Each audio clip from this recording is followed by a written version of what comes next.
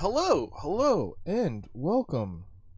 Somehow I knew that was. Oh no, it's working fine. I just have too many things on my ding dang audio bar now. I could not actually tell that it was working properly.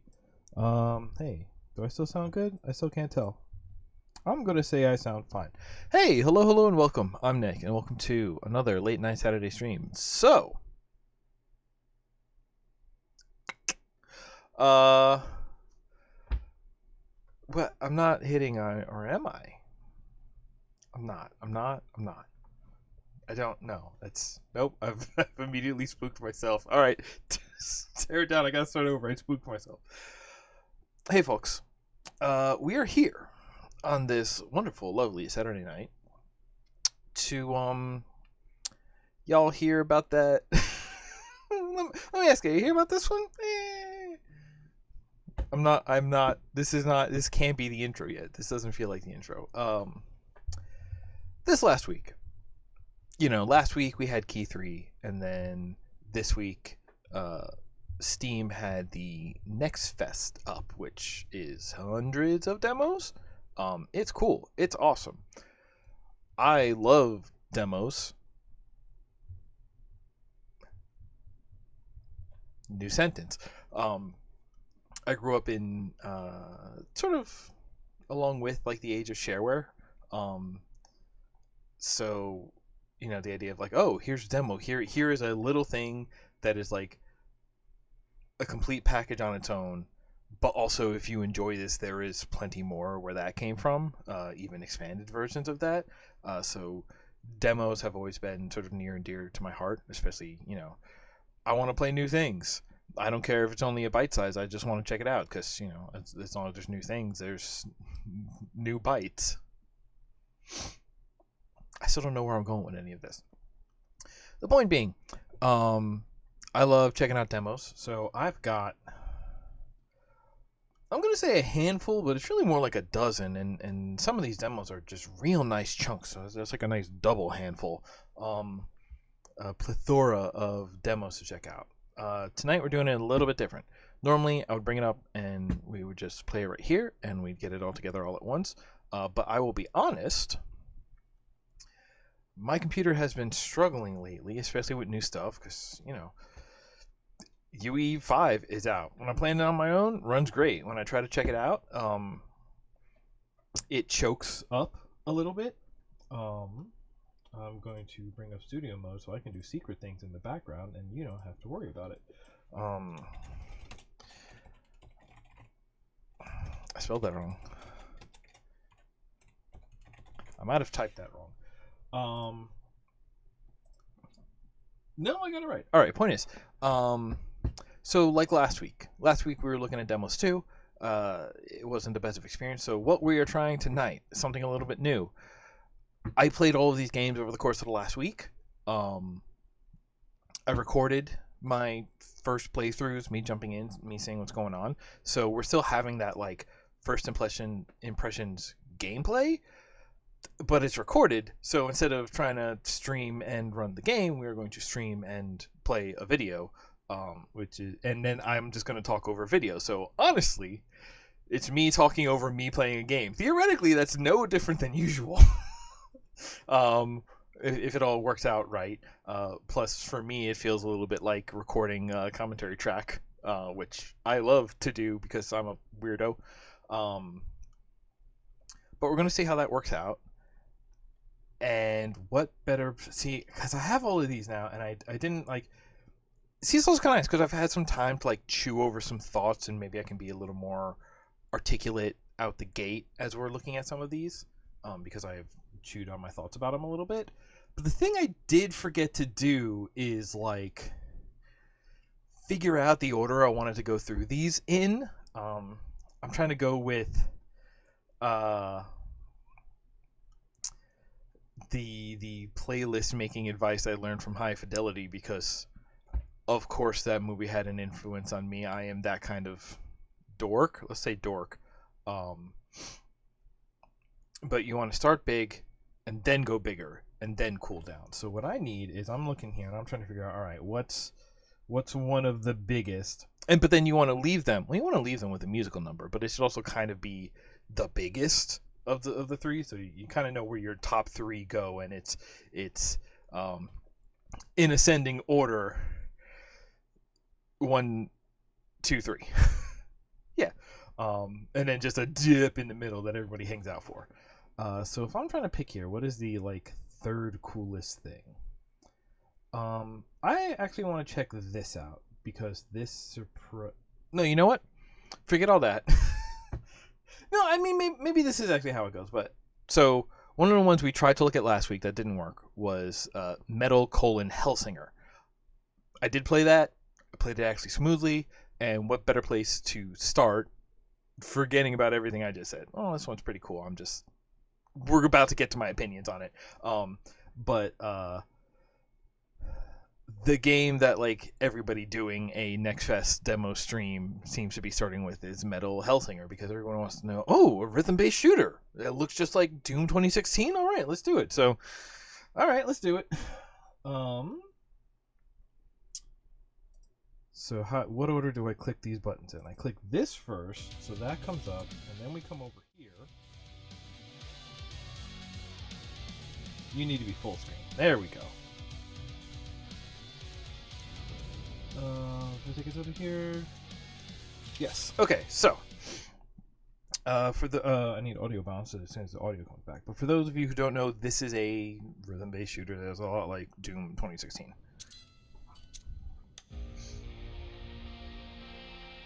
Don't know why I'm so happy remembering it. Her coming to get me and all, but I am.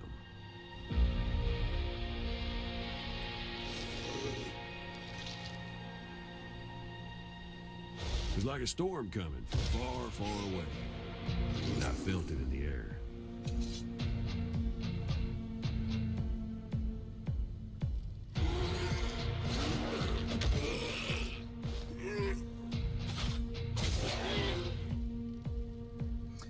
I do love the design of the Hellsinger herself. Those hips swing for miles. Yeah, so this is a first-person shooter. It's interesting because it's not that you have to hit on the beat, but like it is basically whiff if you hit off the beat. And every weapon has like a little different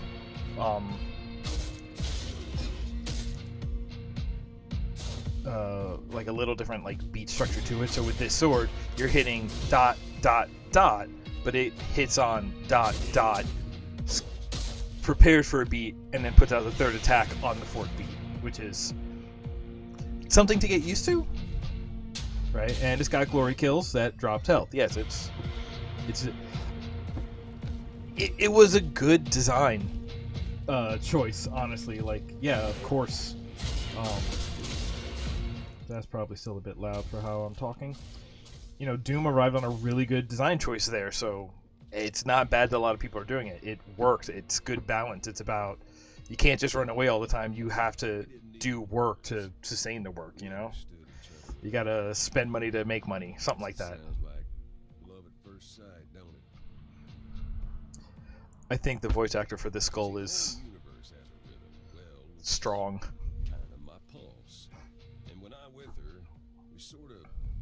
The subtle way they move together, reinforcing his point, I do like that. I want to know the story of these characters. I want to see where this goes, like, narrative-wise. I want these two to have an odd couple-like sitcom. I don't know.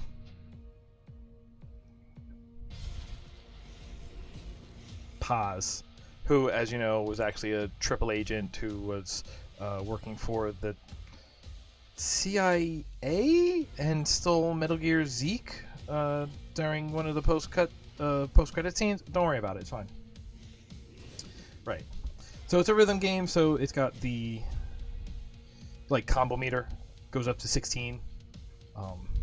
It's kind of weird because what it says is the thing this skull is good for is you can sort of like dry fire it on the beat, and it doesn't matter if you hit anything. You can just it's your pea shooter, so you can just fire it on the beat and to keep your combo up, which just feels silly because it's just like I'm sitting there and I'm just blowing stuff out on the beat just for no reason other than keep my combo up.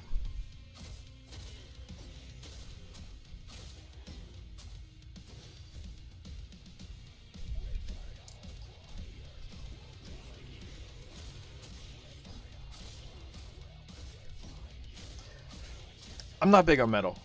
I'm not against it. There's a lot of things about it I like, but like, it's not my. It's very. There are very few instances where it's my go-to. I think it works well. Like specifically this, like it's kind of weird because this is like metal without double bass because you need that consistent bass line through everything you do.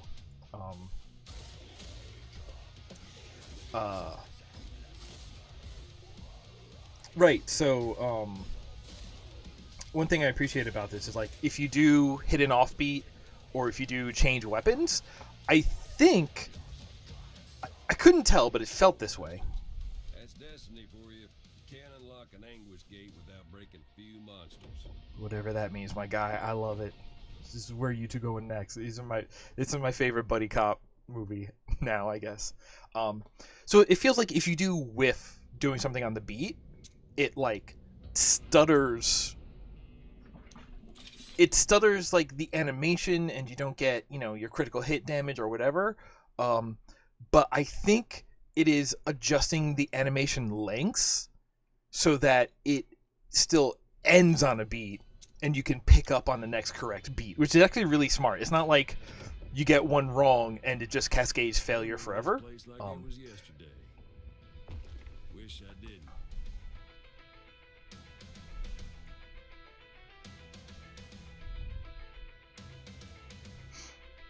Like there's some really smart things going on here. Yeah, see, I'm just firing to get my combo up. It feels so weird. Starts the murder parade. It is really satisfying that like every action happens on the beat. It's funny because even though it's like a moving shooter. A moving shooter as opposed to the stationary ones, as opposed to rail shooters. Point being, it's a first-person shooter, and you think of Doom, which is all about like the movement and the accuracy and all the stuff going on. But because it's rhythm-based, this actually reminds me more of Crypto the Necrodancer more than anything else. Like it becomes this weird thing. Like, so. First of all, like, I have the shotgun. I go right back to the sword because, A, you don't have to worry about, what do you call it? You don't have to worry about reloading. Although it does have an active reload, which is maybe the easiest active reload I've ever seen because it's on beat. But, like, the like, hitbox is way wider. It's shorter, but it's way wider, so it's easier to hit stuff. It's I've already learned the pattern from the tutorial, and it does really decent damage.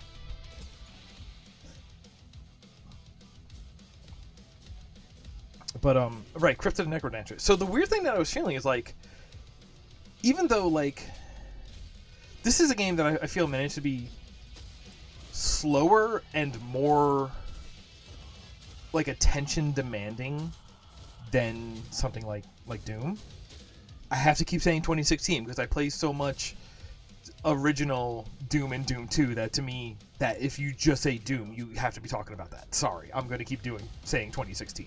I thought you needed to explode those to open a door or something. No, they're just explosive barrels. I don't figure that out till like my third playthrough.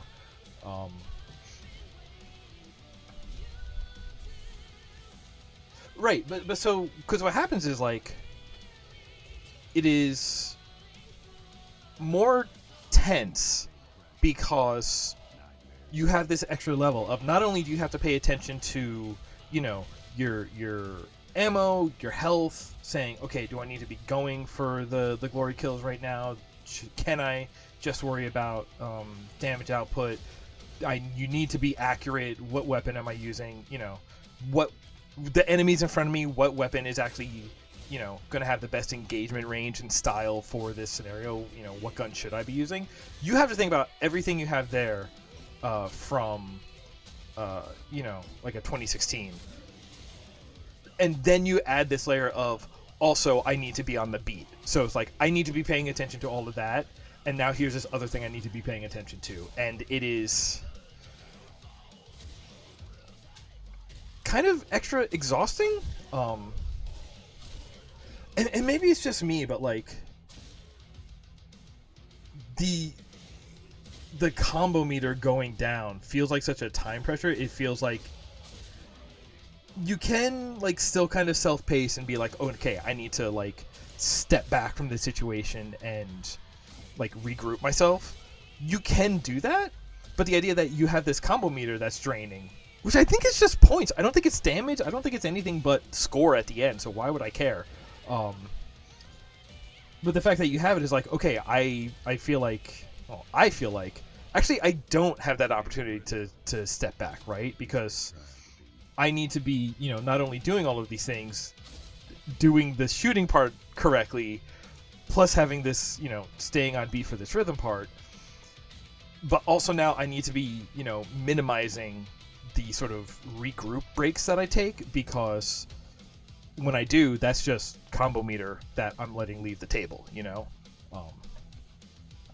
So it's this weird, like, tenser, more condensed steps. It's like more exhausting than something like 2016 was.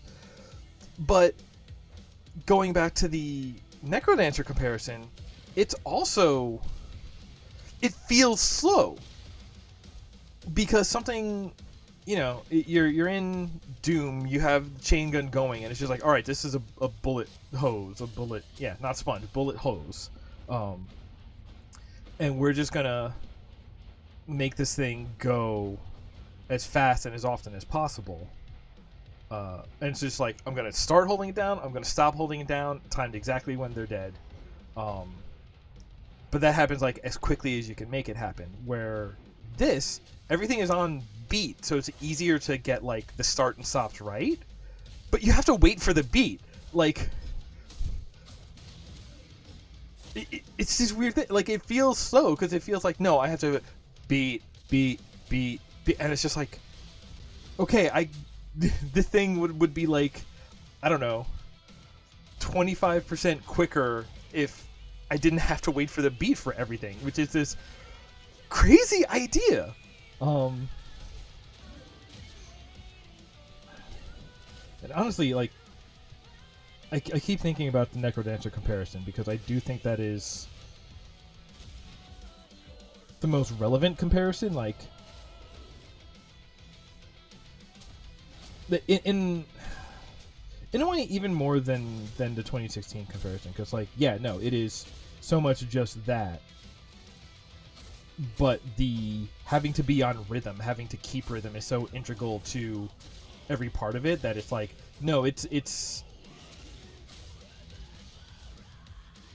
2016 built on top of the beat system, built on top of Necrodancer, not sort of like retrofitted with the beat elements, At least that's the way it feels to play it in terms of like where you need to sort of prioritize your attention. Chaos ain't quiet. But yeah, that's also weird because in Necrodancer, my favorite mode was the Monk, where it was like, no, everything will happen simultaneously, but it's turn-based, so it's just like, no, you need to like that was my favorite way of doing that, because just like, no, you need to like pay attention to everything, because every action you take, a lot is going to happen at once. But you get like as much time to meditate on that action as you need.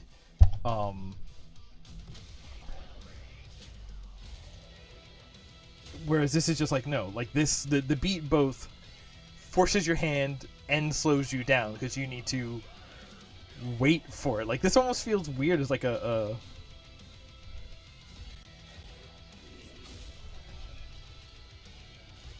like it's a weird. It's almost weird to think about this as like, oh, what if this is a speedrunning game? Because you're going to end up like you could almost just calculate your time in beats, because it's like, you know, all things considered, like every action happens on a beat.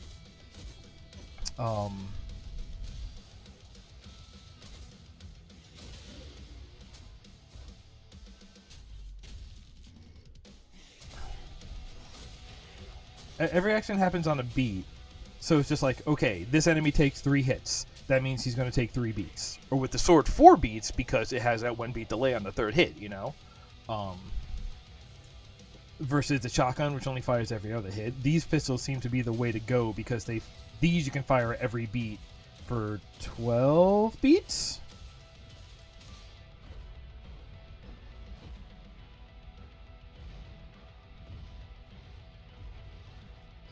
I just can't aim. Which is so weird, because like even for this shotgun, I feel like I'm having so much more trouble aiming, which is like gosh, I'm sorry, I keep punching this. Like really, that idea of like, as much as you have to wait for the beat, you also have to keep up with the beat. And I don't know, maybe it's just something about like the way that like I aim and shoot. I have come to do it on a just like on a beat, on a pattern that is just not what this song is, because I guess that's going to be the whole thing. Like, oh yeah, other levels we're going to have different tracks and they're going to have different BPMs, and that's going to be the thing, right? Like,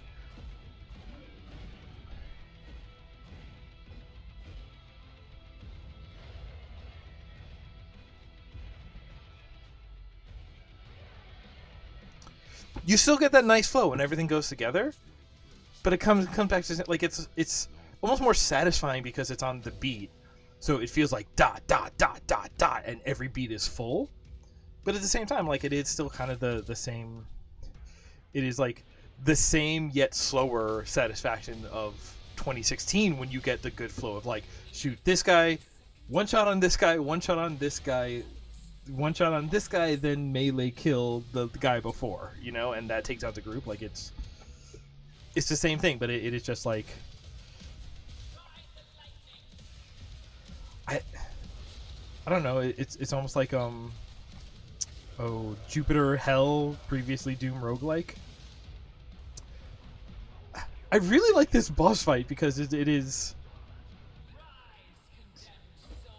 They just gave it bullet hell elements. It kind of like reminds me of some of the fights in 2B game, Automata. Yeah.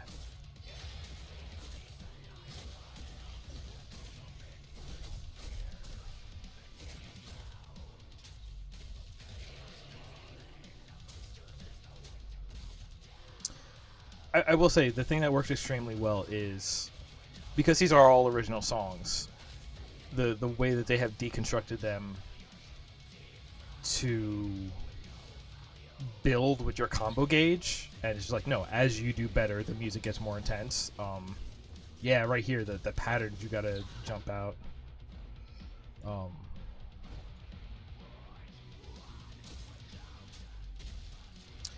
That is so satisfying. And then you get to the top level and the vocals kick in. That works for me. I don't even like metal that much, but that stuff works for me.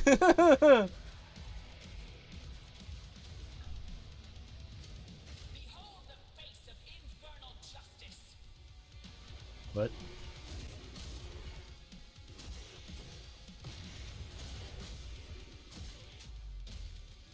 like sometimes with the sword, I actually stopped using a 3rd hit and would just. I guess I don't know if it's more efficient, but I would like do the 2 hits, skip one on my own, and still get. Does that still work out to 6 hits in?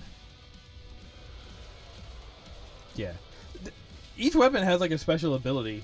I think this is the only one I ended up using, because again, just using the sword so much and just sticking to the rhythm, like it's a rhythm game. Keeping that consistency actually felt way more powerful than like waiting for bars and proccing ults and stuff. Oh, right. I have air dash at this point that I'm just not thinking about anymore. Like I said, for me, this game was like really stressful, and like I kind of just was like, hey, I got like a bunch of cool tools at my disposal. I'm gonna use the sword and the jump, and that's about it, because it's like I can make this work. It's like I'm gonna have to do a lot. I'm gonna learn to do it with just this, and so that's actually less for me to juggle. And I mean, I got a score. I don't know if it's good. Okay, that's Metal Hellsinger. I should probably just switch back and forth between these screens all night, because if I do this, I can mute the desktop audio here so it's not spoil things. But now that gives me a chance to... Alright, so that was Metal Hellsinger. What goes bigger than that? Well, I know what goes bigger than that in terms of things that I liked.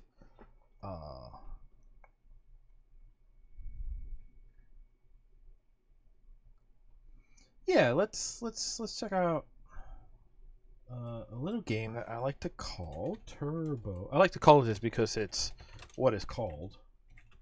A little game called Turbo Golf Racing.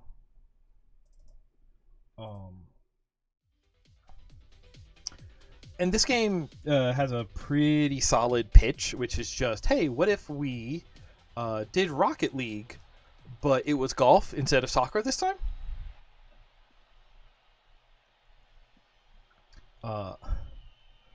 And like, hey, that's solid. You probably already get if you like the sound of that. And I was looking earlier, and there's a weird, yeah, tutorial testing.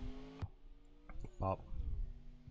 It's hitting a ball with a car just feels good.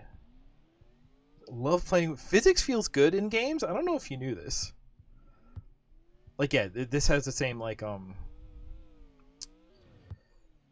if the thing you like about Rocket League is the way that it feels like you're the cue ball in a giant game of billiards, this totally has that too.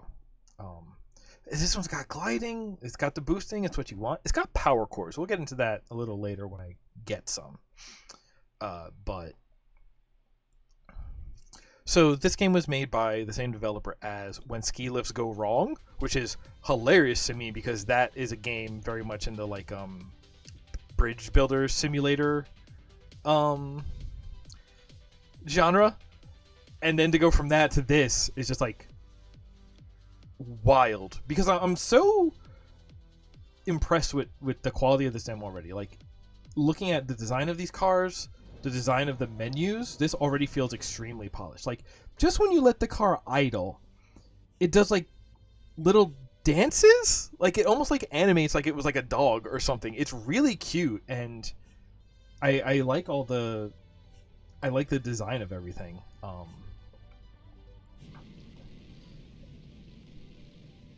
But it's also just so different from When Ski Lifts Go Wrong. I'm just like astounded.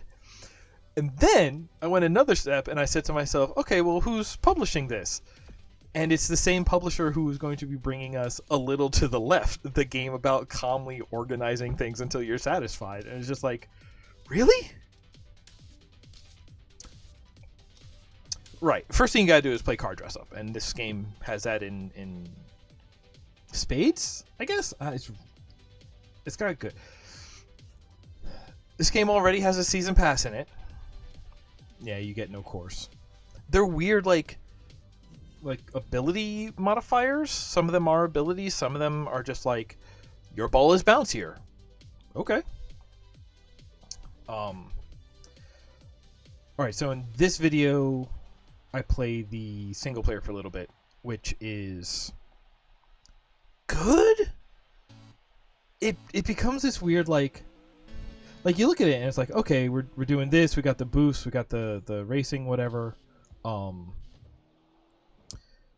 But like, it ends up kind of being this weird like kind of Meat Boy puzzle ish, because it's got the whole like you know, depending on your time, you're ranked out of 3 stars, and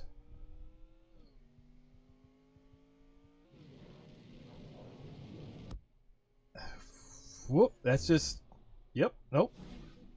Uh, and so what happens is like you are like not only is it a matter of like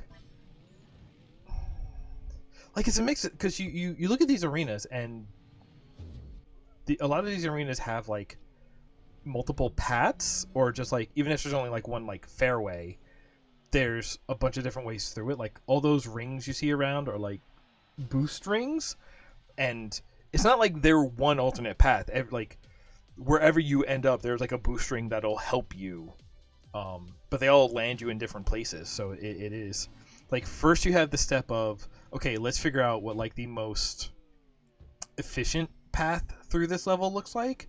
Then there's the speed run aspect of, and now let's try and perfect our execution on that path. So like this was the solo mode itself really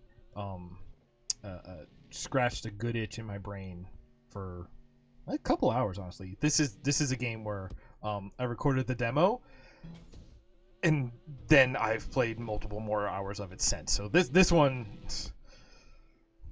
was a really strong game, a really strong showing.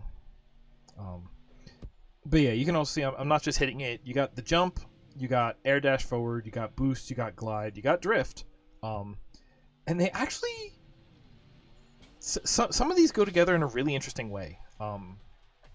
For example, that power slide. So when you do like your jump, when you do like your air dodge, it's always forward. You can also do it during a drift. So if you like drift in and go sideways, if you're pointed in the right direction, you can immediately boost and go straight that way and just like, fully change your momentum to get a very specific kick in. I keep holding forward. That's why I keep doing the front flips, because it's my Rocket League muscle memory completely kicks in. And the glide feels good, because like it feels like an unpowered glider. Like you can kind of keep it even pretty well. If you angle it down a little bit, you can kind of go, forever until you run out of altitude. And you can the best way to go up is to jump and boost, or hit a boost pad. But yeah, there is like some technique to this. Also, considering that the hitting the ball itself has English, so if you hit it straight, it goes straight, and it arcs, it does whatever. If you hit it sort of like on the left side or the right side of the direction you're going, you put spin on it, and it'll like curve through the air. So like that can be really useful to like get around curves a little more efficiently, and vertically too. So and this one is a lot closer to Rocket League, but like if you jump before hitting it, you'll hit the ball center instead of low, and so it'll like it won't have like a as high a takeoff arc. And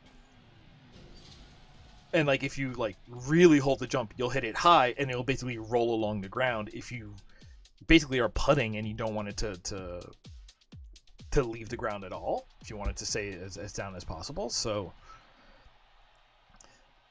it's got some levels to it that are like not that difficult to understand, but are pretty difficult to actually execute on. So it's this thing of like, you don't feel like you're missing anything. You're just feeling like, I'm still not getting it quite right. It's a really good feeling that keeps you playing on it.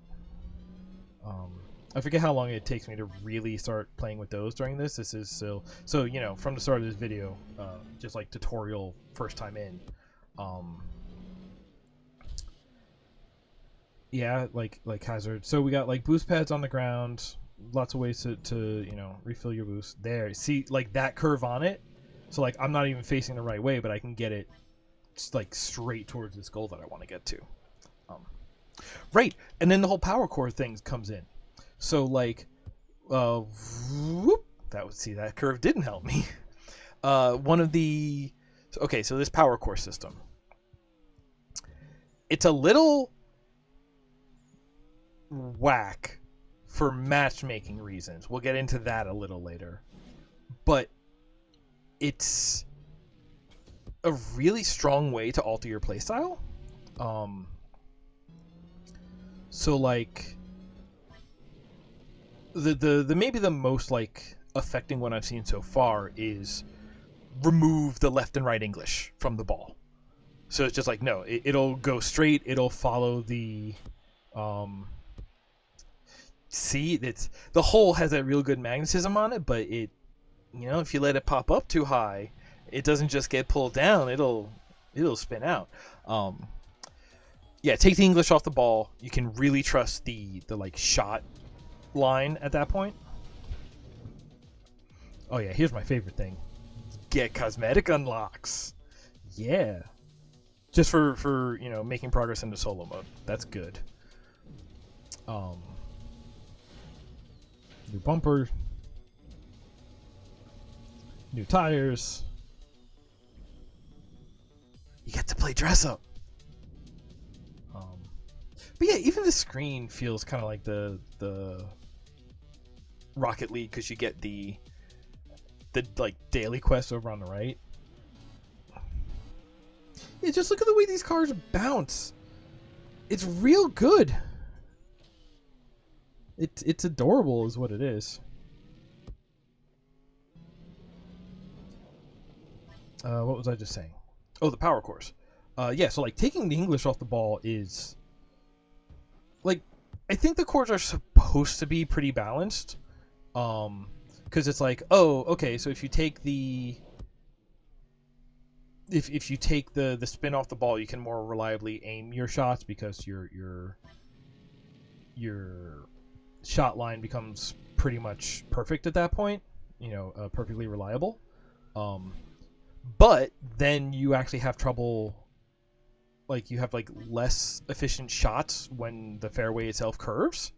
Not that I ever really mastered the curve enough that it actually helped me. But it definitely has this idea of like, oh, there's going to be a benefit and a negative to these power cores. So like another one is very straightforward is what do you call it? Your boost is more powerful, but you get less of it. So like you can get up to speed faster, but you hold less of it, I guess. It's like, yeah, that sounds balanced. I don't know if it actually is, but it sounds balanced. The one where ball is bouncier is kind of nuts, and it really messed with me. I might want to go and like practice with it, because on the one hand, it makes your shots sort of roll further upon landing because it spends more time in the air after the bounce. So it'll like go further on its own.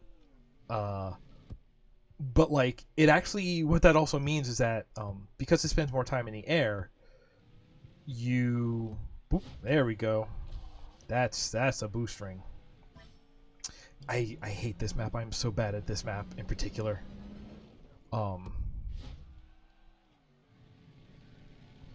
Notice that when the ball went through that ring, it disappeared. That is of big importance in the multiplayer.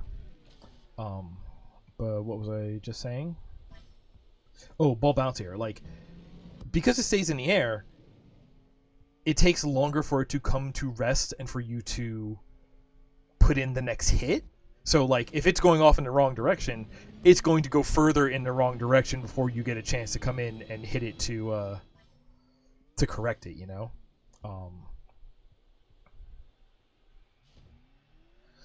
But I'm starting to get better at aerial hits.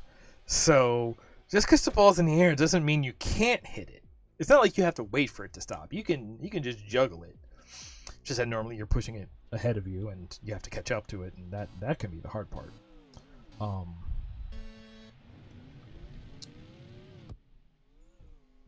Yeah, I'm like just rushing through these levels here, but like just for the sake of like seeing more of them. But yeah, like after I ended the video, I went way back and was just like, I'm just gonna. You can use the rings too. It's like I'm just gonna go back and I'm gonna try and 3-star all of them. I think I like 3 of the ones I play here. I think I 3-star like all but one level.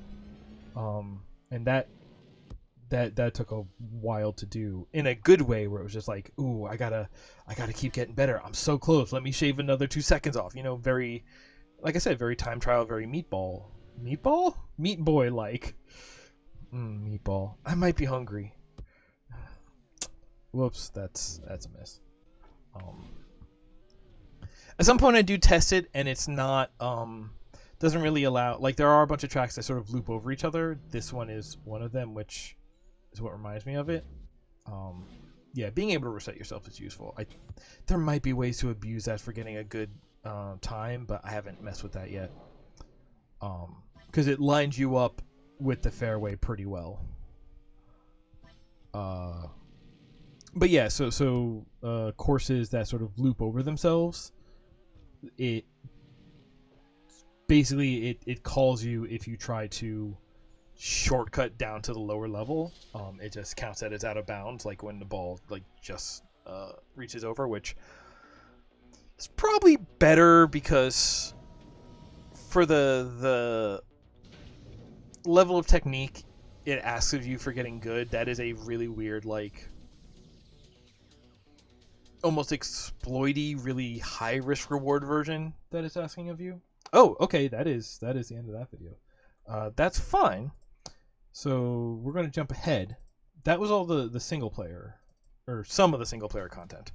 This is a video I took later after I'd been playing it for a couple of hours. You can see I got a bunch of cosmetic upgrades. This is the multiplayer.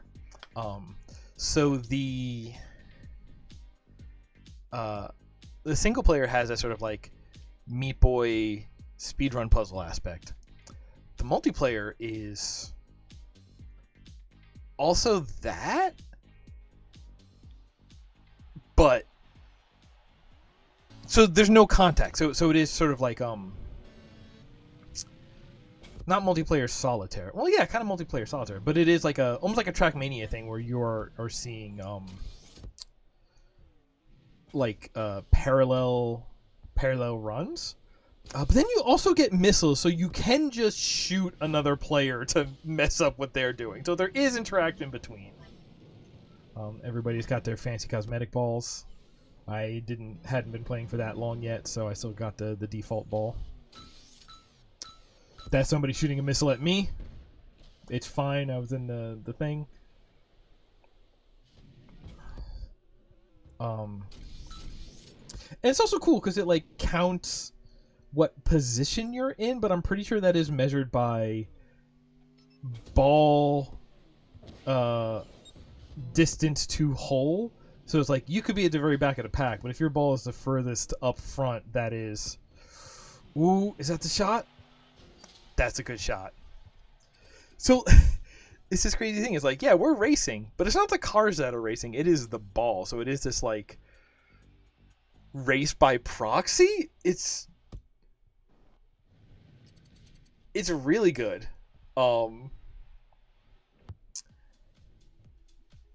Also, I don't come in first this often. This is a good run for me, the way that this one starts. But like I was saying, like the thing about Rocket League and this, which by the way, like Turbo Golf Racing, it name's like a little too generic to. I'm not saying Rocket League is better, but it's snappy. But Turbo Golf Racing is like too. It's very descriptive, but too lengthy to. I don't know. It works. The game is great, branding aside. but the idea, and on that list, put like oh god, what, Interstate 76? Was that the name of that game? Because I realize the thing that I like about these games in general, I think, of like sport or existing gameplay, but in a car now, is kind of the thing that I like about games like. Alright, this might also sound weird to put them in the same category, but to my mind, Steel Battalion and QWOP are sort of adjacent games because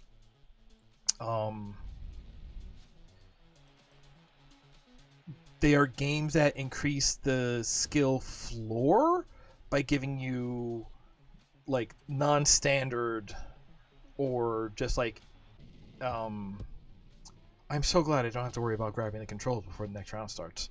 Um, by giving you non-standard or intentionally complex controls. Um, Steel Battalion has the big controller with 100 buttons. QWOP is just, this is not how you control a human. And in the other games I was listing, being in a car, like, artificially, it puts restrictions on your movement. You can go forward and backwards, and you can turn. There's no strafing. There's, jumping is apparently fine, but just the idea of just like, oh no, you're thinking about circle strafe to victory. What if that's not an option? Now you have to like sort of like, it changes the meta, if you will. It's just like, oh, this thing that you are totally used to doing, being the way you play these games, that's not available to you now. Now you have to like, no, the way that you think about like basic interaction and movement in the game world, you have to reconsider. And so this game is sort of doing it twofold because, yes, this game is a racing game with cars. But that is a sort of a false bill of sales because this is a racing game where you are trying to be the first person to get your ball in the hole like golf, but also you don't control it like golf, you control it with a car. So it's this like two-stage of like, it's like, be the first in the hole. Got it, Chief. No. Be the first in the hole and you're getting a separate physics-controlled ball in the hole that you don't control directly, and also the thing you do control directly is a car, which has its own restrictions on movement. And it's like, okay, here's this... Like, I think that's why, like, even when you get good at it, and it almost, depending on the kind of person you are, I know for me, it definitely makes me feel more satisfied when I do get sort of proficient at it, because, like, look at how much I've overcome. It's the Dark Souls of putting the ball in the hole. That was too shallow of a hit. God, that's so irritating. But yeah, there's like this. If you're the kind of person that's this work for, there's this extra level of satisfaction of being like, not only am I proficient at this, but at a baseline, this is such extra bullshit that it feels way better to get proficient at it. But it also has this level of like, because there's this extra bullshit, it is harder to get proficient at it. So you have the sort of like bell curve of, I'm a complete newbie, I can hold my own, I'm an expert. That bell curve is centered a bit more towards the newbie side, where it's just like, no, you are going to spend longer being like, getting the idea, but just being a scrub when it comes to the execution of it. That like, so many matches of this are like, so there you go, that's one of the power cores. That takes the spin off your ball. You're gonna like, so many of these matches, even when everybody is playing well, feel like scrub matches, and oh my god, I love that. Right, and then here's the season pass, which I just maxed out like an hour before stream. That's how much I like this game. I've played that much of it. For me, this is like a must get when it comes out full. But that's going to be Turbo Golf Racing. All right, what comes next? Now we get a chance to chill down, if I understand the idea. So I want to go right to, this is called, a little game called Flying Neko Delivery. Which is cute. I should have had a little more wrap up on that last game. I really like that game. I'm really looking forward to it. I've already played a bunch of it. I'm hoping I can get some time with it in with my friends before uh, the demo goes down. Assuming this demo goes down, like a lot of these do. Yeah, I can pause it. I can catch my breath. I am rushing myself. Hey, how y'all doing? I should have like got myself a refill of water, not just this little like iced down milk from my iced coffee. How do you like milk water?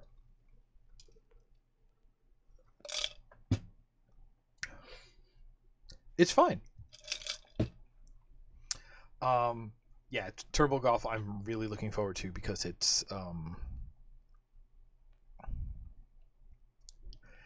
just so like it's taking like such a simple thing because like video game driving good, video game golf great, video game golf driving such like a pain in the ass to do, but it like every match is a scrub match and I love that, and it is goofy fun, and like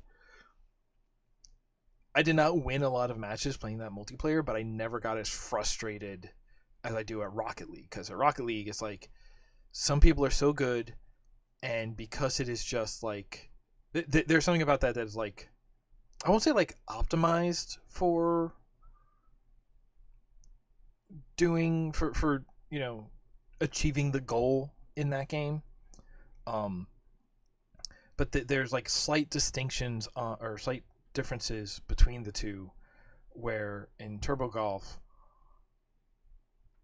if I like whiff a shot I laugh about it because it's just like I tried my best, man, and I got to deal with this now. Cool, like there's an expectation to that. Where in Rocket League, um, the tools they give you, and maybe just the amounts of time I spent in it, but like the tools they give you, the arena they put you in, all feels like no, you have everything you need to do it. You need to do a sideways air dodge. Cool, you got it. Do it. Um, and the fact that it's directly competitive, so there's definitely this idea of like, oh, I'm gonna hit the ball, and the ball was taken before me, and you can like spend whole matches sort of like getting your opportunity stolen from you by the other players. Um, is like I enjoy that game, and you know it feels good when I am feeling proficient at that game, in a way that I might not ever reach with Turbo Golf.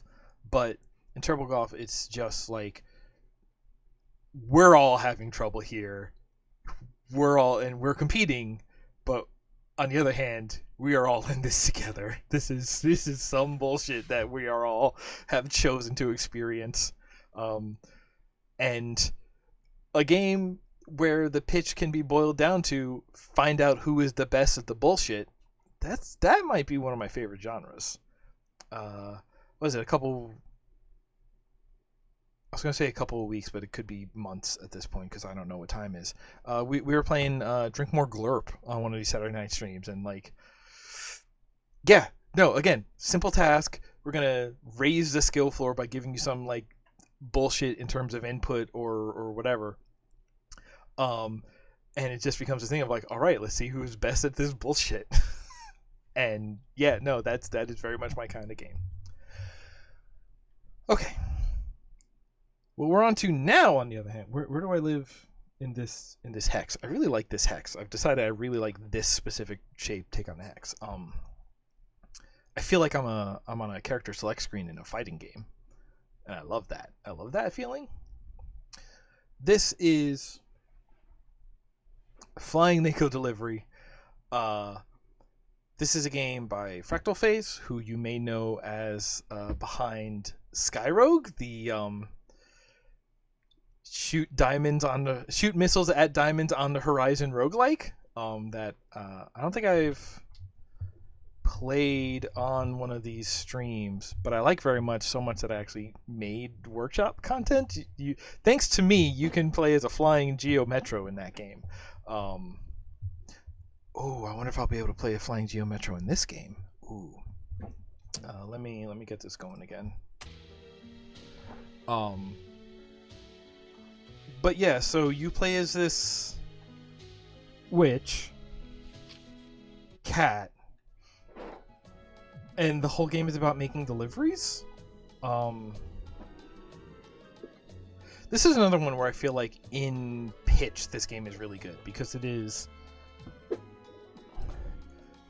like you can just see the way that like you have thrust and you have some gliding, and you can kind of just like thrust, spin in midair, thrust, and go the other way. So you got a little thrust vectoring in there, like so. Like it's part lunar lander.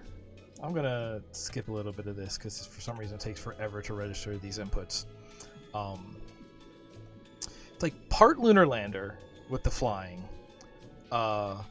It's part Animal Crossing because everyone is a cute animal, and you get your own house that like you're earning money to buy furniture to decorate your house.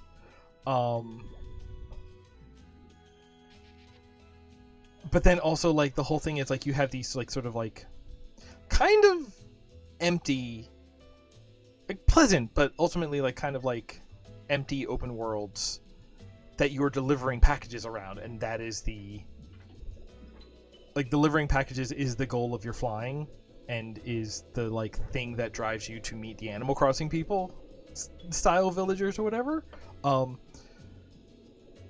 But I just like to say that this is a mix of Lunar Lander, Animal Crossing, and Death Stranding. That's the whole thing. That's why I love the pitch of this game, is because I get to say that goofy thing and not really be wrong. This is still the tutorial, so it just does the one. But like, yeah, no, you just and you get it and you go, and it's very chill. Like you have this little stamina bar for your acceleration, but it kind of doesn't matter, because it recharges as soon as you get near the ground. You get this like hover mode for sort of like sliding around towns, and you almost turn into a cursor at that point. I do love that there are vending machines and you can just buy a tea. That's great.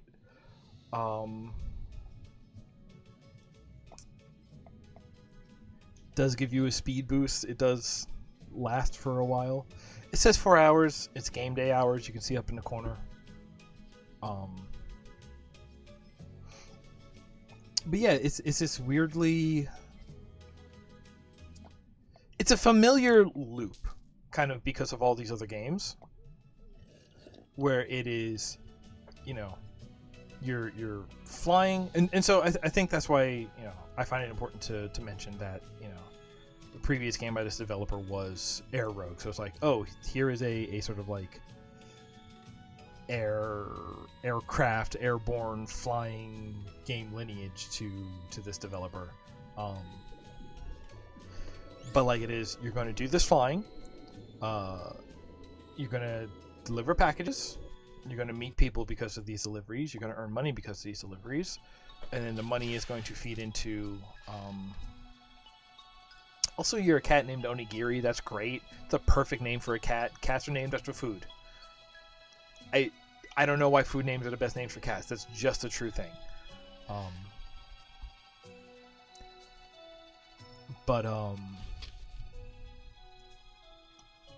Yeah, and then you get this house, and you just put stuff in it. Here, we're gonna do it now. That's part of the tutorial. That's how integral it is to the game loop.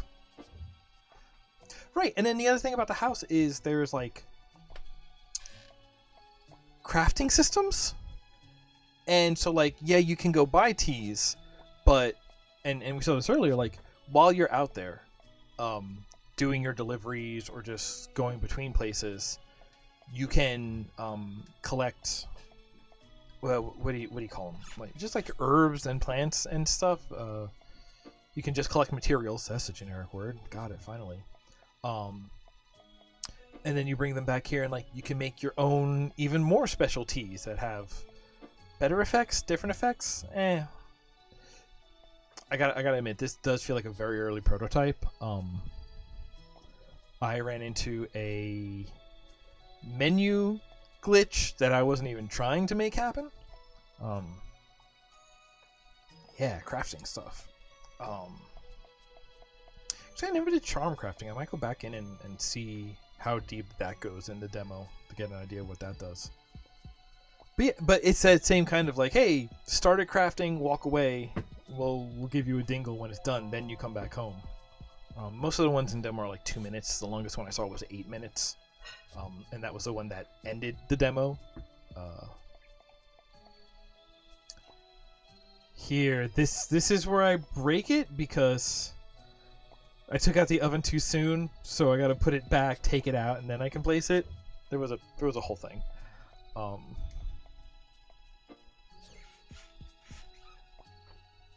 But honestly, like, okay, talking from like development side of things, this is kind of what I expect from an early demo. What we have here is like we have a well-established game loop. Like, you can play the loop of the game. And a lot of the things that need fixing are a lot of like, it's not yet polished, but it's like, oh, menus for these crafting things, which are all optional. Like, it's like, yeah, you can do that to affect the main loop, but they're also not necessary. Like the main loop works fine, and the main loop is expressed clearly. So this is a pretty big map, and something that I don't capture in the demo is that, or the demo captured it, I don't capture it in this video, but there are other islands you go to. There's at least one other in the demo, and then it suggests another one existing after that.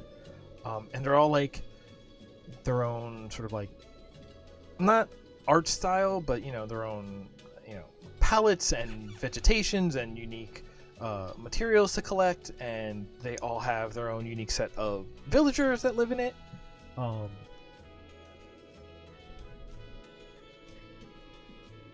And it's a solid loop, and honestly, it's really chill.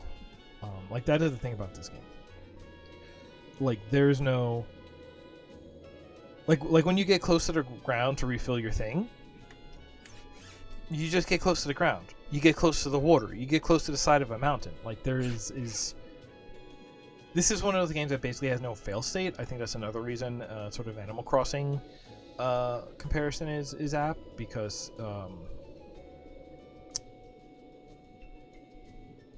Okay, that cool thing though, I'll get to that in a minute. But I remember, hearing the story that, just asking, why is Animal Crossing your favorite video game? I thought you didn't like video games. And they just go, oh, this is a game where nobody is shooting at me. And it's just like, oh, it is like a very like...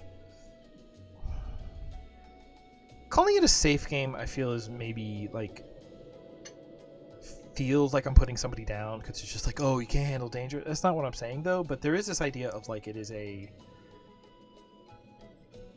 progress only game. It will wait for you to work at your own pace and do whatever. There's no pressure on you. There's no...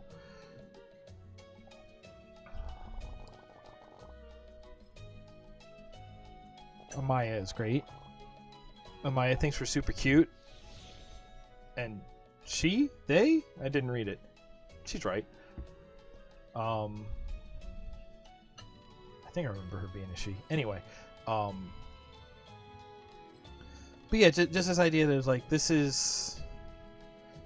game is not a challenge for you to overcome. This is a sort of like a project for you to fiddle with. It's something for you to like work at, to advance at your own pace, at your own leisure. This is a very like...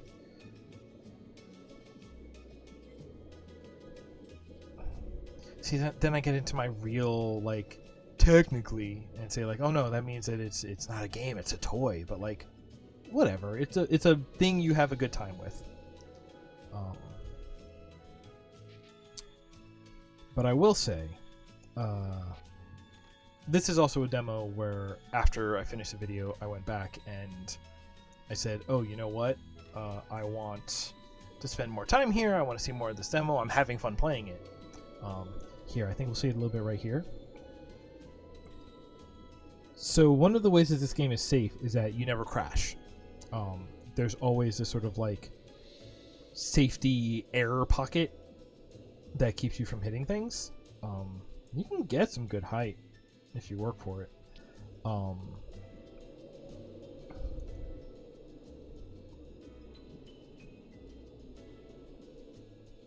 But what I found is that, like, even though it is sort of like I think it is currently built and intended to be a sort of yeah, you know, I'm gonna go talk to the panda, but yeah, it is sort of built to be, you know, part of the sort of like chill aspect of the game. It's like, no, you don't have to worry about crashing. If you get too close to something, we'll just sort of like bump you and lift you to a safe thing, you know, kind of like a hovercraft. But what that kind of does is it actually introduces this idea of like advanced tech, because when you have, you know, a pressure that keeps you right here, when you're getting that sort of like ground effect on an aircraft, if you come in hard and compress that air pocket, it kicks you out hard. So the more I played this game, the more I played around with like sort of like careening myself at the ground at just the right angle that is steep enough that I really compress that pocket, but shallow enough that I don't fully cram into the ground and lose all my momentum. So you just go in, squish, and then kicked out really fast and just launch yourself into the sky that way. The problem is, and I don't know the reasons behind this. I don't know if it's a question of intent. I don't know if it's a question of like just the way the systems are currently built to get things working and not to create a like just to get things working and not to like have all of the fun parts fleshed out, you know, to find where the sometimes when you're building a game, you get the loop down and then you mess with it and then you find where the fun parts are and you lean into that. I'm hoping that is the step that they're at, because even though you can do that like compression kickoff thing, which feels really satisfying, the way the rest of the sort of flight systems work kind of take the payoff out of it, because like if you don't have the acceleration on, the amount of like air drag you have is more than it feels like it should be. Like if you're just midair coasting gliding, like you feel like you're gliding and you're just like, yeah, I could just kind of, as long as I don't try to go up, I could stay up here forever. Except that's not true, because if you're like going level, it's just sort of like, and then suddenly like really come to a stop and just start dropping, and you're like, hey, no, I was gliding. Which is a real bummer. And same kind of thing, like so like if you point yourself down to be like, okay, well, I want to point down to keep some speed, there is like some of that in the physics of this game, but the character just levels themselves out. And then you come to a stop and it's like, no, I was trying to get like a good like sustainable glide going on. Like there's a part of this that really feels like it should, you know, going back to the, you know, lunar lander comparison, a lot of this game really feels like you should kind of be not like zero drag. You should definitely have gravity, and maybe a little, maybe not so much drag so much as the idea of just like stalling. Like at some point you lose enough momentum that being flat or especially up just goes like, no, you can't climb anymore, and then you just fall out of the sky. But it should probably feel like a, you know, kind of like doing an unpowered glider in an actual flight simulator, where it's just like, no, as long as you like keep enough downward angle to keep your speed above stalling, you know, you can kind of just go forever. And if you add that idea of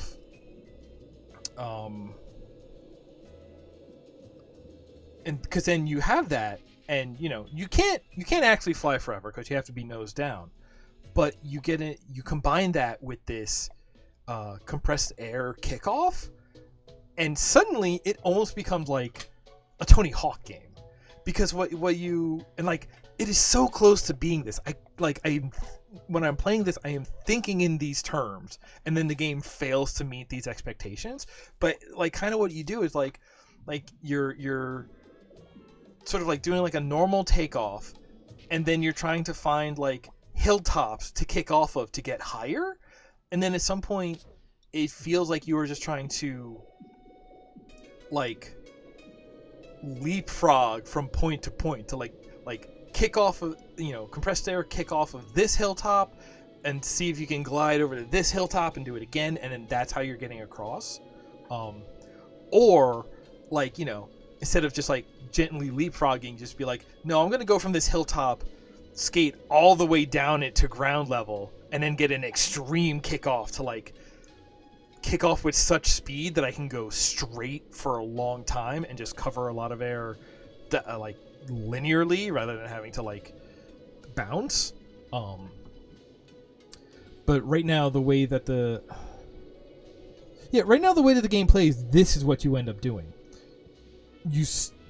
Even though you are flying is in the name of the game, and you are a witch on a broomstick, and flying witches, you think of like, oh, we are over the town, and you spot us all the way up there in the moonlight. But like, because of the way the flying physics works now, what you're kind of encouraged to do is stay near the ground, so you always have energy to accelerate, and then just kind of like point your nose down and like nose in and skid across the ground, because then you are still getting that like compressed air kick, but you're getting it constantly, and you're able to constantly sit on the accelerator as well.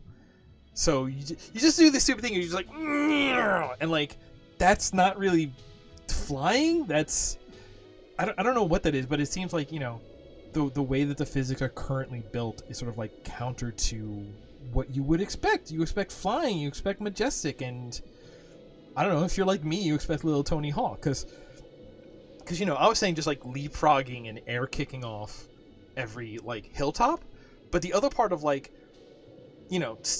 still using that compressed air idea, but like if you land on the downslope of a hill and you just control your own, so that way you're landing shallowy and you're keeping all of the momentum you had, and the airwave is sort of like helping you keep that as you go along the ground. So it's like, land on the downside of one hill, hold that momentum across, and then up off another hill, and you're like doing these like Evel Knievel jumps across the whole thing too. And then if you can kind of combine them into a really just like it's not full on Tony Hawk, but you have this like really fun like momentum system to play with while you're doing your flying. Because like right now the flying is so like stiff and intentional. It's like, hold the accelerator and you go, let go of it and you stop, and you'll fall down if you're stopped. And it's just like, yeah, it makes sense, but like even if you get a good kick and you have the accelerator on, you slow down to what the accelerator can get you up to, and that's kind of a bummer, because like yeah, I got all this great energy, and like, oh no, sorry, glove. And it's like it feels like it's holding you back. And like, the physics being designed in such a way that they hold you back from this cool thing you just learned to do is different from making a game that is safe, that doesn't really have a failsafe. Like there's a part, like I was flying around treating it like the water was lava, like you wouldn't be safe on lava, because I wanted an extra challenge. It's fine that it's that way. Like, you go this other way and you give yourself this like physics toy to play with in the form of the flight, and you end up saying like, okay, this is this cool thing for me to play with and to get good at. So it's not like the challenge doesn't become how do I avoid failure. The challenge becomes how do I keep up and stay proficient at this, specific technique. Um, and then you can still make everything be safe, but there's still something to like. There's still these physics and these systems in these flight physics. There is a toy to play with as you're flying, rather than the flying just being this very like strictly structured. You are going to go this fast. You're going to be in the air for this long. Or really, again, the way everything is done is encouraging you to be like, you're gonna nose down, scoot across the landscape straight to the thing, and you're just gonna like keep that shape no matter what landscape you go across. And it's just like, it's like you don't have to do that, but that is like currently the way the game is built. That is like the path of least resistance. I wish I had the go home spell. By the way, that just come up. The first spell you learn is go home, and it's just like no matter where you are, just be like, all right, I'm charging my mana. I cast it. I'm in bed. I would love that spell in real life.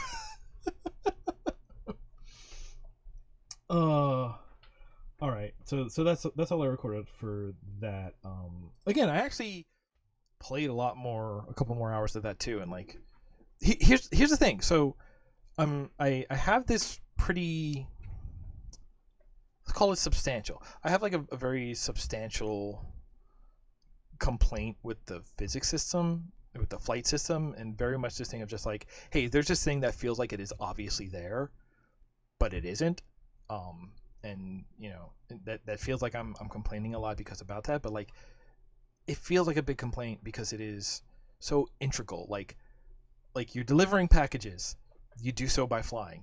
You're meeting new people, you get to them by flying. You're crafting you're collecting these materials to craft these drinks to try to improve your flying. Like everything wraps around, like all of the systems are there, the loops are there, and they're all solid and they're all connected, and you see how they affect each other. The problem is that, they all connect to this one piece that is so close to being amazing, but currently is boring. And that's that sort of thing to me. Like you can make a system that is safe, sort of a failless system. You can make one that is safe, but still being interesting. Because the part that makes a system interesting is when you have the space to push the boundaries of it, and especially in something flight based, and something where you have the fact that you can like thrust, let off, turn, and thrust to like fly like that. To me, that says so clearly, like, oh, this is a game that is going to let me play with like flight physics and thrust vectoring and stuff like that, and like it's like it is so ready to, but actually it doesn't, because your momentum is so limited, and this idea of like yeah, you can kick for a while, but like as soon as you can't accelerate anymore, you're going to end up at the ground, and there's kind of nothing you can do about it. The idea of like, and like if you end up at the ground, it's safe, it's fine, you'll still get there. But this idea of like no, that is just what's going to happen. Like why would you call the game flying and then build this system that gets you to the ground so down so many paths? Like you try to push the edges and it just you try to push the edges and it recenters you, and that recentered is you're going to end up floating a foot above the ground. And it's just like that's hovering, that's not flying. But it's so close. Let me do this. Even if the only toy was like this air compression kick, that's rad. Okay, so even by the end of playing the demo while capturing this video, plus now rewatching the video, I have already forgotten there is a jump button. I do not know why there is a jump button, because again, like, why would you put in this jump button when the whole thing you're doing is clearly like so ready to be a sort of like glider system, limited boost, but everything else could be like, yeah, if you can learn to glide well, like there needs to be a thing you can learn to do well. There needs to be a space for you to play in, to learn some sort of proficiency, learn some kind of techniques. There needs to be something to learn, and the way the flight physics are right now, it anything you try to do is like anything be like anytime you try to learn and go, well, what if I do this? It just says you're going to end up at the same thing, which is this very static, floating model, which makes the whole thing feel uninteresting because there's nothing to learn. Because anytime you try to learn something new, you try to do something new, it just sort of like nudges you back. And like I said, that's not safe. That is uninteresting. You can be interesting and safe at the same time. But I do really want to deliver packages and buy lots of furniture to decorate my cabin with, and I want to meet all the cute animals. There's a taco named, or there's an octopus named Takoyaki, and that's great. And by the end of the demo, I have like 3 different beds in my house because they're all different styles, and one is called a succulent bed where it looks like bunk beds, but the top bunk is just a planter bed full of little cactuses, and it's so adorable, and I feel like a bunch of my friends would actually love to have that in real life. So much about this game is promising, and I feel like if the next demo was just a revision of the flight system to be something that is a little more, that it is reconfigured to let you push the limits of it a little bit more, to let you do more interesting things, to take the because right now anytime you try to do something, it catches you in a glove. If you just redo the physics to take that glove off and let you push and do interesting things, and sort of like, again, not let you do something that lets you break it or that makes you fail or something, but just like let you do something goofy, let you get a bit wild with it instead of nudging you back to this one very sort of like envisioned structure, which again, you put flying in the name, and the structure you have built as working as intended put you back on the ground in pretty much every situation. Is that what you meant to do? Think about that for a minute. I'm just trying to help. I don't think that's what you meant. I'm looking at everything, and I don't think that's what you meant to do. Hey, listen, making video games is hard.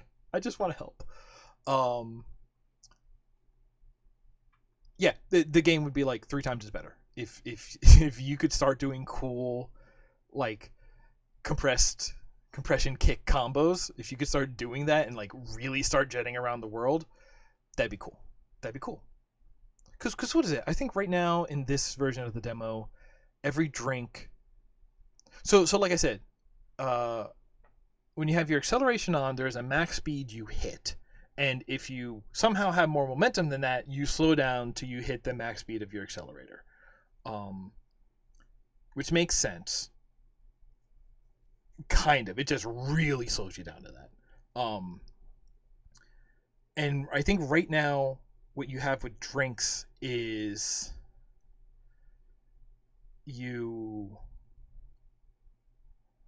it raises that max speed limit, which helps, but like, so think about Sonic. Think about like Sonic 1. Like, the whole thing is when you're on your feet running, you run up to a max speed, and that's all you can get. And if you're, running downhill, you stay at that. But when you're in downhill mode, you go into a ball. And going into a ball lets momentum take over fully. So it removes that upper limit. You can no longer boost yourself, but that upper limit is gone, and you just, as big as the hill is, determines how fast you go, This feels like it could use something like that. And like, okay, maybe the drinks are, you get more boost, you get more powerful boost, you get, I don't know, maybe, I don't know, there's other bits of the systems that could be adjusted by these tweaks, right? But the idea of like, if you're pointing down,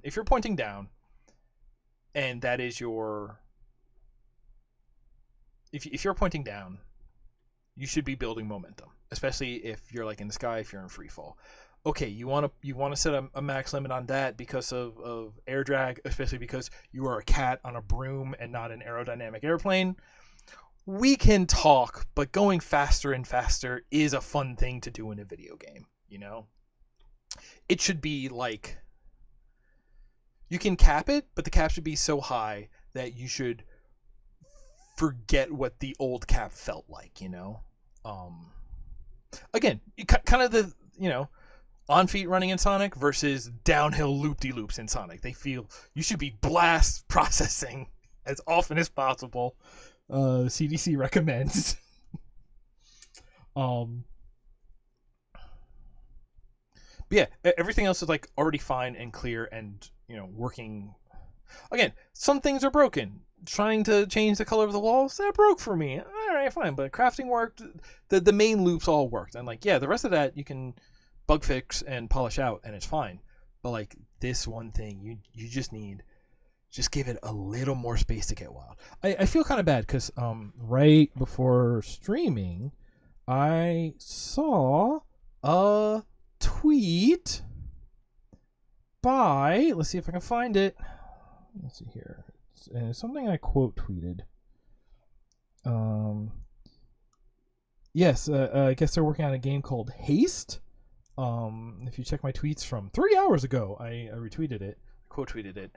But yeah, basically looking at that is doing exactly what I expected to be doing in this when I had my hands on it. Like, it's one thing if you expect to do something in a game and then you get your hands on it and it's like, no, this isn't about that. But like playing this game, looking at, you know, the fact that you have this like stamina limited boost and you have these hills and you get this compressed air kick move that you can do, even if then like it is like you do it and then the game's like, whoa, hang on, buddy, that's too fun.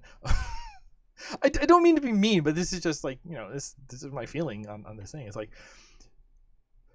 in this game you have all of those parts ready to go, and then there's just like this glove keeping you going. And in that game they're going like exactly what I was talking about, down the downside of a hill and then across the floor and then up another and just flinging through the air looking for the next hill to find the downside of. And it's like, wow, that looks exactly like this. It becomes this like the challenge is the momentum conservation, and it's like, okay, what else can I do to keep it? How do I keep this best? And there is this thing, there continues to be this like challenge for you to learn to be proficient at. And yeah, the thing is, like, you want to make it safe. You don't stop game progression if you fail that challenge. You just have this baseline of like, no, you can always progress the game by doing this. Cool. But if you're looking for a challenge, it's in here in doing flips and whatever. Like, I don't think this game needs to have, you know, like a flip tricks button where you do a kick flip on your broom in midair. Like, I don't necessarily think it needs that. But like, it needs this little bit more. It needs this, like, it needs to feel,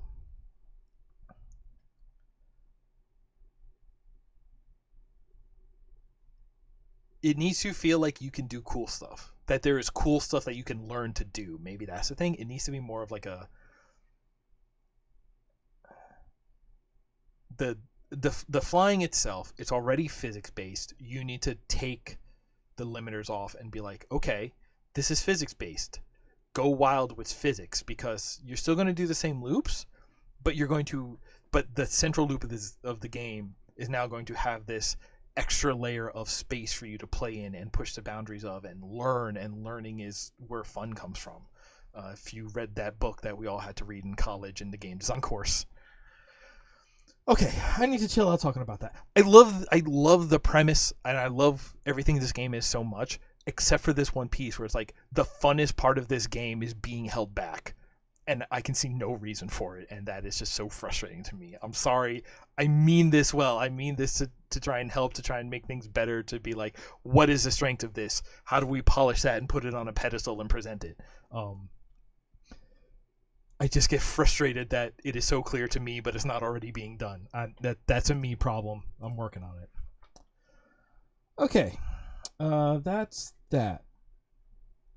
Let's go into a game based on a game I actually don't know much about, but now I like this game that's coming up. This game is called, I'm just going to put this. There's a subtitle, but I don't care.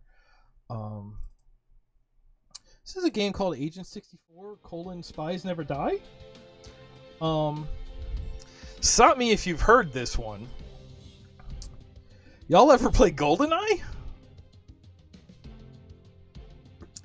Here's the thing, I never did. I had an N64. I didn't get it until Diddy Kong Racing was the pack-in, which is part of the reason I hate the Donkey Kong series so much. I got Donkey Kong Country with the SNES, and I got Diddy Kong Racing with the N64, and I feel like, in a weird way, I was cheated out of two of the most, like, landmark-setting games in gaming history.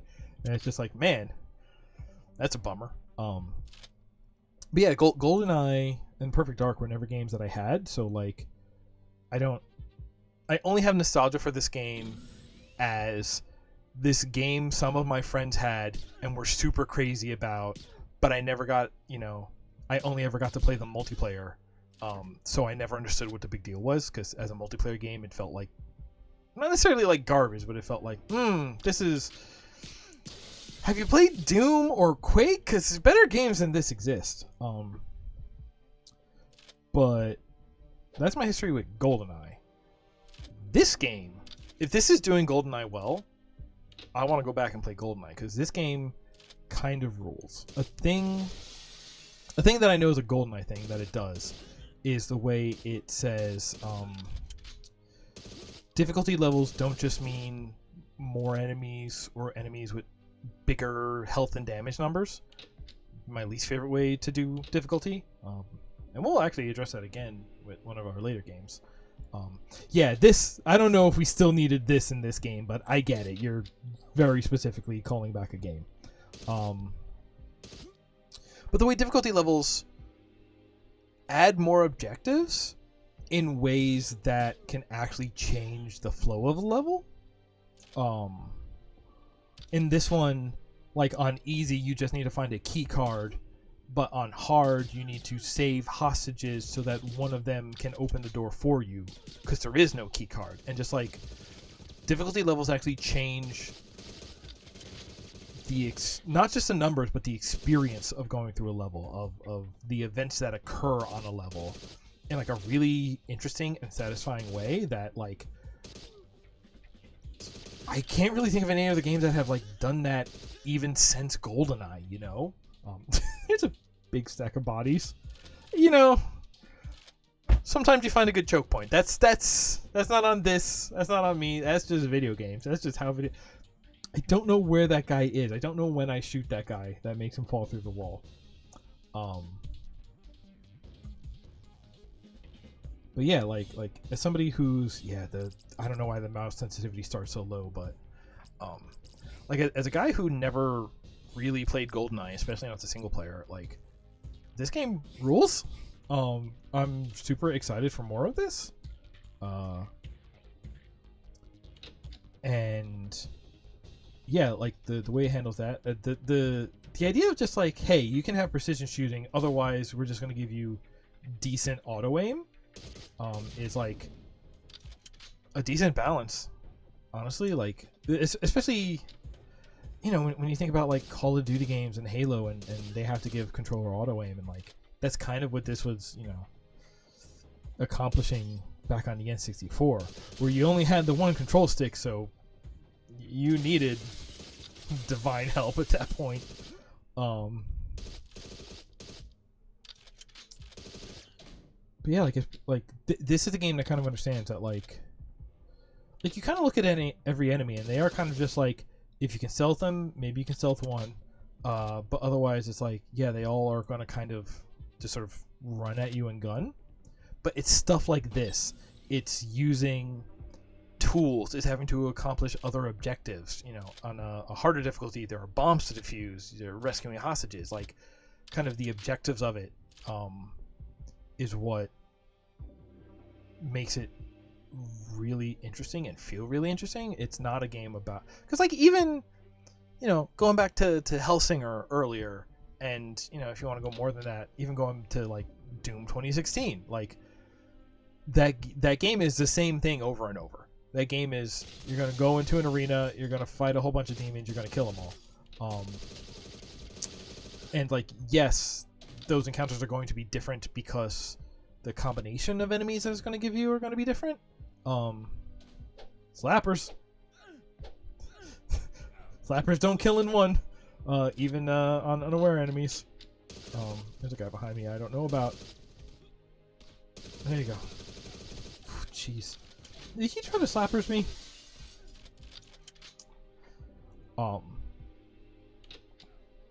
But yeah, like, this game, the idea being like, no, we're gonna kind of like, I think because difficulty options make them like optional, it gives the whole game a weird feeling because like you don't change the geometry based on, okay, you kind of do, because like that wall that I'm leaning against, that grid wall, that is open on harder difficulty levels because there's more objectives back there. Yeah, I'm trying to figure it out. I need to shoot that guy. What am I doing? I did not see him when I was going downstairs, so I thought he shot from up there. Okay, got it. But like having the same map with like different objectives and different ways you need to traverse it, like it's. I talk about stuff like this on Doom levels too, right? Talking about like, oh, you can sort of like decorate the world by having sort of vestigial rooms and areas and stuff, or like you paint on fake doors to say like, oh no, there is more, but we're only hinting at it because we're not going to build it. There's something about these levels where, depending on your difficulty, there are rooms you may not need to engage with because it's just not one of your objectives for that difficulty. But the rooms still exist, so you will still see them around. There's still going to be space. Also, I do, yes, here. Okay, so I'm pointing it out. Let's rewind a little bit. A thing that I noticed here, and on the harder level replays I actually noticed, but like, so you look at this door, and I recognize that this game does this everywhere in a really subtle but smart way. In this room, a minute ago when I was searching all the side rooms looking for the key card, this is the only door in this room that has the light above it like this, spotlighting it, setting it apart, calling it out. And this is a room that had the key card in it. Like, it was subtle, so I didn't really notice it, but they are going out of this way to make this door one of the harder ones to miss by literally spotlighting it in this sense. And on replays, I actually recognized that it was doing this throughout the level, like even in the less sort of like hub structured areas. It's like every mainline required door had a spotlight on it, had the sort of just like using like visual composition and contrast to just very subtly draw the user's attention to be like, here's the next thing you really need, here's the way to go, you need to go down this hallway.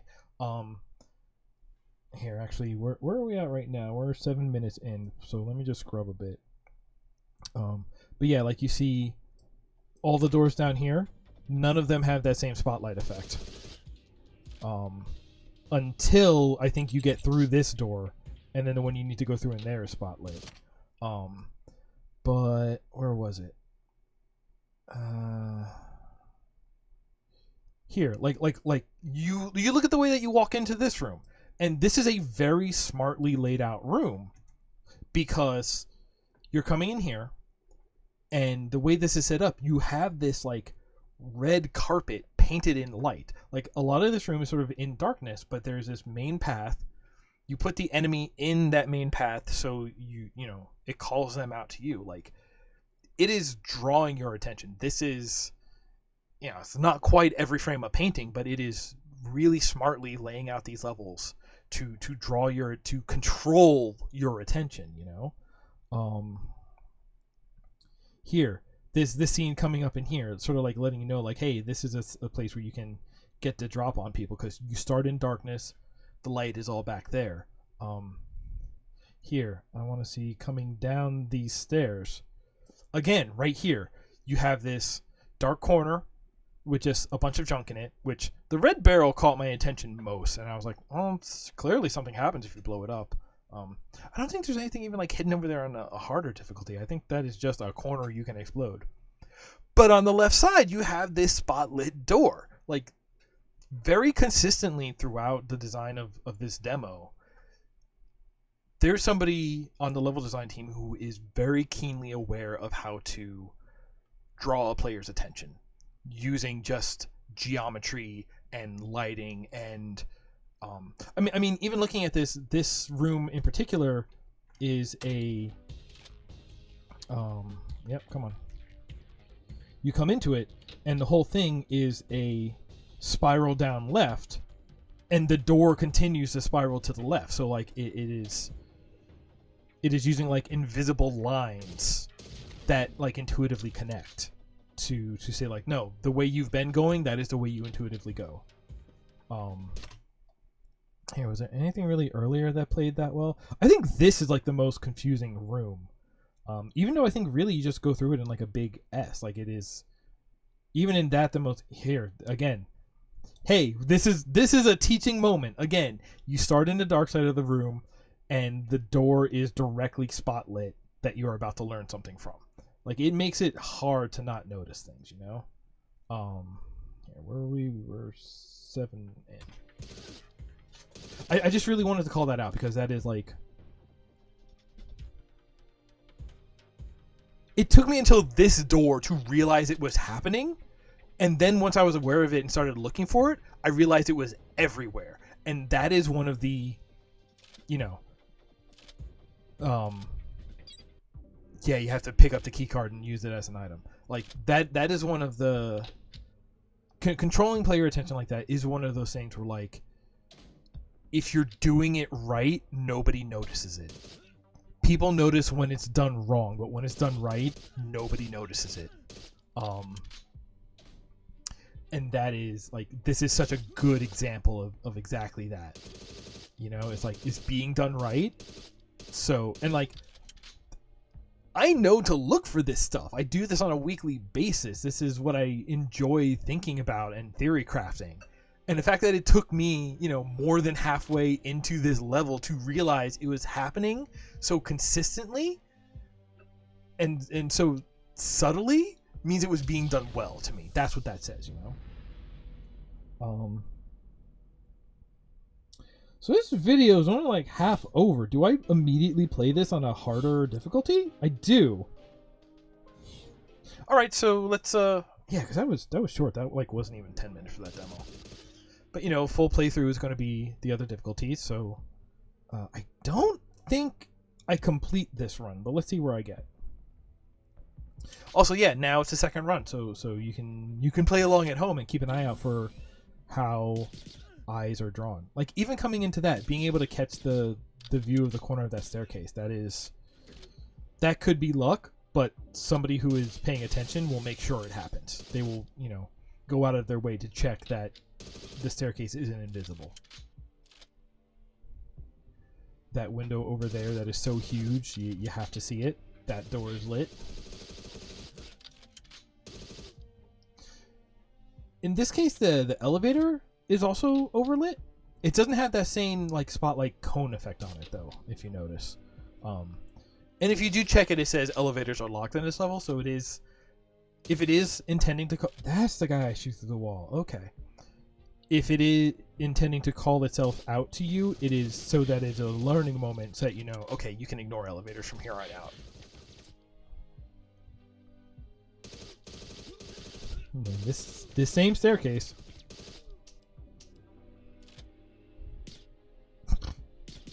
Just popping shots.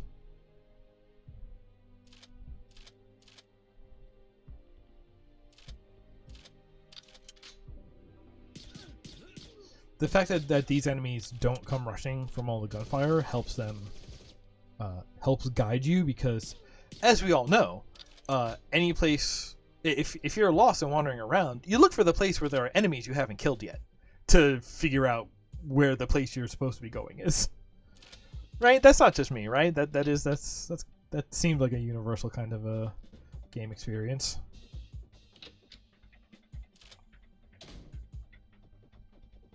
Pop.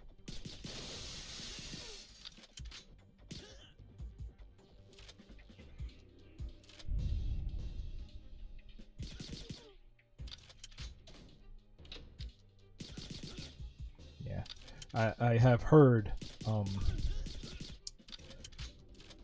people who are do have that sort of nostalgia for GoldenEye say that even the way these enemies move and roll and fall down is actually pretty spot on to GoldenEye. So that's lost on me, but if it's spot on to GoldenEye and it doesn't stand out to me as like weird or old or wrong or anything like that, then good on GoldenEye. That means it stands up. I honestly just had a really good time with this, and if they can keep up this level of like interesting level design and interesting objectives and the sort of intelligence in level design of the way they are built and the way they sort of like intuitively and subtly guide you.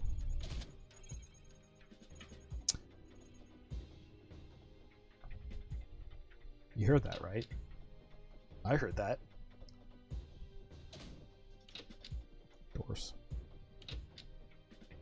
And second run, you gotta stick your nose in more corners.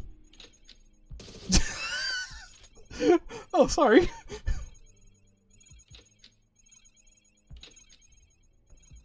Wow, I really don't see it there. Wow.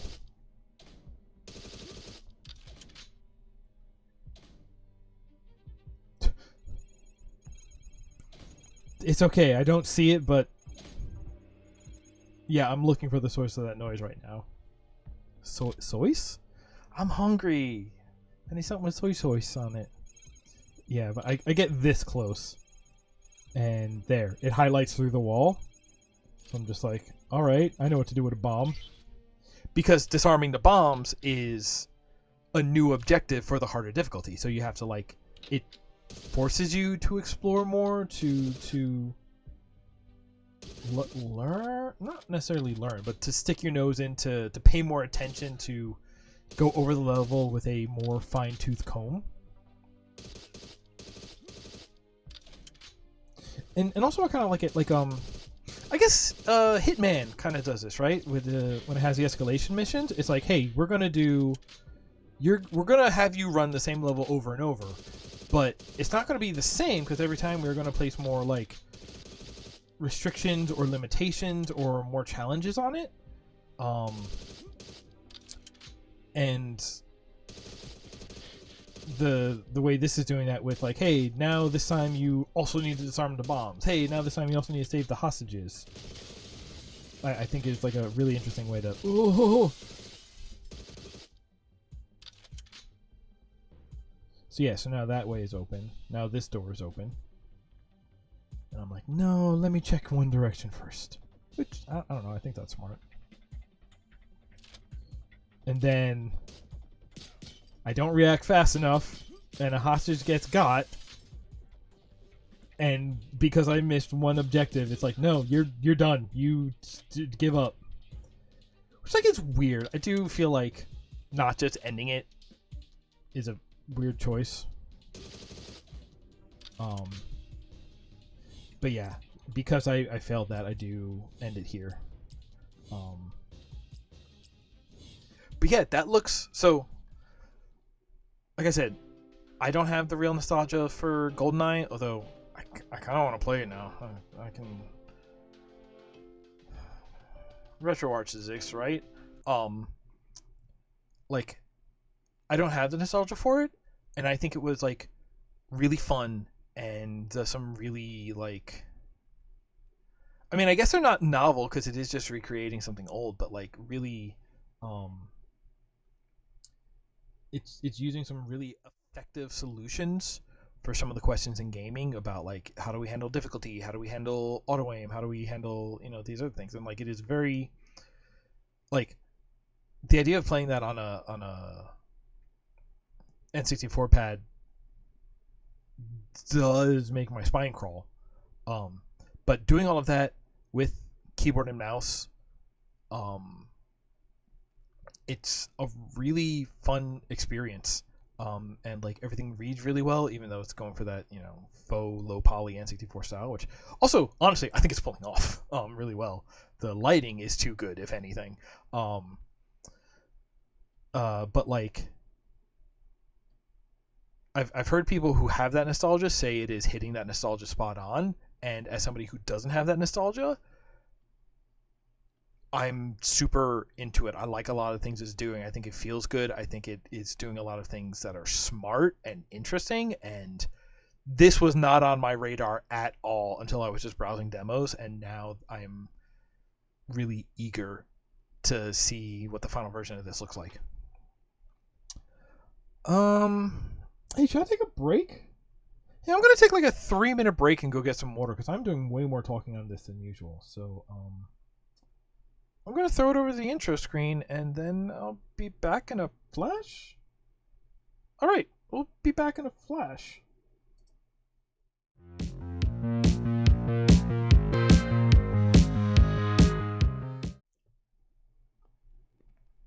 Hey, we're back. I gotta admit, we're whipping through these way faster than I thought. Like, I was thinking, like, oh no, I got too many. How am I gonna drop so many? What's going on? Blah blah blah. But like, yeah, no, like, we're getting through it. So here's one thing for sure. Apparently, when I'm not playing the games, it frees up brain space that I can just spend more time talking, because my voice is way more wrecked than it usually is by this point on a Saturday night, including when like I was doing voices on Chicory. Which, by the way, yes, I know that archive still isn't completely up. I still gotta fix that. I gotta do that at some point. Deal with it. Yeah, there's a lot of life that has to get done, and priority on that is low. I had one person ask me when is it going to show up, I would do it immediately. But if it's just on me, it's just on me. And so it shall be.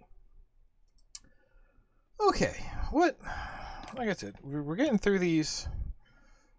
Like I thought I'd have to scrub around a couple. I thought I'd be cutting them short, but like no, we're looking at like all of them so far. I'm shocked. What do we want to look at? Do we want to look at something?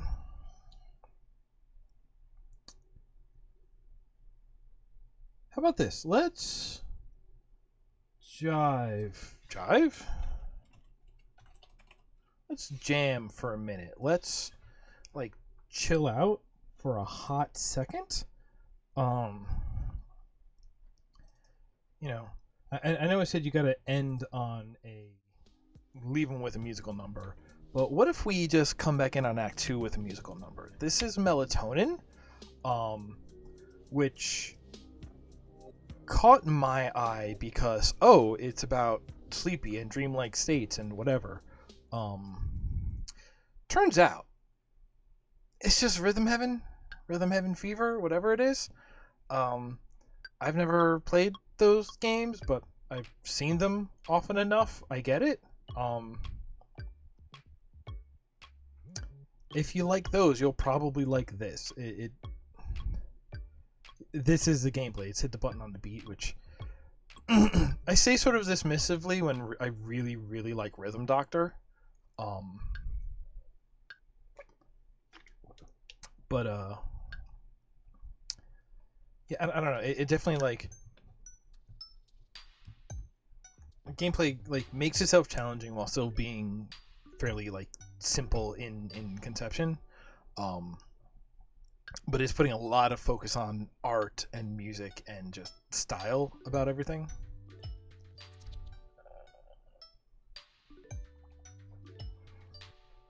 And it's cool. It's going some places, and it is,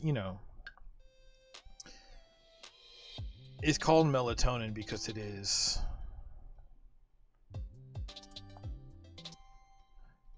those still annoy me.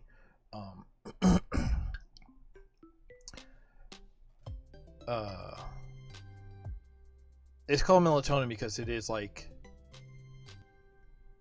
leaning into the ideas of like dreamlike states and about like thinking and about like, you know, uh, based on reality but still unreal in a way.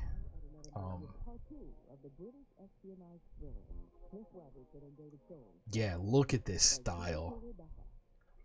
Like, this isn't exactly my favorite style, except for the fact that he's got eyes like One Punch Man. But this has got a look. A lot of people are gonna vibe with this, I'm pretty sure.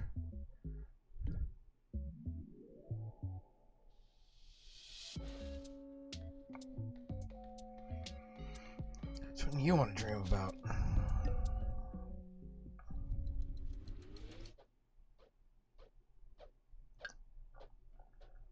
There's something to me where, like, if you're gonna have like one main protagonist and then you make them like generic hoodie dude you knew in high school, that's a little lame to me. Like it's like, oh, if we're gonna stick with one character and you pick the most like recognizable but uninteresting, it's just like, like when Rhythm Heaven does it, like it's a different cast of characters for each minigame, right? But if we're gonna stick with this guy, I wish this was a cooler dude than hoodie dipshit. I do love this marching forward cannon pizza box. I wish I dreamed about this. Oh no, I'm still hungry, and we're dreaming about food. I just realized how this is gonna go badly.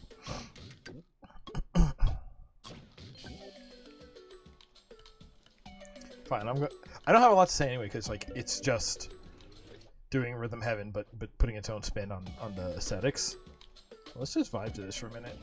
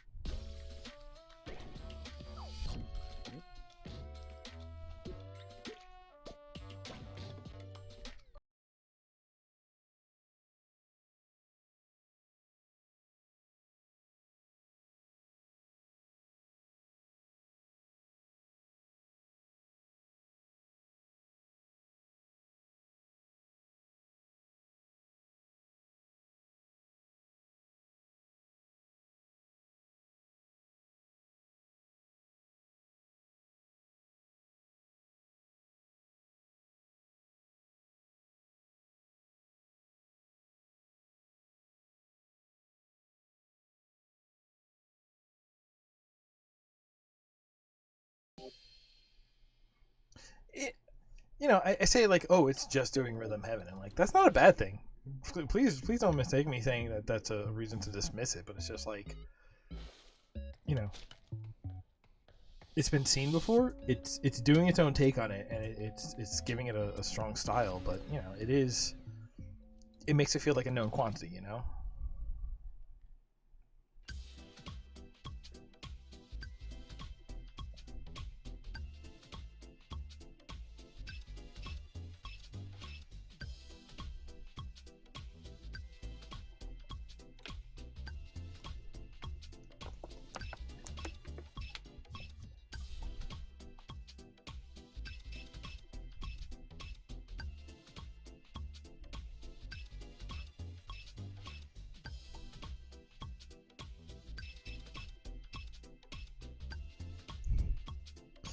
There's something upsetting about the fact that it is a swipe.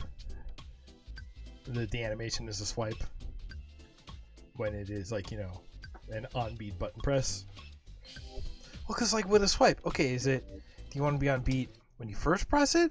Is it you want to be on beat when the swipe is over, do you need to be right in the middle somehow, which means you need to start before and end after? Like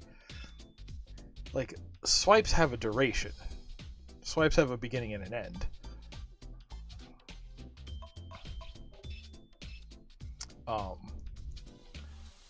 And it's like, how do you place a duration on beat? You have to align it at some point, you know?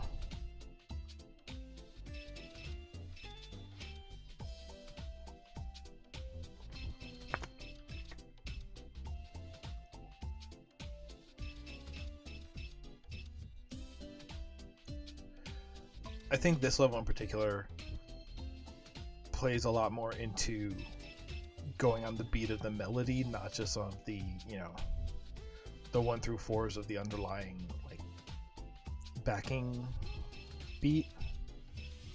I don't know anything about music, but like that one, I do like a rhythm game where it like you have to listen to every part of the song and be in line with every part of the song.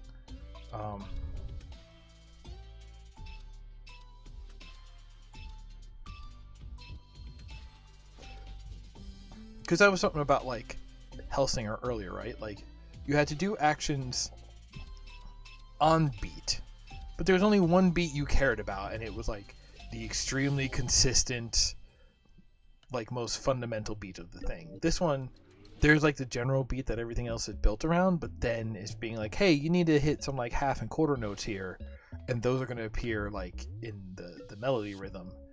And so it's just like yeah, no, like you need to have an awareness of that bass beat to know like where the bars are cycling, but actually the one that you need to follow is the one of the other tracks, you know.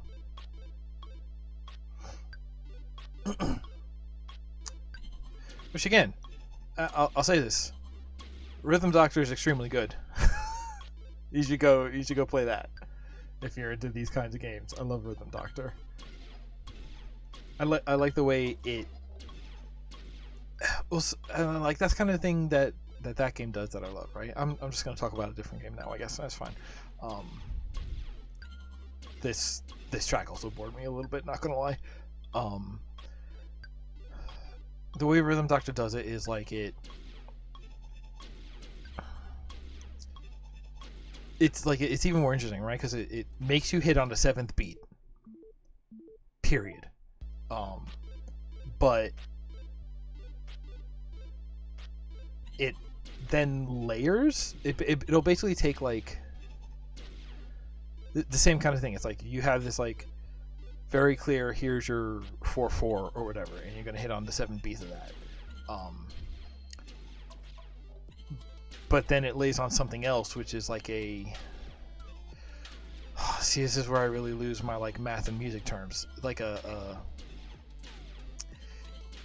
it takes a meter that syncs up with 4/4 and says like, okay, the melody is this other thing, and so you're actually like in, you know, one bar of the 4/4, you may have to hit for this other one twice, or like, you know, by the time you get to 4/4s, then now I'm hurting myself just mentally. You may have only done 2 or 3 of the other one, so it's like by layering these different time signatures together, and by going like this one is on a melody track, this one is on a bassline track, this one is whatever. And then sometimes they change, you know, the one like meter for the beat you need to hit will change which one it's looking at depending on like which verse of the song you're in, and like it really mixes it all up like that. So it's, and then once they're layered, and it's just like, oh, actually I need to like think ahead to be like, when is this one going to hit and when is this one going to hit, and then mentally assemble.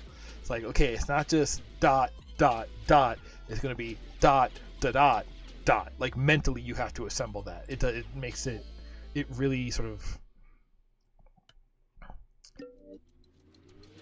makes the way that's going to be like not immediately intuitive. It sort of like obstructs that understanding of it in a way that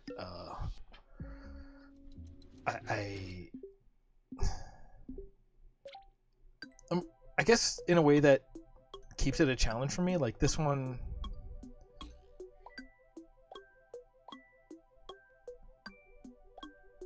like in this one, like when I miss something, it's either because like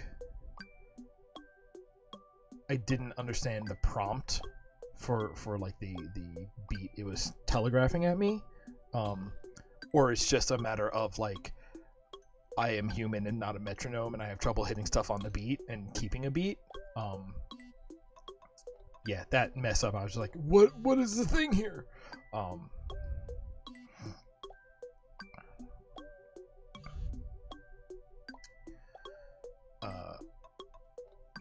But yeah, it's when you fail because you see what you're supposed to do, but you're just not executing on it correctly. Those are not fun failures. But what I get in Rhythm Doctor is when I'm messing up is because it's just I have the thing of like, wait, why are the beats there? Wait, why does this one hit now? Wait, what am I?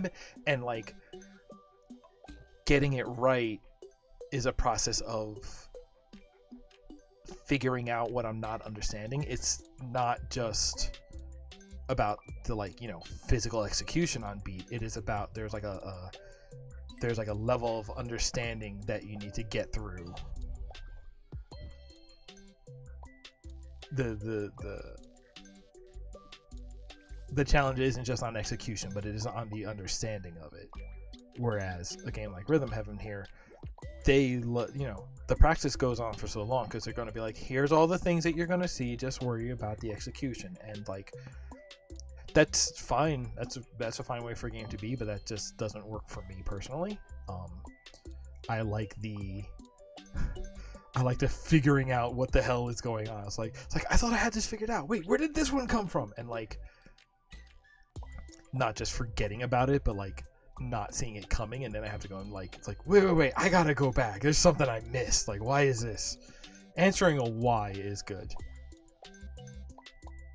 I guess even looking at it that way, like you can do that a lot because like if you mess up and you already have the answer to the why, that's not interesting. It's like oh, I messed up. Why? Because I just missed it. Because my hands, I wasn't on beat because of whatever. It's just like, okay, that's when you just mess up execution. But it's like, why did I mess up? And it's like, oh, because this other thing is happening. Then you have that moment of learning, that moment of epiphany, and that's fun. You gotta run off to the sides and see if there's a secret out there. If you let me free run, I'm gonna free run to every corner.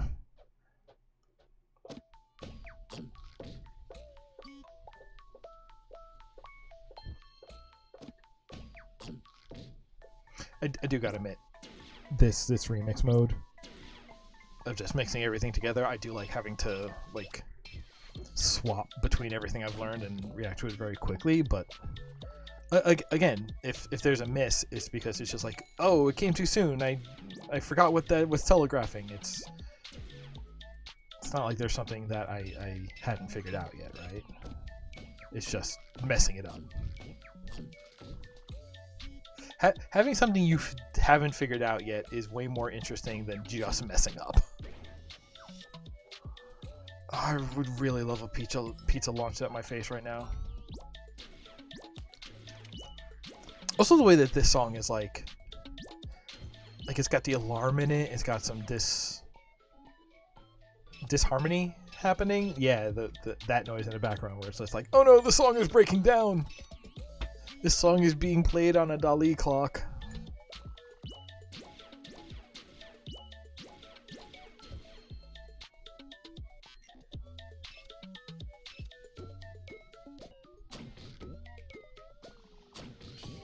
The song is falling apart underneath us.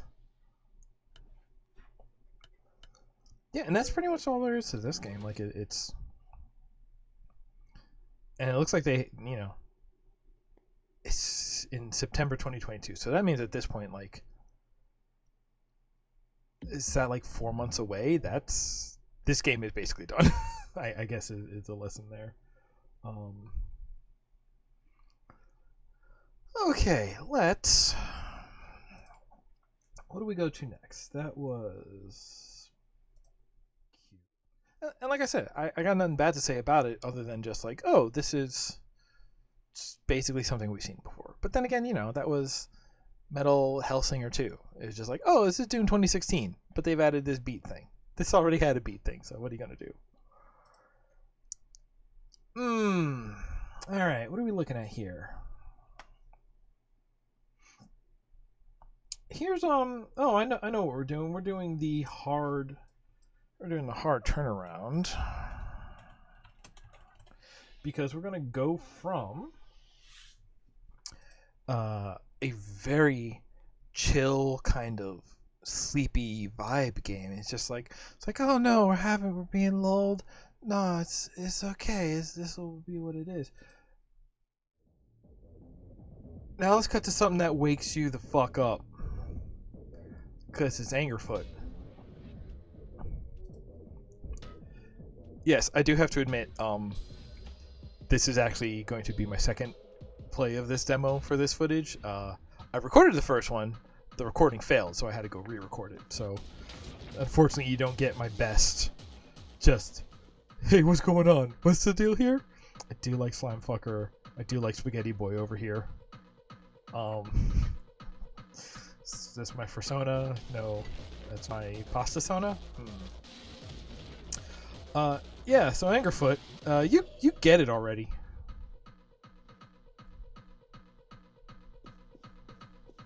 This is a very just don't even check that the guy got taken out by the door. Just like, no, we're moving on.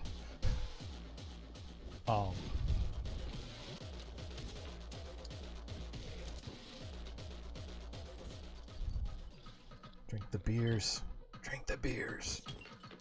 Of course, this is also the part where I goofed up because I somehow managed to bind kick and drink to the same button.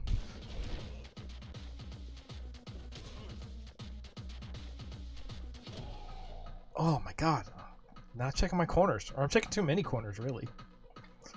God, when you hit the light in the ceiling, the dynamic... So, this started life as like a itch.io game. Probably, total guess. I guess this was like a Unity game or something. And I think what's happening now is that it's gotten an engine upgrade and it's getting a Steam release and it's becoming way... I don't even know if I would say way more of a game, but it's just like... This is kind of Angryfoot Plus, you know? Oh, is it supposed to be like the opposite of Happy Feet? It's Angryfoot. I do like over here, you do have Sneaker Loadout. They got good names. The Corridor Blasters. I would like a pair of Corridor Blasters. Chrono Kick sounds cool. The floaties. Oh, the floaties. They're just Crocs, you can tell. But yeah, this ends up being another game. It turns out maybe it's an interesting year for it, but like last week we looked at, or at least tried to look at, Midnight Fight Express, which was coming down on just like, oh, this is trying to be a Hotline Miami, but with a slightly different camera. This is another game which I'd say is trying to be a Hotline Miami, but with like a slightly different camera, because this one's first person, but it's very much, you have a melee, you get guns, you never reload guns, you just throw them as a weapon and then pick up a freshie.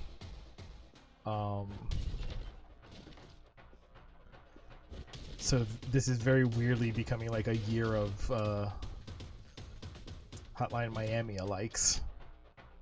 There was another one too, wasn't there? Was it a demo I played or something I watched somebody else play? I'm not sure.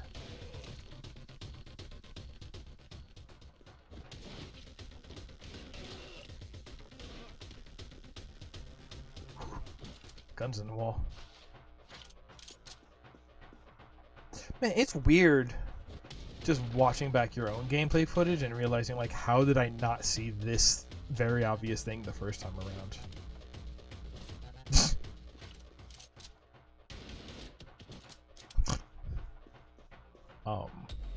But yeah, the thing is kind of incredible. I think it made a little more sense as an itch game because you have seen the entire concept already. Spoiler alert, yeah, this is where I go and I unbind Kick from Drink. But like, you know, later on in the demo, you also introduce Uzi enemies who give you an Uzi, and shotgun enemies who give you a shotgun, and grenade enemies, and you kick them too. I'm trying to remember if the original itch version had a boss fight, because this demo has a boss fight, which is took me a while to beat. I'm glad that was something I did when I wasn't recording, because I had to take so many tries and I almost gave up just out of frustration.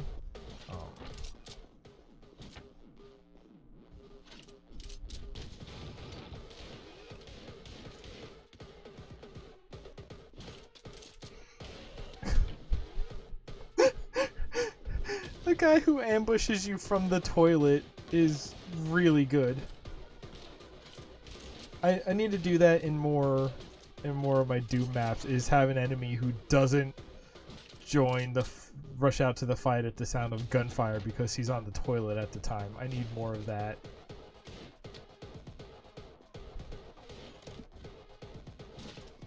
Yeah, I'm not used to the controller just reset yet, but more beers. Yeah, like I don't have that much to say about this either, other than like, yeah, this feels like a... Listen, it's one note, but the note is pretty good. That note is style. I like the person who pointed out that this is kind of a Duke Nukem 3D Mighty Foot love letter, and totally. Maybe that's why for like frustrating and Hotline Miami alike, as I sort of blame it for being, I did stick through and finish the whole demo.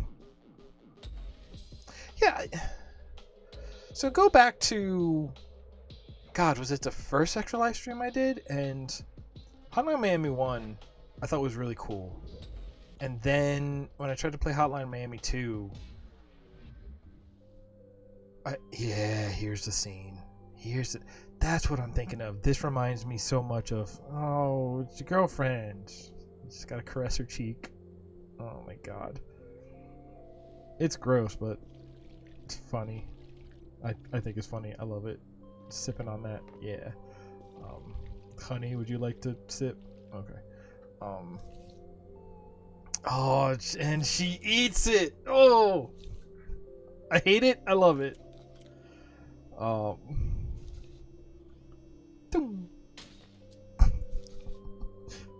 How heavy is that popcorn that it makes the TV make that noise?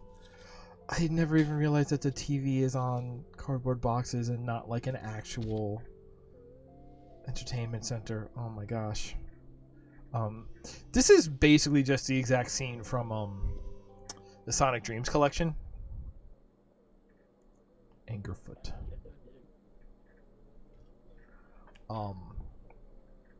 It's something about Hotline Miami 2 just pissed me off. It could have been the fact that I was sleep deprived at the time. Fax machine? What fax machine? What? Fax machine is just on the couch with us. Hey, thanks, babe.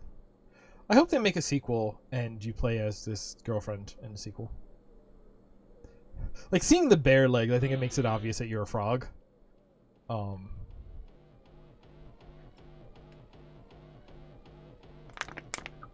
think maybe I just want that to be true.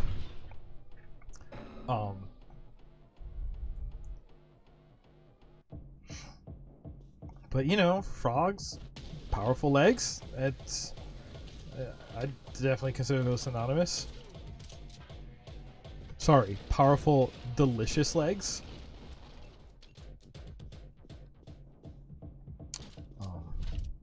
But yeah, I think there was just something about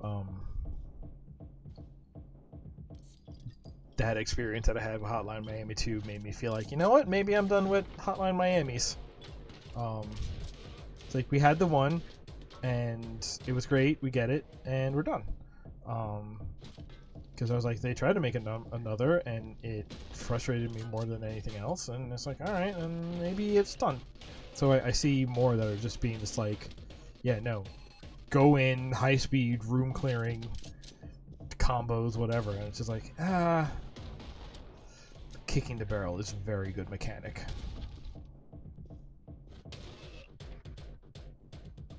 There were 2 boys in that bathroom together. No, it's not illegal, but it says something.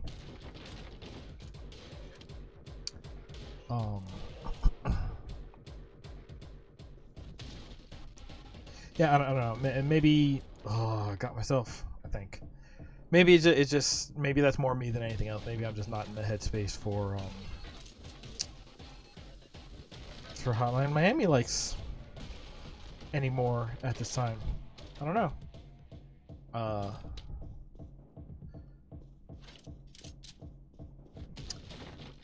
But what do you call it? I did go back finally to look at the Midnight Fight Express like original reveal trailer that I guess came out of Gamescom or that time, like a year ago. And I think that trailer, I can kind of see how that trailer made me more interested, because in that one it's like there's a lot more gunplay. It makes it look like, I think that one was actually showing more cutscene than actual gameplay. And if it was showing gameplay, it was showing much later gameplay where like all of the like environmental and railing kills and like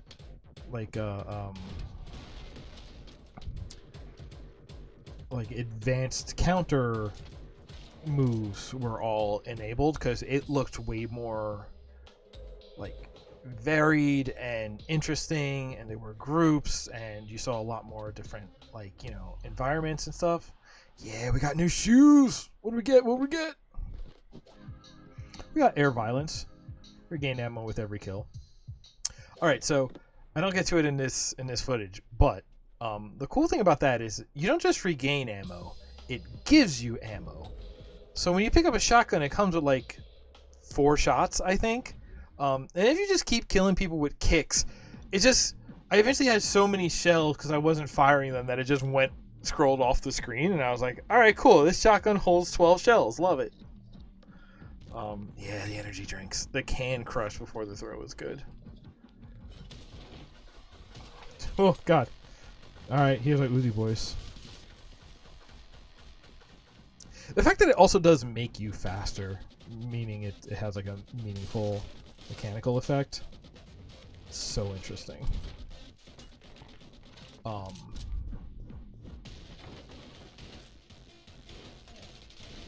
But also it's one of these, and you know, I've talked about this on what do you call it, Doom levels too, but like if you start your combat encounter the moment you open the door, instead of like when you're in the middle of the room, then what you have just done is created a encounter that is wait for everybody to approach the checkpoint that is the doorway, and then just handle them as they come through the funnel, right? It's also like everything is so lethal to you in this game. I don't know how I feel about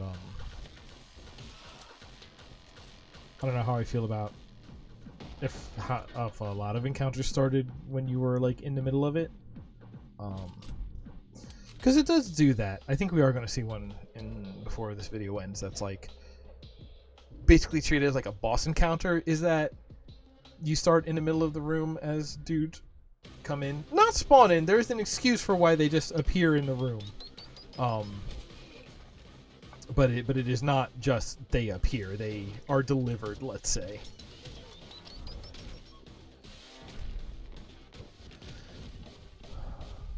This room is kind of interesting. You run in and just like there's a firing squad that you can't get at.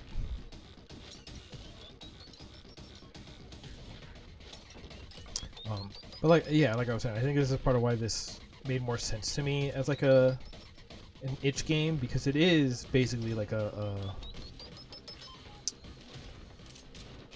is a one-note gag, And it's a really good gag. Don't get me wrong, it's a really good gag. But like, you know, and again, I say this about Doom levels. If you have one gag, get in, tell it, and then don't overstay your welcome. You know, just stick around for just as long as you need to get your gag across. And a game like this, like, I feel like by this point, the gag is already pretty across.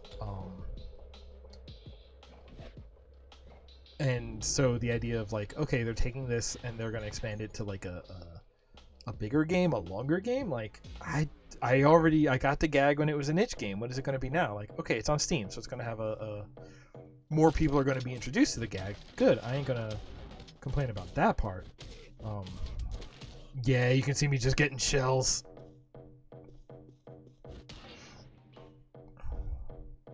I love this dude. Just hello. Crumple.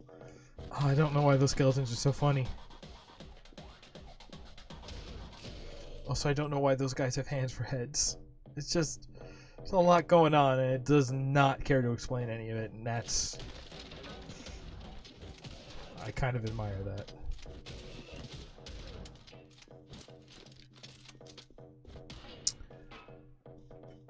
What was I saying?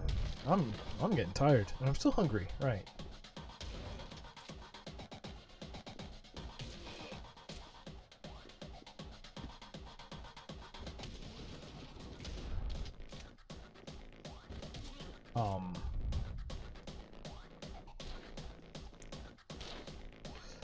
If they do more like story cutscenes, those are good new gags. If they can keep that up. No survivors on that one. I do have to respect the trade, you know. Oh.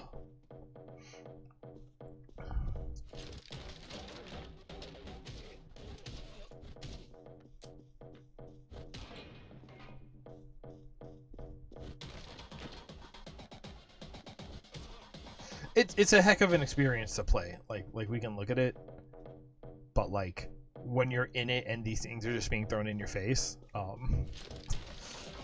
especially for the first time, just like, all right, this is way more of an experience.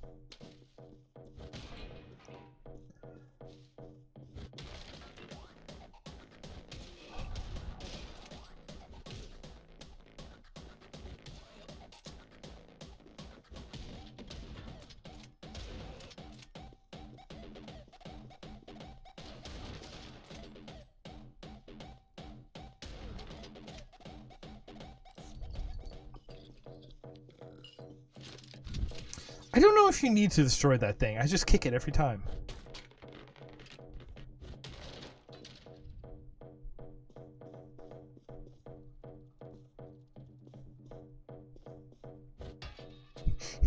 The kick to interact is good. Like, I almost wish you would, like, kick the bottles to drink them somehow. Yeah, this is the room I was talking about. These dudes just dumping from sewer pipes, and it's just like, well, they're dumping in around you. Keep your wits, but you just leave through the sewers. Yeah. So yeah, I think that's level 7. There's 11, so there's not that much after that. But the boss fight is really kind of worth seeing. They make that interesting and challenging.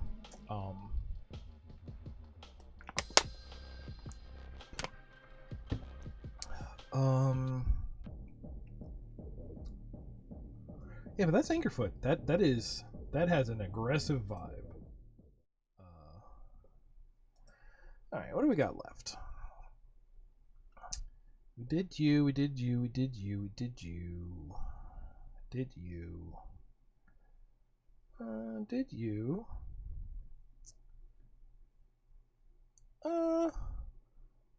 All right, let's have a little bit of a palate cleanser. This is not,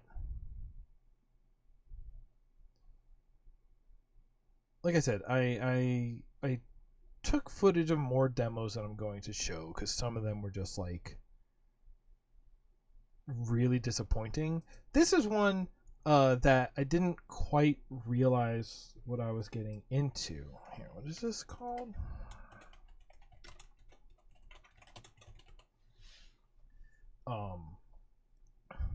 but I'm kind of glad I did. So this is whatever that says, colon, Touhou Blooming Soul. It, yep. Nope. Don't. Okay, easy, normal, hard. I get that. I think it's telling me what the difference is. All right, it's telling me what the buttons are. Yeah, I got nothing, my friend. The triggers do something, apparently? Wait, what does the right stick do? I don't think I ever touched the right stick. This seems, honestly,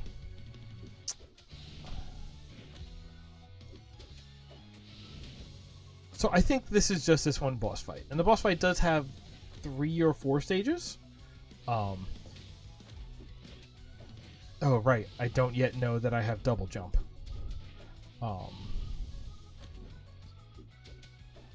But yeah, I think this is basically like a prototype proof of concept something. Yeah, I guess that's easy mode is when my life bar ran out. It was just like, it would just keep going. Who cares? But yeah, this is this one boss fight. You jump right into it. And it looks nice, and the patterns are pretty good, and it's just kind of reminding me that, like, if you made a game that was like some kind of Metroidvania kind of game, and you took out all of the exploring parts and just made it all the boss fights, I feel like that would be hard to pitch, because games that are just boss fight rushes, like boss fight rush always feels like it should be like a bonus mode after you beat the game, and it's a weird pitch when it is just the game, even though, what is that game I didn't finish yet? Fury. That's technically what Fury is. It's just the normal game is a boss fight rush, and good. I need to play more of that. Okay, good. Her first phase is down. Now she does this move. Fury was like that, and good, and I gotta do more of that. See, now she actually holds that stun phase for a while. No More Heroes is arguably a boss rush game. It's just that each boss fight includes the do menial jobs phase and do the cut through waves of generic dudes phase as like the first 2 phases of every boss fight. If you think about it, I like No More Heroes.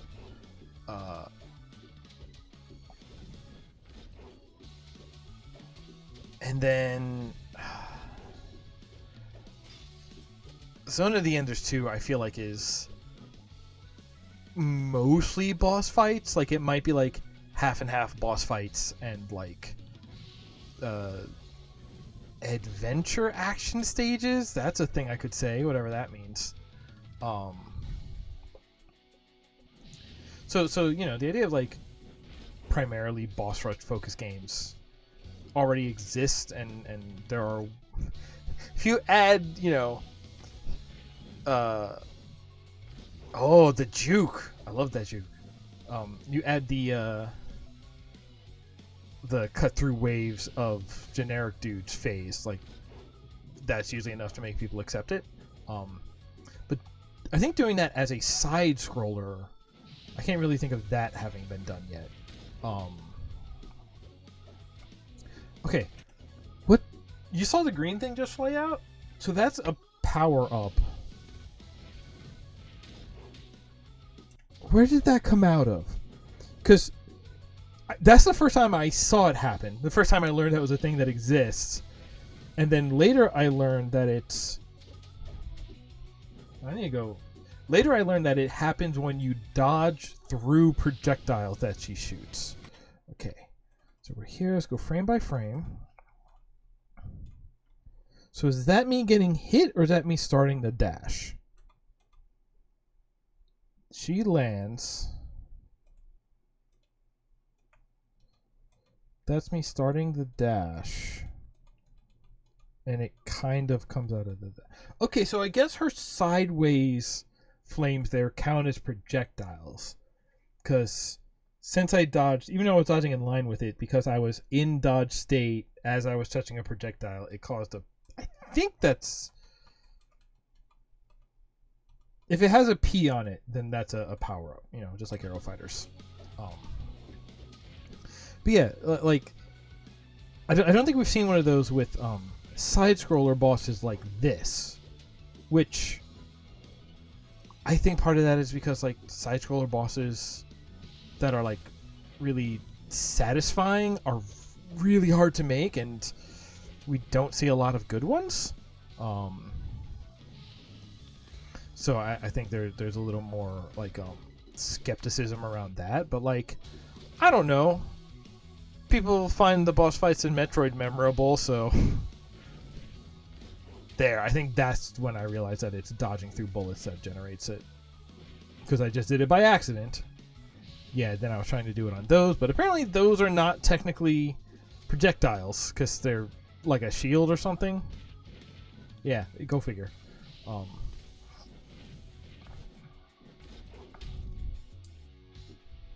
Yeah, the way that you just flash white when you're hit, but there's no like knockback, makes it one of those games where like you die super often and super quick because you don't realize when you're being hit, so you don't realize like just how much more often you need to be focusing on evading. Right, and you have that dash gauge because you actually have 3 dash charges that need to recharge. Dash stocks? Dash stonks. But yeah, no, this game is just sort of like... I think this boss in particular is... Well, okay, that first phase is really bad. The rest of it actually starts to get good.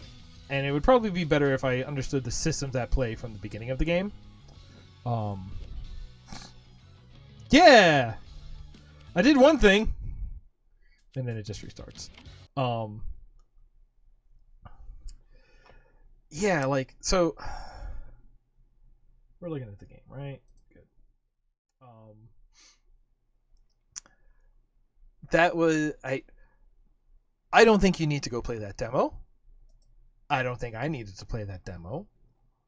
But I think playing that demo did make me realize a couple of things about like how we treat or how we sort of like as a gaming culture. Oh, I do not like that phrase coming out of my mouth.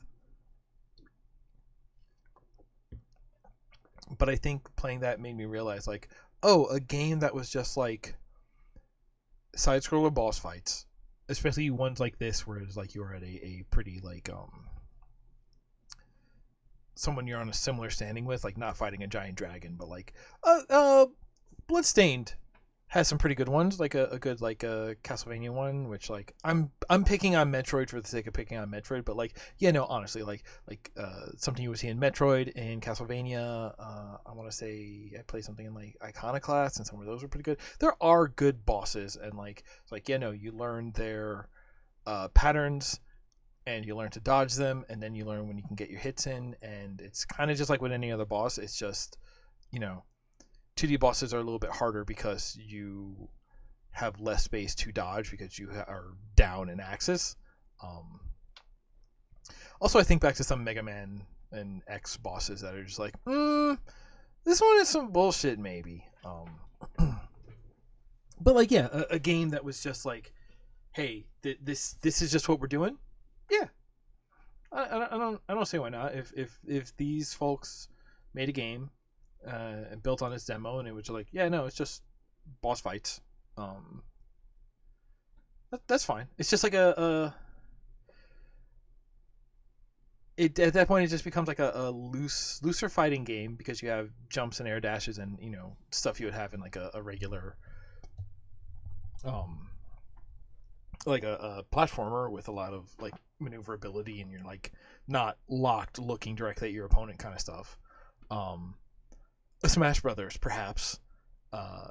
You have a game that's kind of like that, but with your opponent is both overpowered and has much bigger and wider reaching attacks than you do, but at the same time, they are just way more predictable, and they don't really respond to you, so you get to like learn and kind of kite their attacks and sort of like piecemeal your way through the boss fights that way. And like, yeah, all right, that's video games. That's fine. Like I said, Fury was good. No More Heroes is, I like No More Heroes. Like, yeah, totally. Yeah, do it. I wish these developers well. On whatever they are doing with this game. I cannot tell. I do not speak the language, especially not when the font is stylized as such. Okay, we're considering that a palette cleanser. Let's look at two more. The first one I want to look at is Selaco. How do I spell that? Spell is short spells. I believe I want to pop into this one. Here's one that is, let's say I've had my eyes on it for a little while now because it is built into GZ Doom engine. So technically, this is a Doom game. Sure, I can say that. You can't prove me wrong. They hide it really well.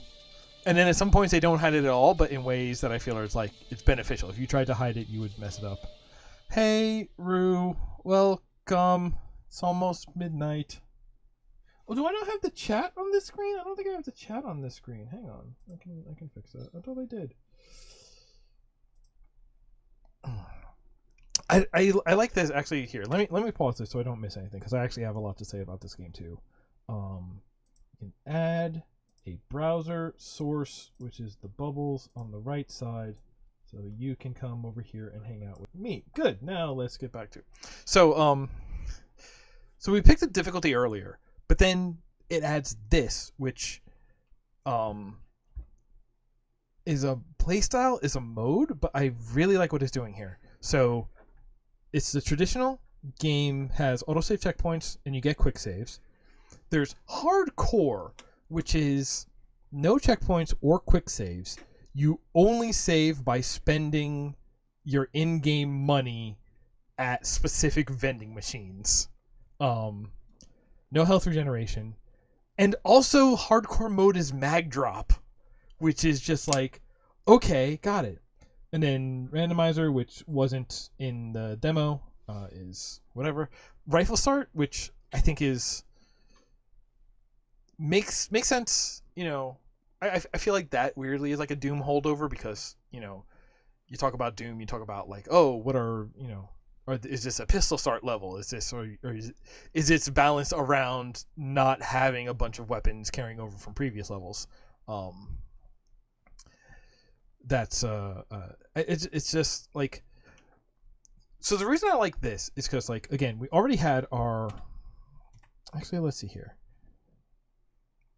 Yeah, enemy is lethal. So I think this difficulty screen is your classic difficulty screen of like, it gets harder by having more enemies who deal more damage and withstand more damage, which, or as I like to call it, boring difficulty. But then this difficulty of just like, no, mechanics are going to change, and mechanics are going to become more punishing or strict or what have you, and that is super interesting to me. It's like and more than that, just like seeing this and just like recognizing that the developers had recognized this as a the developers had recognized this as like distinct choices in playstyle and what that can do to your like play experience. Like, it kind of reminds me of like the modern Fire Emblems where you're picking like, what is it, like Iron Man and permadeath are separate options that you can either have or not. And I just really like the idea of like, you know, I don't want to get to the whole the conversation about like difficulty in games and how that relates to like sort of the culture of merit versus culture of accessibility concerns and is this, are you an asshole who thinks you are special because you beat this game that is hard, or are you somebody who thinks that everyone should have fun playing the game they want to play, even, and if they play a game that is balanced differently than the one you played, that doesn't hurt your experience. Trying to not get into all that. I really do like the idea of, or just like, I think kind of like get around that by saying normalize stuff like this, about normalizing like letting you pick up front sort of like your custom difficulty options, and like, again, like your difficulty options probably shouldn't be, how big are the numbers on the enemies. That is a very like,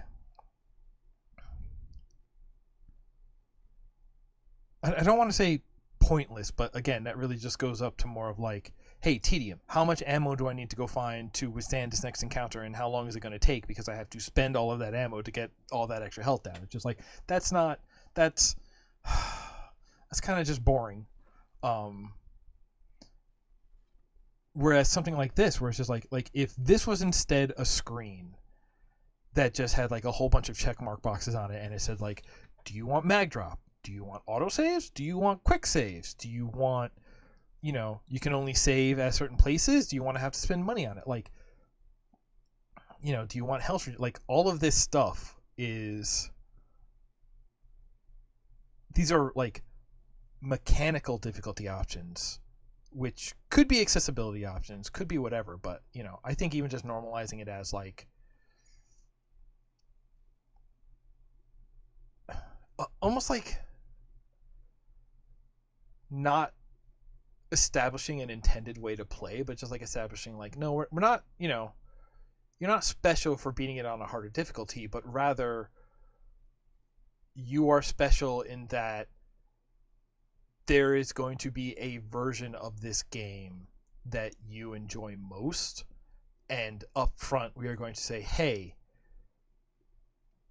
configure this game to your liking, season to taste ahead of time, rather than saying, well, this is normal, this is harder, this is easier, this will have the, because like even me, like I love the sort of granularity here, because like, if it was me, I like the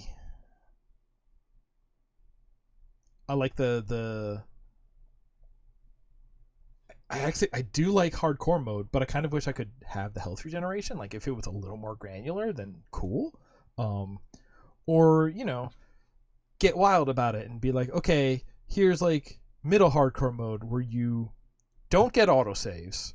You do get quick saves, but you only get 3 of them. And then spending the credits to save at the hard save point refills your quick save. So your quick saves almost become consumables, like ink ribbons or something at that point. Like, there are so many more interesting changes you can make to adjust the difficulty and the specifics of the experience than just making numbers go big. Listen, I know gamers love to see the numbers go bigger, but it's bad difficulty options. Just straight up, like it's not good. It's not like, but yeah, just like, hey, let's normalize experience customization as the standard. Like it's not the, you're not wrong for playing a game with tweak restrictions and systems. Like, listen, I do have that pedant brain who will fight about the difference between a game and an experience or whatever. It's like, oh, there needs to be a fail state to be a game. It's like, yeah, kind of. Like, I do agree with that, but I don't push it most of the time. But that's because I'm also on this side of it, which is like, it's like, yeah, no, if your like options are different, you are playing a different game. But like, speedrunners don't care about that. That's why when you look up speedrun leaderboards, it's like, yeah, no, here's the 100% category, here's the no exploits category, here's the tool like yeah, no. Technically, if the games are system, and if the rules of the system are different, technically it's a different game. Straight up. Okay, but follow me here. Let me see if I can make this, hit a little closer to home. This is why Uno starts fights. Because I don't know a family who plays Uno as written in the rules. They all have their extra rules. Like, can you do dupe stacking? Can you chain draw twos? Can you do all of these things? Like, but that's the thing. When the game has different rules, it's a different game. But if you say we're playing Uno, but you mean Uno that has the rule that you can stack dupes and you mean Uno that has rules that you can chain these two, it's like, no, you're talking about different games. This is why a fight starts, because you think you're talking about the same thing, and then when the rubber meets the road, they are actually different. So, like, yes, no, like, even, I feel like a lot of people like to talk about Celeste as having these sort of, like, assist mode experience, customizations, whatever. But, like, I don't like calling it assist mode. I don't see the problem in just saying, like, no, you're playing a different game, one that I'm going to enjoy more because it's not going to frustrate me as enough because these parts of the system are altered to be this other way. Like, cool, you're playing freaking, I don't even know what it is in Celeste. You're playing fly mode Celeste. Cool, enjoy it. It's a different game. It does mean something about what I do. Maybe I'm going to play fly mode Celeste too. I prefer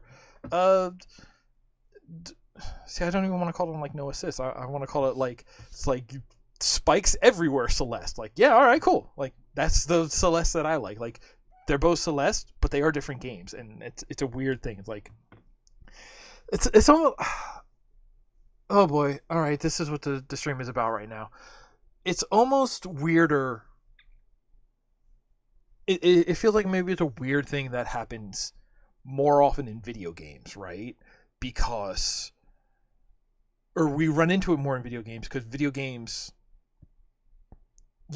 going back to the start, playing video games have difficulty options, which change the state of the game, changes the properties of the games.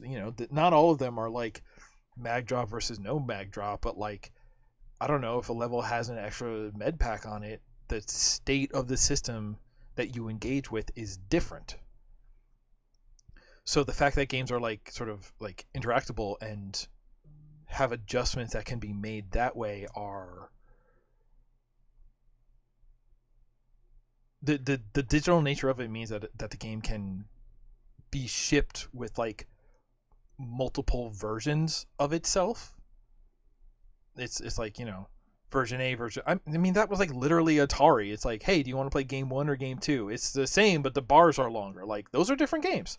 Like, back in the Atari days, they would actually, it was called the game selection switch, and it was the same shit. You still use the paddle to make the bar go up and down, but like, they would call it a different game at that point. And honestly, like, the fact that we've lost sight of that kind of distinction, I think, is maybe a problem if it leads to people talking about you're not playing the game right. Like A, that attitude, fuck off, but like B, like, yeah, no, it probably is a different game because a game is a system and the system you are playing is different. I think it could happen with old games, because like you say, we see it with Uno, but we see it with Uno, but I think you see it a lot more with, like, I mean, you look at poker. You can say, hey, do you want to play some poker? And you can go, yeah, but we might still be fucking up because do you want to play 5 card? Do you want to play Hold'em? You want to play, 2 card, whatever? You want to play poker sausage flashbang? Like, I don't know what the fuck that is. It might exist. It's there. I think this almost like a eras. Because you also get that a lot with, like, games before mass production, right? Because you get a lot of games that like do have regional differences because but it was like sort of like it got put on the tin. It's like, oh, I learned to play it down in Texas. How do you play it here? There was this understanding that depending on where you were from, the game would be different because even though, the game shared a history, it mutated as it traveled and regional differences came up. Um, and I feel like there's like an era of games where that was like understood, and then we got to a certain level of industrialization and mass production where like now if we go to the store and you know if I'm going to a store here in New York, you go to a store there in say California across the coast, whatever. Or how about Kansas? Because then we talk about a population difference. I think I don't know shit about Kansas. We can go to the store and we can both buy a copy of Monopoly, and Monopoly is another bad example because I think no, I'm not going to say that because I'm way less confident about that. But what's a game people go by? Settlers of Catan, right? That is a very introductory. You don't like Monopoly, but you do like moving the pieces. Let's talk about Settlers of Catan. Like, we can both go to Settlers of Catan, no matter where we are, and get the game and play the same game because we're gonna like read the rules. The rules have been mass printed. They are established. Like some games do version changes. I've been playing a lot of Super Dungeon that has had a bunch of version changes. I had to get an upgrade pack for all the cards. That's a whole thing. But like there was this era of like game mass production where suddenly everybody was playing the same version, right?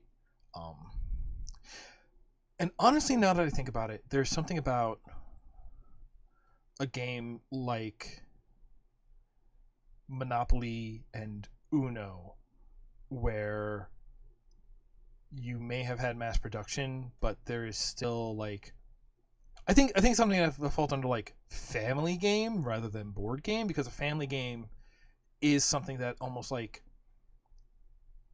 what that family element does is it sort of implies a sort of like oral tradition to it. This is something shared with the family. This is the family's thing. You don't, you play the version that your family plays, and like, yeah, maybe, the game itself started with, a mass-produced set of rules that were the same as in other families. This is your family game, so you come up with house rules. Nobody reads at some point. Nobody reads the rules anymore because it's just like the family's established. You get a new member to the family. They are taught by the rest of the family, not by the rules. So you get this oral tradition mutation that happens, and that's why when you go over to, your cousin's house to play, and for Christmas party, and you're like, oh, let's all play Uno. Suddenly there's a fight because the families were not, the families had different oral traditions that were passed down, and they mutated into different games. And you say it's the same game, but you're not playing the same game. So it feels like everyone else is cheating because they're not following the rules that the rules that you expect. Whew. Oh, I see words. I can't read them.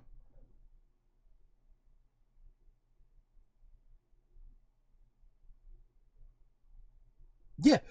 Yes. No. Thank you. Thank you. UT 2004. This was mutators, right? Like okay, here's this idea of that's something that's kind of lost with the sort of like centralized server models of multiplayer. It's like, yeah, okay, now we do get like matchmaking on all of this, but like that is kind of the same thing that happened. Like if we both say, hey, let's go play some UT.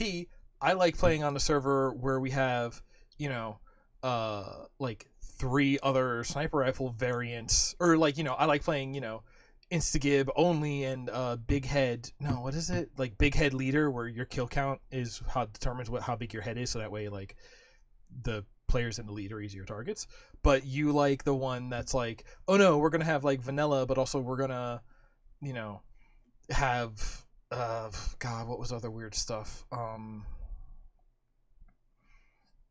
We're gonna do like a capture the flag only, while you like that, they're even in that era of like, you still get this thing of like a server became a community. The community had its own like culture and understanding of what the game was. So like, yeah, no, there's an era of games, and I think UT especially because it was so mod friendly and there were so many like available options that you could use to add on to or replace a vanilla experience, that like, yeah, no, different servers were playing different games from each other. Like on like I really like playing the versions that are like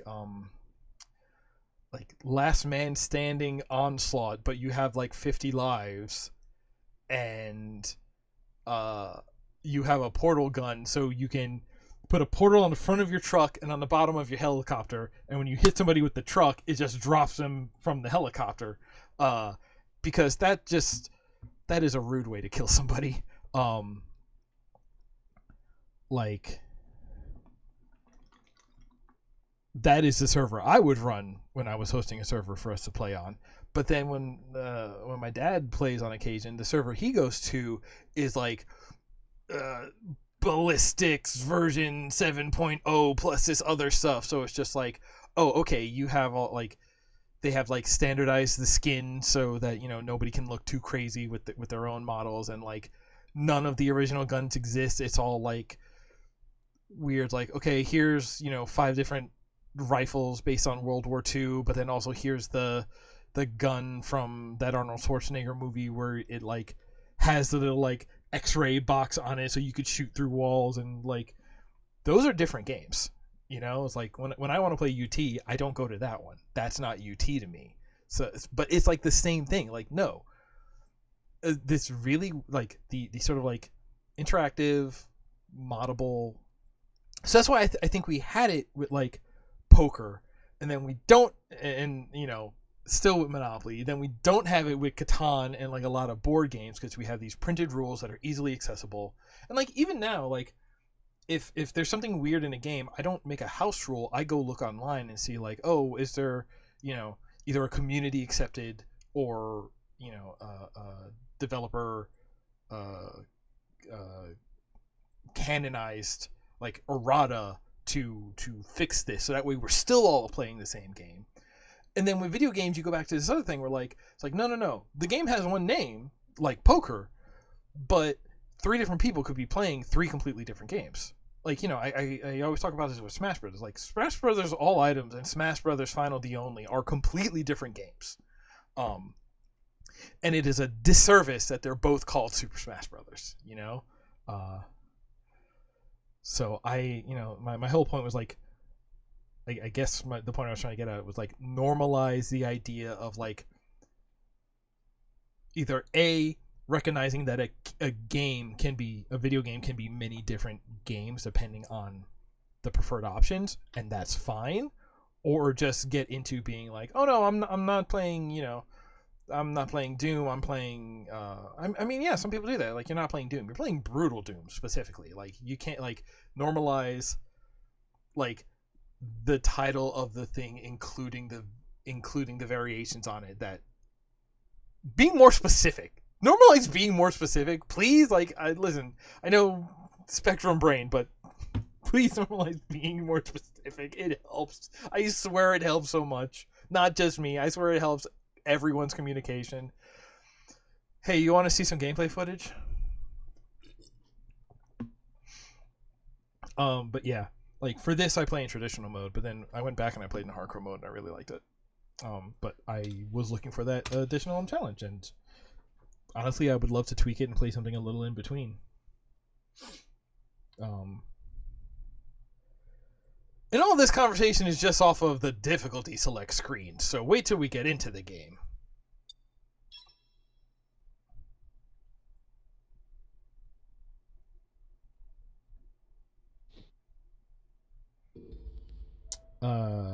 This is a work in progress. Please don't. This is different. It will change. Please don't yell at us for how it currently is.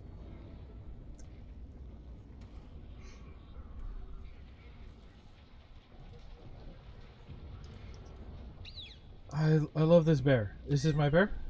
He's Terry the Berry.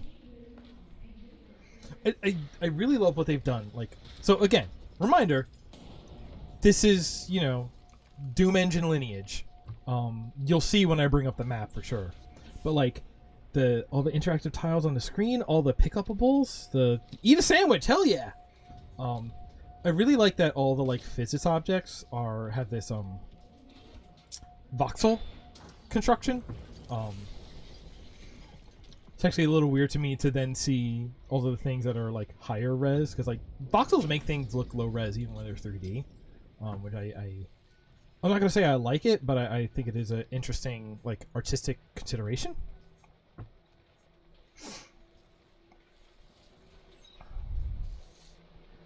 Yeah, in interactables, you can push around your cover. Oh, this is good. This is good.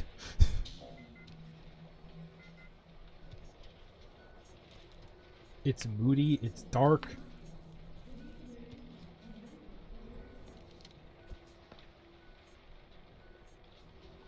Can't drink the soda, I'm already full on health.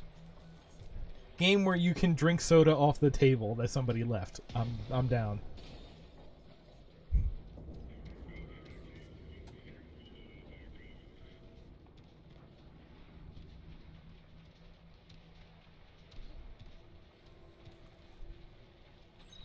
They're doing a good job of like I almost used the mouse to turn the camera.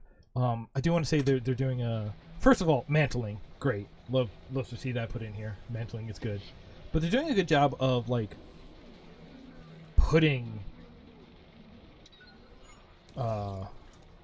like details in the world, like all the name signs. This is almost a what gets called an immersive sim, because you are going to collect data pads that have emails on them. And like that is maybe it's because it's like built in Doom, but it's also like it's cool to see the effort that they're putting into that they're making that kind of game. You look at all the posters for the fake movies and the like in-world hospital services, because this whole level is a hospital. Whoop, can't back up. I love that, the guy behind you to keep you from backing up. That's a good touch. I stopped to look at another teddy bear. Oh my god, did I really do that?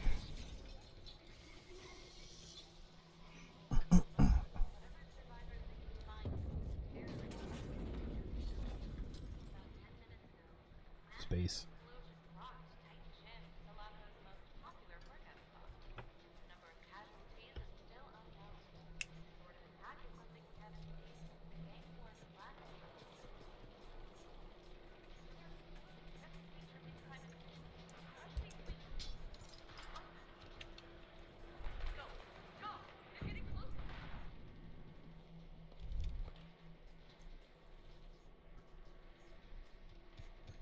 I do like the this just a dynamic light source. Love this shit. A thing that's been going around is that this demo has a bit of an issue with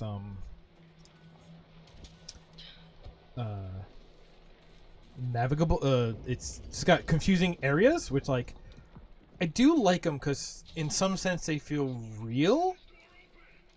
But also they don't, because it's like it feels like real, but from before a time when we all understood about like the tricks they used to make Disneyland easy to navigate. Just like, oh no, wide corridors, and here's how people like naturally intuit paths, and we'll build that into our completely man-made structures.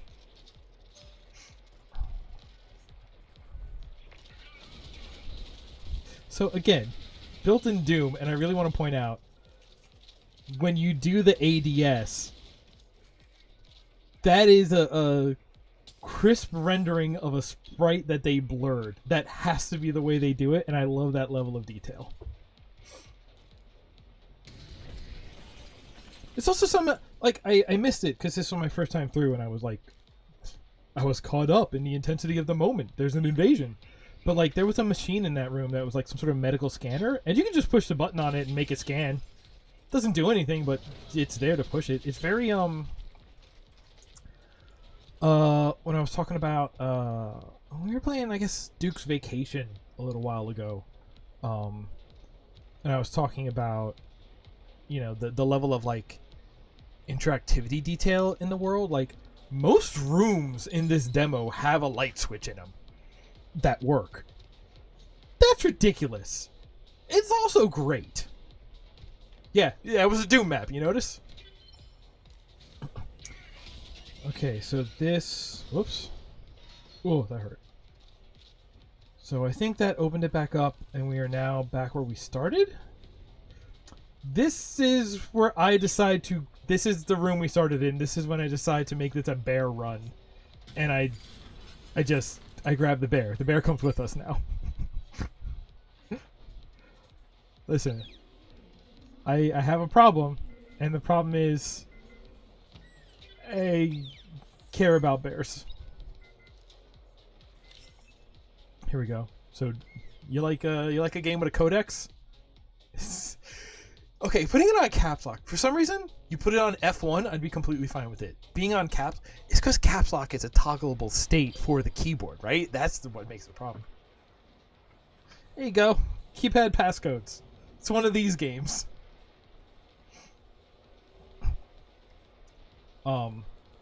Yeah, this is up.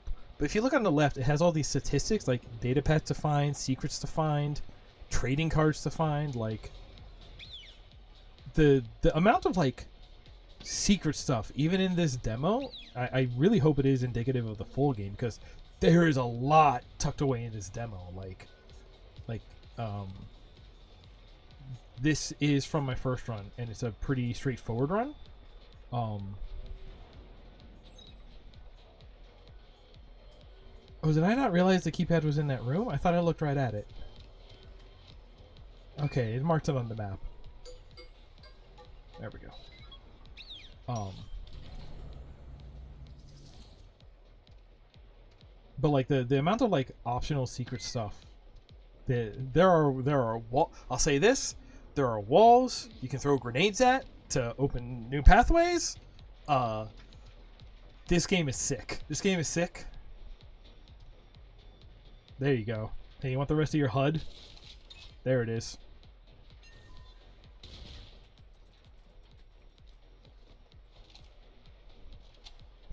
I left the bear in a safe place. Why do I care so much about this digital voxel bear?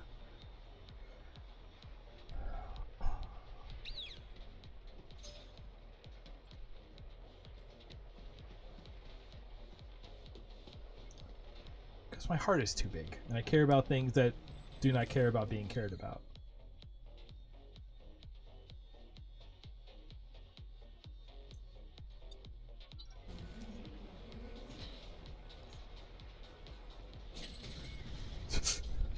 It turns out when you slide, you kick, and so it kicks whatever you're holding out of your hands.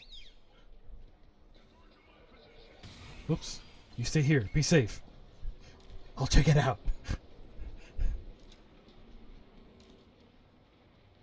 And also, like, it's Doom, so it just, like, moves and feels really good.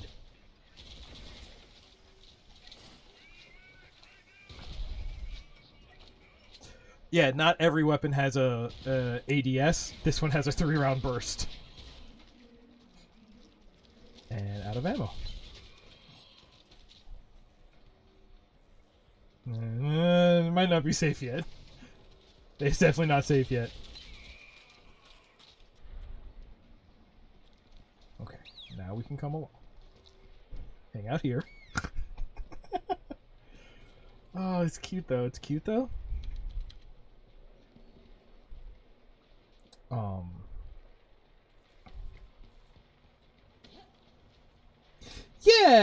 Yeah, it's not explained, but it's actually the explanation could be nanomachines, but they don't like finish connecting those dots explicitly in the demo. Definitely fig. Oh yeah, that's us guy. Okay, yeah. Here's you want info about the guns. There you go. Powerful hand cannon that comes with a learning curve.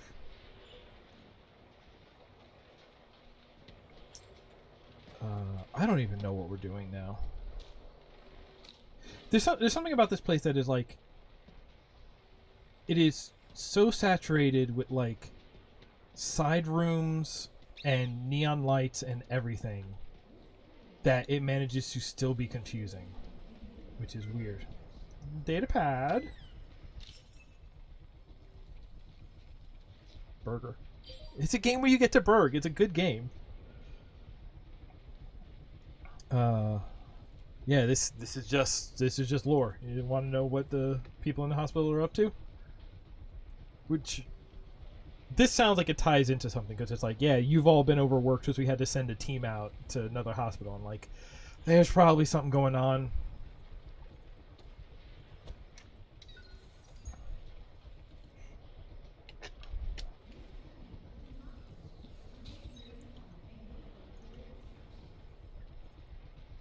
Oh yeah, so you get to hold medkits. That's useful. Like that's the thing. They've added so much to Doom. It's really interesting, and it feels good. It feels good. It feels good to play, and they have created like an incredible environment. Whoops. There.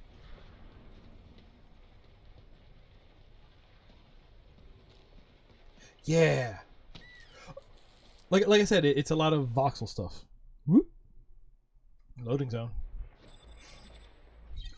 And by the way, I'm panicking right here because I'm worried I lost my bear. It's like, yeah, okay, challenges. Don't care. Is my bear okay? Okay. He comes with.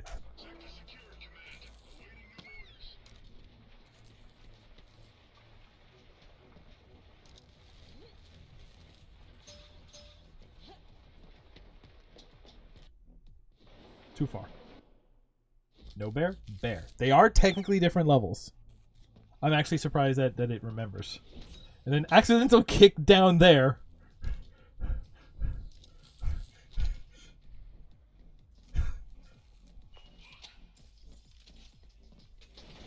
Also another bear.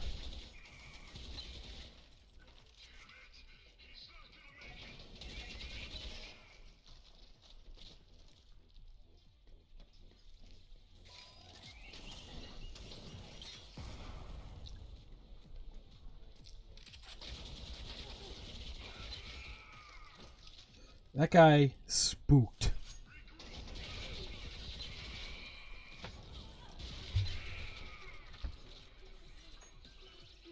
There's your med kit. Yeah, you don't pick up enemy weapons. Our friend.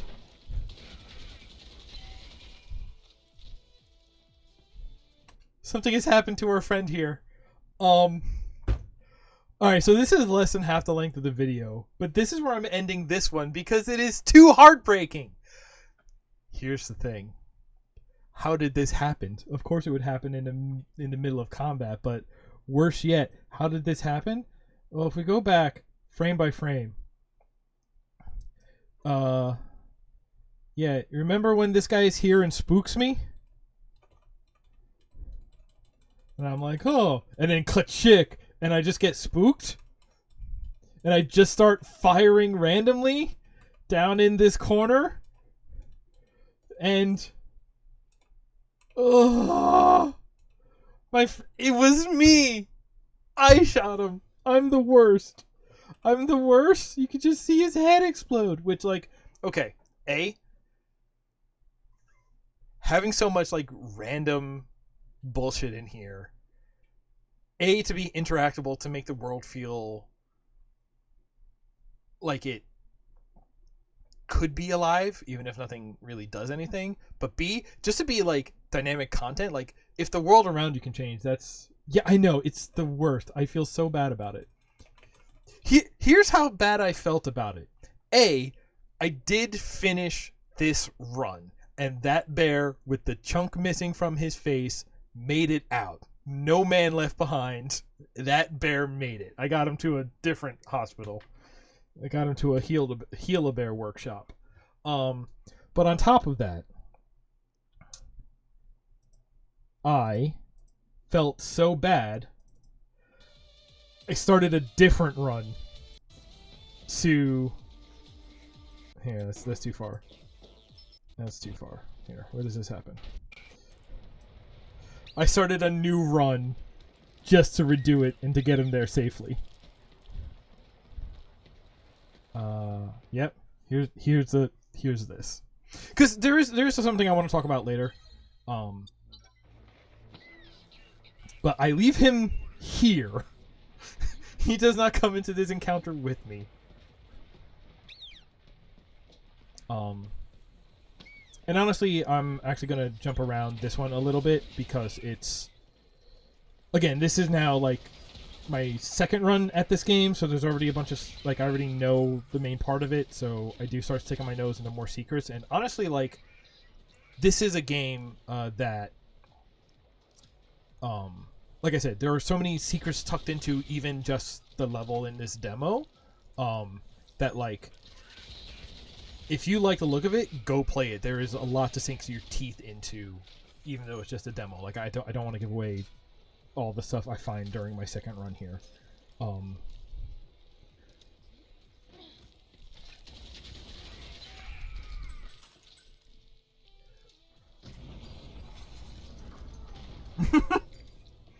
Listen, I can tell you like 3 other things to download. Get the what is it? Racing Golf Turbo and Escape Academy. That's gonna be the one that I'm gonna end with. But yes, I get the bear. I leave him safe here. I'm like, okay, I'm going to be extra safer with y'all. Can't slide with the bear. That's the new law. Yeah, no, I'm always glad to have you stop by. Always good to have company. What do you call it? All right, so yeah, I'm gonna jump around a bit because yes, this is a run where this bear gets through, but also this is not a deathless run for me. So I have a bear % deathless run category that I'm working on for the Selaco demo, or if you listen to the lady on the radio, Selaco.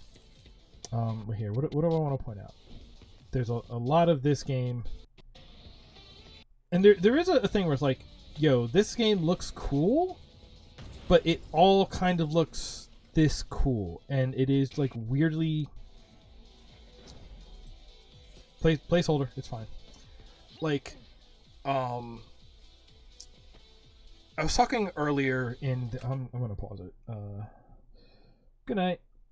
I was talking earlier during the Agent 64 section about the little subtle things that they do to call out the things that are important. Because the truth is, this game does it too. Any door that is like you can go through and is more or less necessary has the green lights on it. And more than that, here, if we go all the way back to an area we looked at earlier, here, this section where we picked up the purple key card.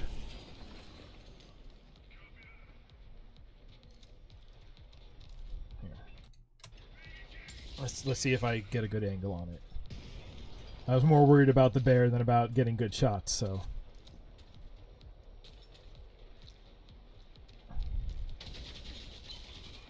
Here. Ooh, can I...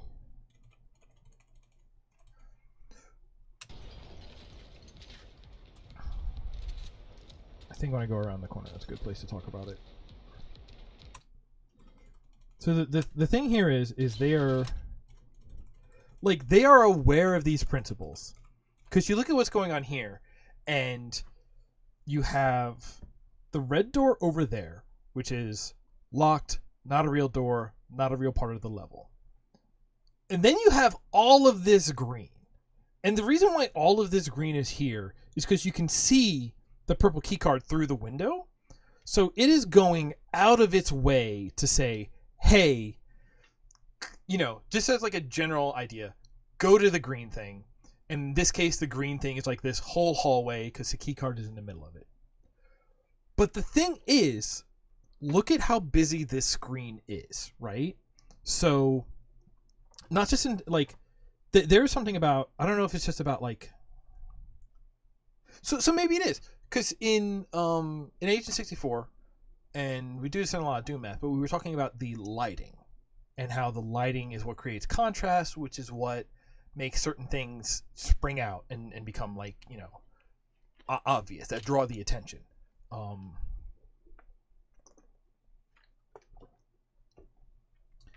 Contrast works really well. This game is so, for me who is looking for it, this game is so obviously aware of this same thing. But you look at what we have here, where just on this screenshot alone, we have the green, we have the red, we have the blue. And there is like so much green, like it is trying so hard to get you to go to that side of the room that it ends up spreading across such an area. It's like, it's actually overdoing it and lessening the effect, right? Like if you're looking at a wall and you want to call to attention to the light switch, you could have a white wall with the neon green light switch on it. Okay. If you want people to pay attention to the light switch on that wall, and in order to do that, you make sure that their attention is drawn to that wall, so the whole wall is green, suddenly you lose sight of the light switch again, right? Because you're drawing attention to the wall that has the light switch, but suddenly now the light switch doesn't stand out anymore, and you're like, why are you drawing my attention to this wall? Like, that is one of the things, you know. And I feel bad because it's, or I feel bad like having to call this. I don't gotta do shit. You're not my dad. But like, it's a, it is, oh, what do you call it? It is like, I'm getting like, I'm not gonna pronounce it right. I'm getting like empathic pains. That's as close as I'm gonna get, because like, you know, this is what they're going for. It is so obvious. They are color coding, and it's like blue is neutral, red is can't, green is do this, right? And you're gonna see that all over the game. Is that, you know, open doors are gonna be green, and you know, unlocked doors are gonna be green, and the way you need to go, the thing that has the key card in it, gonna be green, and it's. But it is this same, like, you can even look at the textures, and like the textures are the same, and even though they are color coded, at this point, now that there are three of them, there's almost no more contrast, because now we have this triad, right? So like like contrast is between two. You can't really have contrast between three, is kind of the issue here. So the fact that we have just like neutral, this ignore, and this go to, but there is so much go to that it feels like it is, you know, the go to feels like part of the theme, not a call out. Because again, you know, now that I've said it, keep an eye out as you know, we walk around in this footage, but there is so many things that kind of are calling your attention everywhere that it becomes white noise. You know, so many green things that it kind of becomes white noise, and you actually stop noticing it. There's no lighting contrast. Now the color contrast has gone away because you have like a color palette, not a color contrast, right?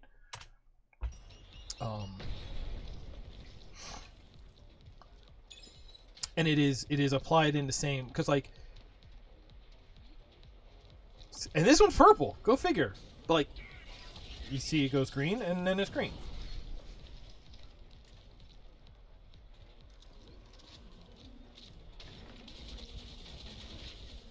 Let's jump back ahead to like where we were here. I want to say this area coming up has it real bad, because this was an area where like,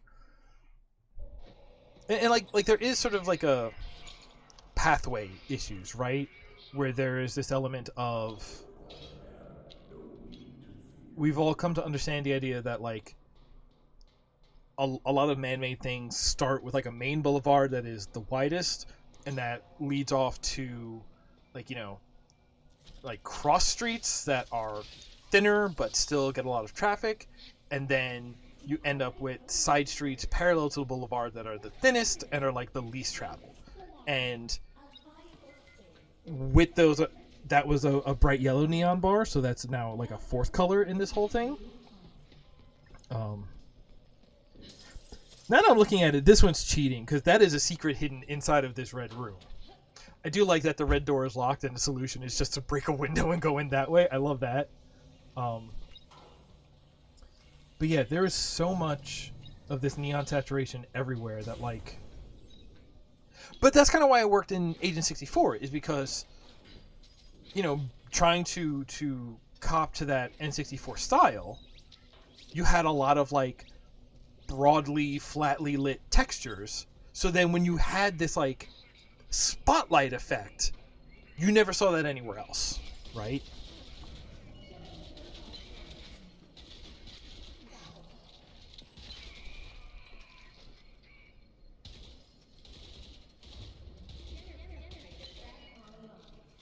There was an email about why the generator takes so long to get back online. They're doing a good job with so much of this. And like,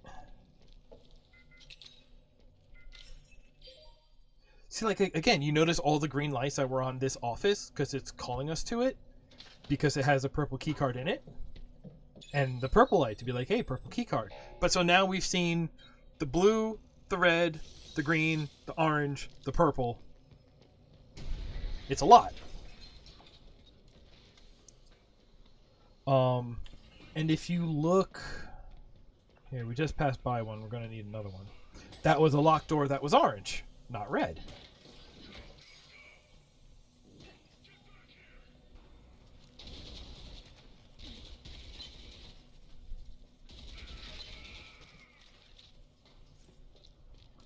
Oh, where is it? I gotta walk by one soon.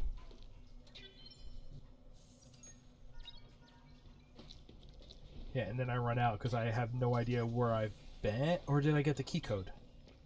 Alright, yeah, here's another key code door. I'll skip what it is. Shotgun.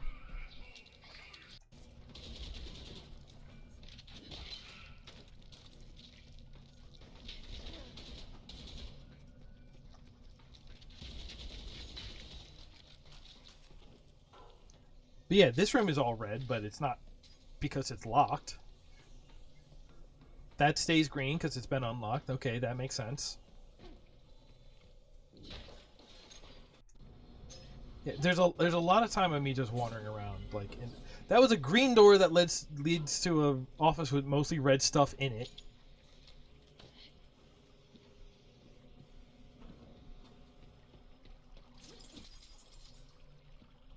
It's like it's doing a color coding, but then doing a lot of stuff that really obscures that color coding work. And I'm having the empathic pains because it's like you know it and you're doing the right thing, and then like realizing later that you've actually undone the work that you did, you know?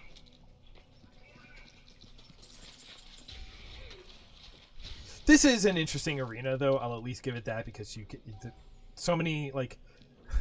They somehow made it that every office is a corner office, so you can like really cut a lot of corners to get around people.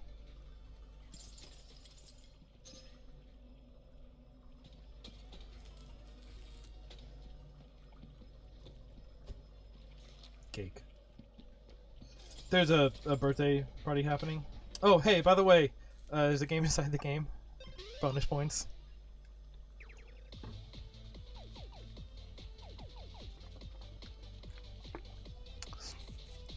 Which I swear, I've seen that spaceship sprite in a specific, like sprite resource pack. So I might have that sprite. I think it's just recolored, but maybe it just looks like it would fit in with that pack. Okay, I played this for a while. For a while. Of course I played the game inside the game for a while. Super Turbo Turkey Puncher all over again. And I'm happy about it. Game over, bro. Yay! Dons the So yeah, main character Dawn has a real name. Has like their emails about her and her backstory. That's great. Yeah, but you see, like, okay, so look, dang it. Here, we look at it again when we come out of here. So this door, color coded red, down a kind of nondescript hallway. I mean, they all feel nondescript because again, it doesn't quite have that like There's not enough asymmetry. You know, we talk about levels, and you know, you can like having a set piece in a room helps you remember what room it is, which this sort of area has because it is the birthday area, so you can pretty easily remember that. But then you also need an element of asymmetry. So sometimes if you have a set piece, a big, perfectly round, symmetrical fountain might not work if then also all the doors around it are symmetrical and all of that. And that's kind of what I think is missing from a lot of these zones is they are like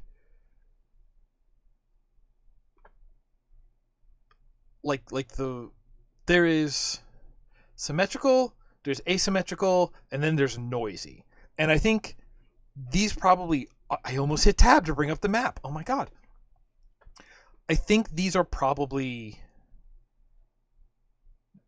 these aren't symmetrical. I've looked at them, they're all not symmetrical.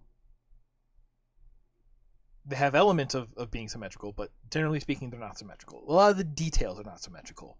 But if you want to say, okay, like a cross-shaped hallway, and then these parts are connected, and then all of these are surrounded by offices, it's, you know, the details may be not symmetrical, but the overall layout is kind of symmetrical. It's a thing.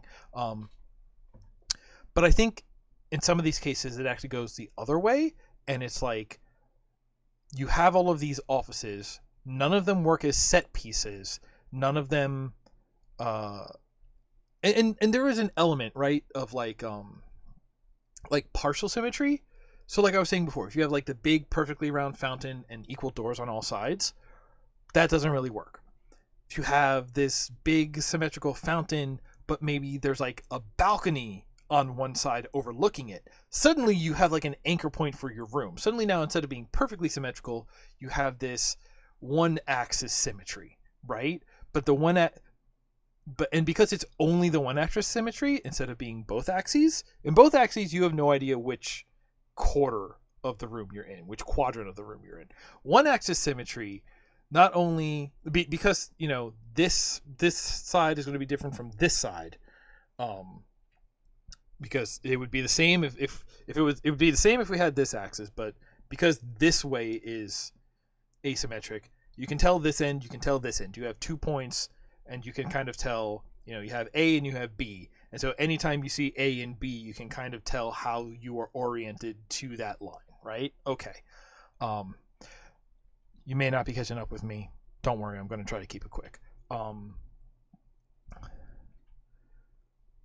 That like 2 point at that point it kind of becomes like a 2 point set piece thing, because it's like what you end up having is like here's the main set piece in the middle, the big fountain, and then you have this balcony side and the non-balcony side, and that asymmetry helps you figure it out.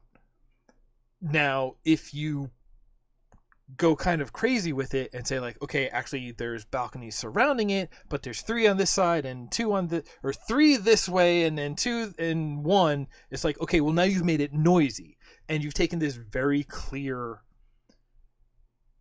like iconic, recognizable, orientable piece of the room, and you have made it noisy and you can't see it anymore and you lose it. So even though you have stayed asymmetrical, you have become noisy and sort of you miss the sweet spot. There's symmetrical and there's noisy, and neither one is particularly helpful.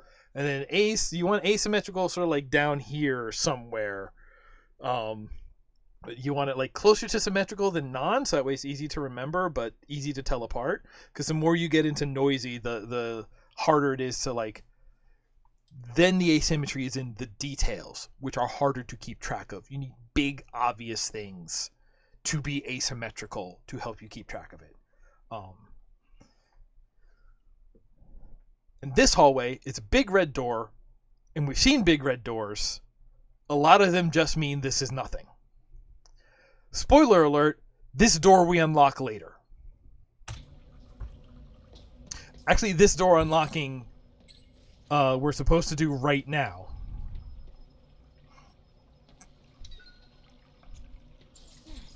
Okay.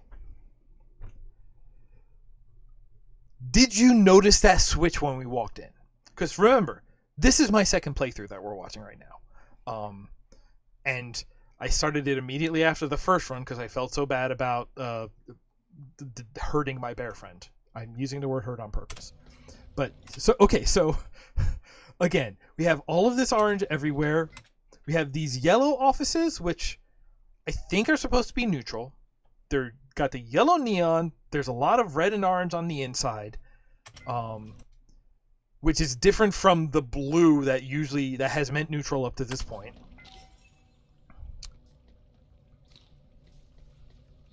We have this red door, which has usually meant either locked or decorative only, or in one way or another, ignore me. Like, calling out ignore me is weird. Like, honestly, if fake doors also had blue lights, that would put them in neutral.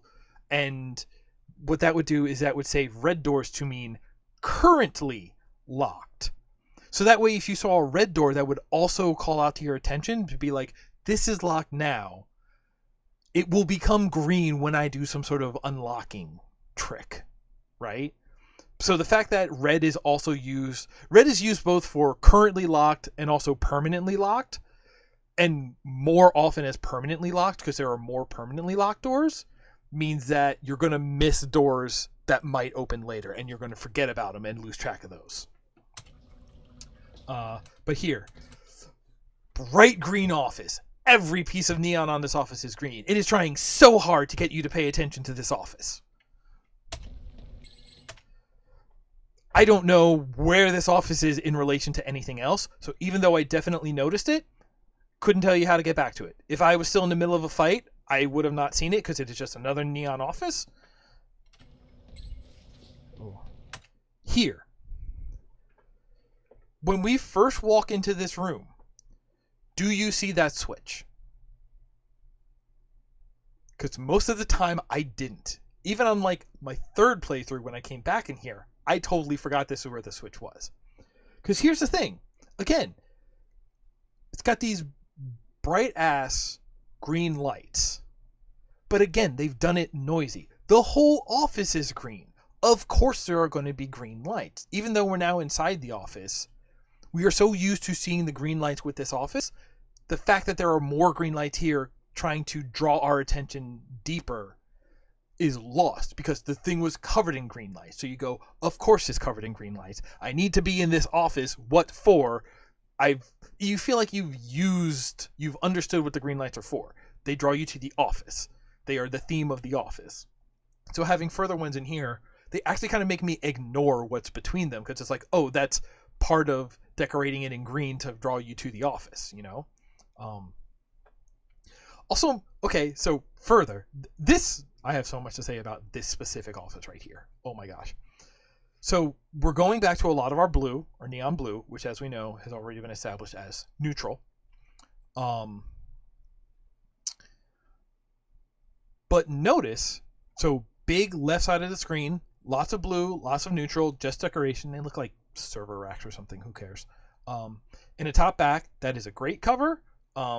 Some of those do open, but they're generally secret ones. So to leave them neutral colored helps hide the secrets. Keep it secret, keep it safe. The two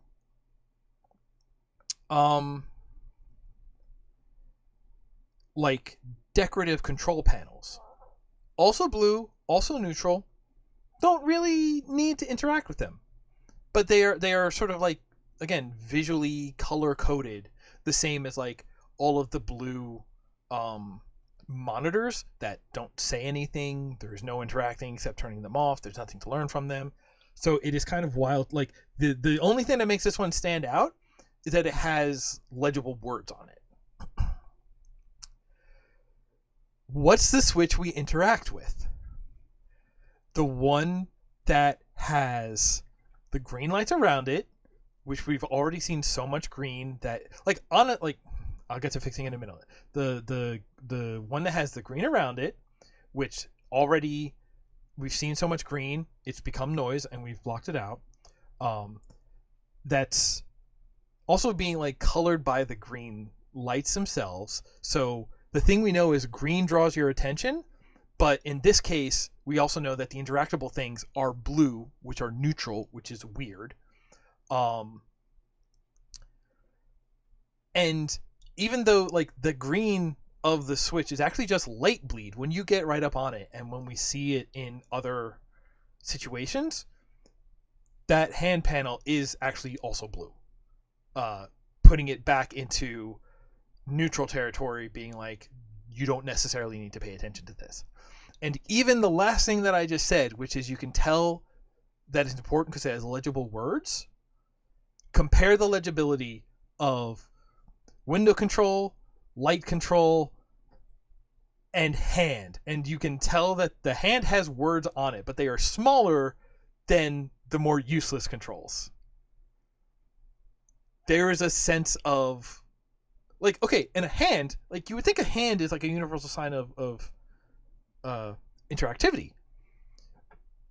But again, like look at this, like they have so like over-coded the interactable that it has become noise. And I noticed the two light controls immediately because we've seen them a bunch before because they are the right colors, they have the legible words, they have the icons that have become visual storytelling. The hand we have only seen once, and it is discolored. It is amongst a color that has been used for noise, and it seems like it doesn't have legible words on it. Like it only has the legible icon, right? Like it's, but again, it's a hand. It's surrounded by the green. It's actually the easier one to get to because that is on the unblocked walking side of the office. It's like somehow you have done so much work to make them obvious so you don't miss it, and you overdid it and made it into noise, which makes you sort of like, that's how the brain deals with too much stimulation, is it categorizes stuff as white noise and then filters it out.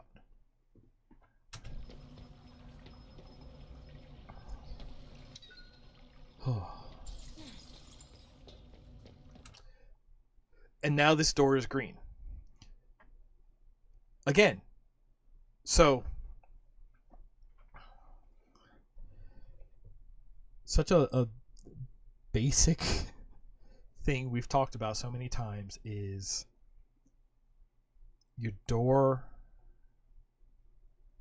If a button does something, you need to see what the button did. It either needs to be through a window or immediately visible. Now,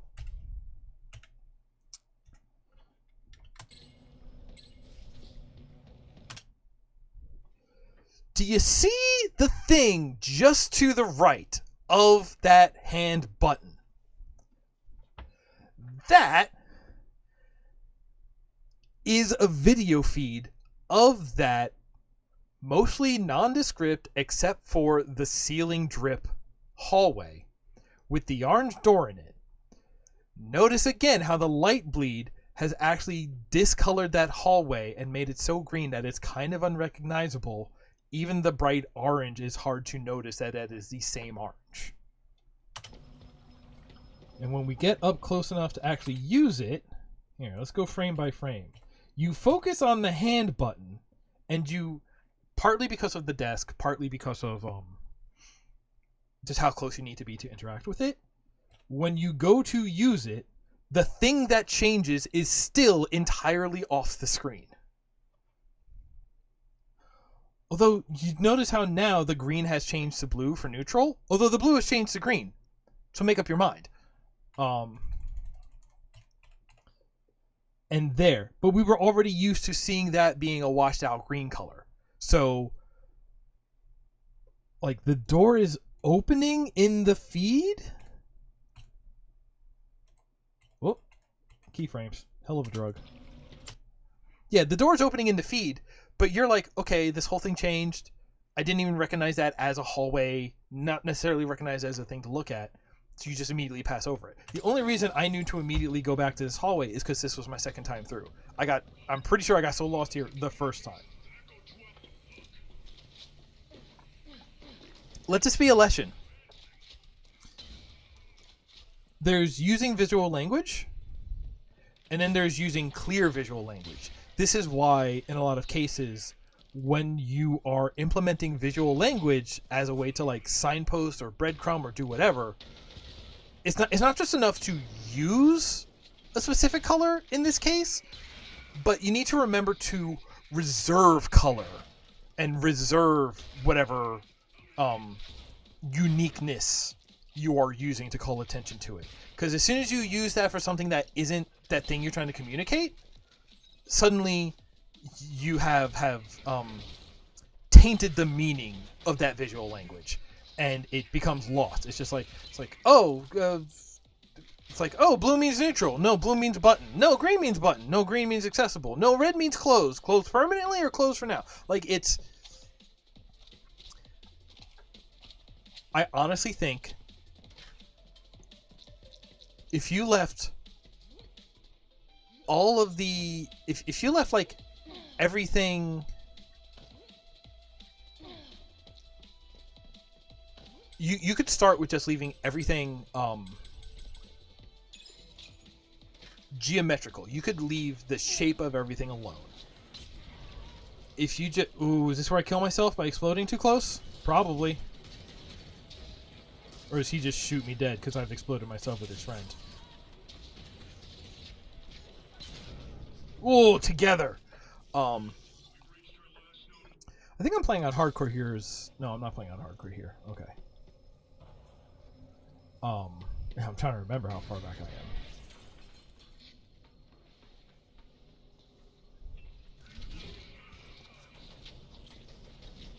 I am. I totally forgot what I was about to say. All of these things, all of these very specific things that I'm pointing out and being like, here's how you fuck this up, here's why you are trying so hard and yet this still isn't working, here's why. I'm focused so much on that. Because as somebody who pays attention to this stuff all the time, it is so clear to me why it's not working. And again, I feel like I'm trying to be straightforward with it as a way to like help or something, and just be like, I have the answer. Here's the answer. Here's how you fucked up. Here's how to fix it. It's just like I don't mean to be mean about it, but like, yeah, that is kind of how my brain is processing it.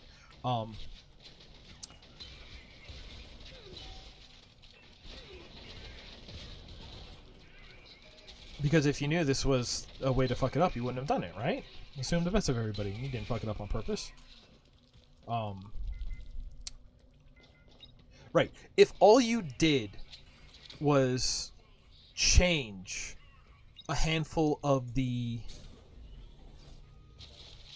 See... Okay, see...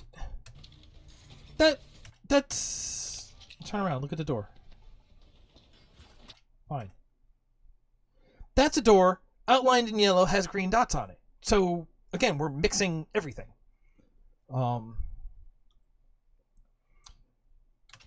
Like it has the green. Green pretty much always means accessible, if not necessary. So at least there's that. But like, what's yellow? Why is it mixed?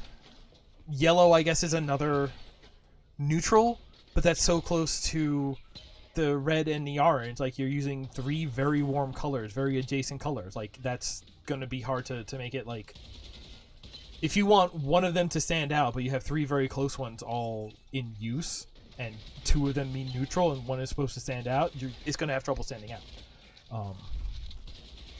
But yeah, if all you did was come in here and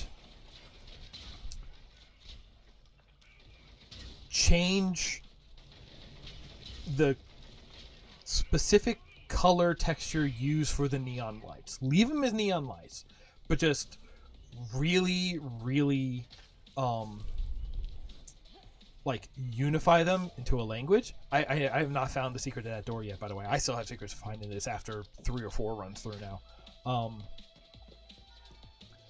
And you could say, if I were doing it, I would probably go with green means accessible and necessary, and use it sparingly.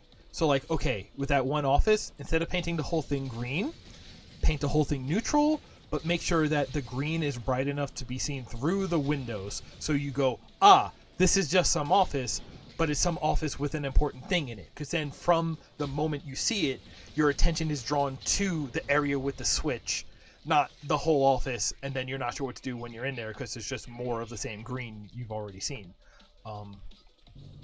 But like, blue means neutral.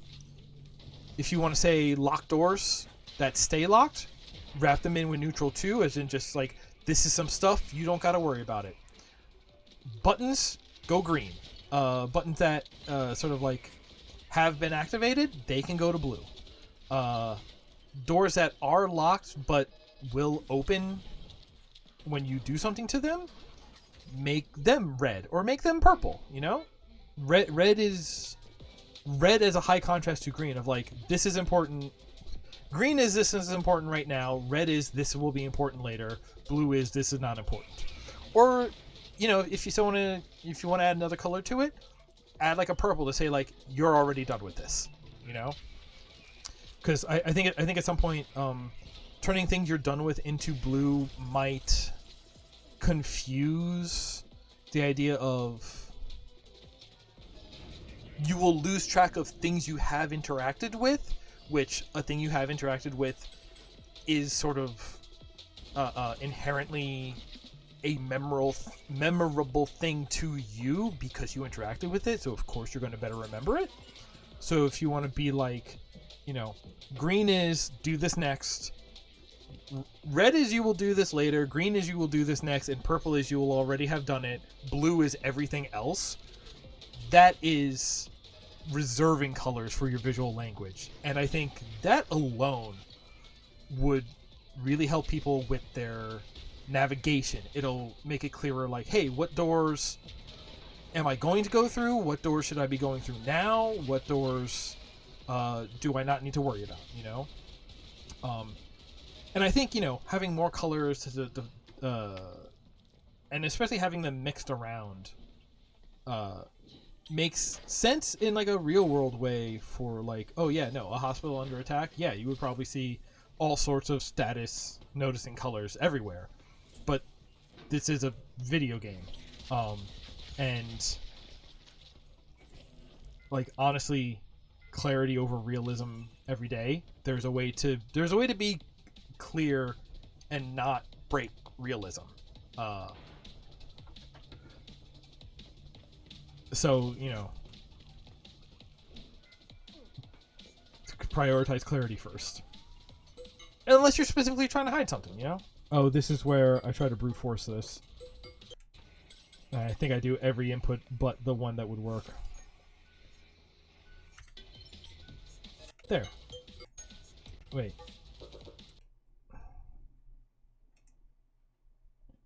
Okay, wait. Okay, I'm just gonna... Don't worry, I only show bad codes. Okay, so ignore that. Blue key over here. So... Again!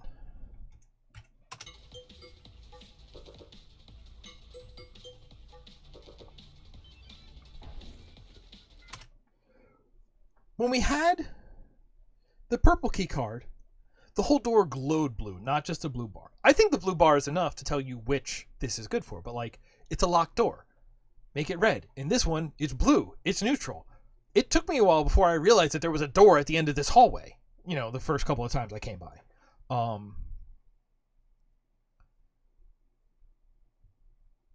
So like, this is not coded as a locked door.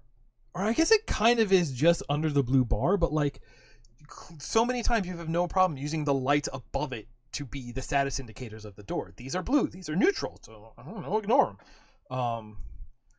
Or you look at the purple door where the whole thing glowed purple everywhere around it, even because that matched the key color that you needed. Or you look at kind of, locked doors, which like it is a locked door. You need a key card for it. So then couldn't it be red? But it's like the fact that the current use of the color coding is so inconsistent based on the rules I see at play in here. I can't even tell you what it should be. And I think that's a big part of it. A big part of the navigational issues people are having. We could also talk about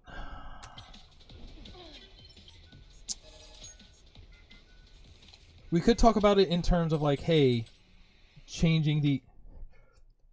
I guess that's blue. That one's gray. That one's kind of dark purpley. Again, very, very legible. It has the lock. It sort of like. It is the most legible sign, even though the biggest icon on there is the. I think that's like the Selaco symbol. Or, I know I've seen that around. I think that's the like Selaco's logo, but like it's a door, it's a lock and unlock. Like yes, good, and then it turns green when it's done. Also, it's a weird. I think this room just has these crates in it, which I love busting crates. Should the melee button just be a big foot? Yeah, maybe that would be better. I know at least, a couple of people who think so, and they made one of the games we looked at a little while ago. I just realized I'm going to have to set so many timestamps on this archive.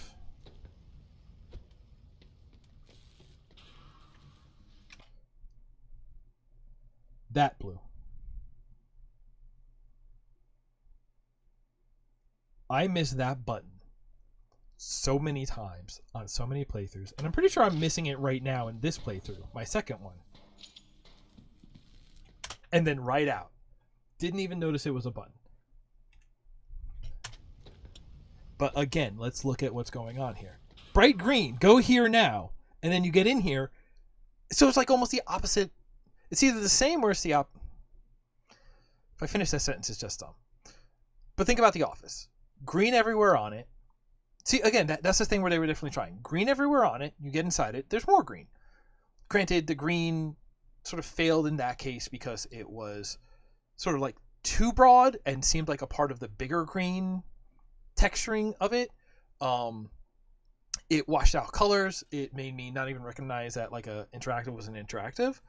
But like, again, kind of same thing here. You walk in here. The sort of like neutral path that you have goes to pickups, and pickups are, obviously mechanically important, so you go right for it. You have blue screens all the way on the right side. You have blue screens on this left side. And that one does have legible text on it.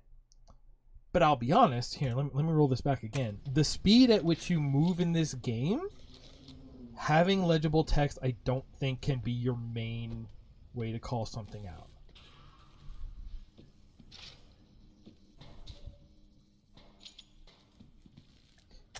Even with my eyes tracking exactly where I knew it was in the room, I did not have the time to read and recognize letters on that sign. So it just read as a blue display panel that looked almost like anything else in the room.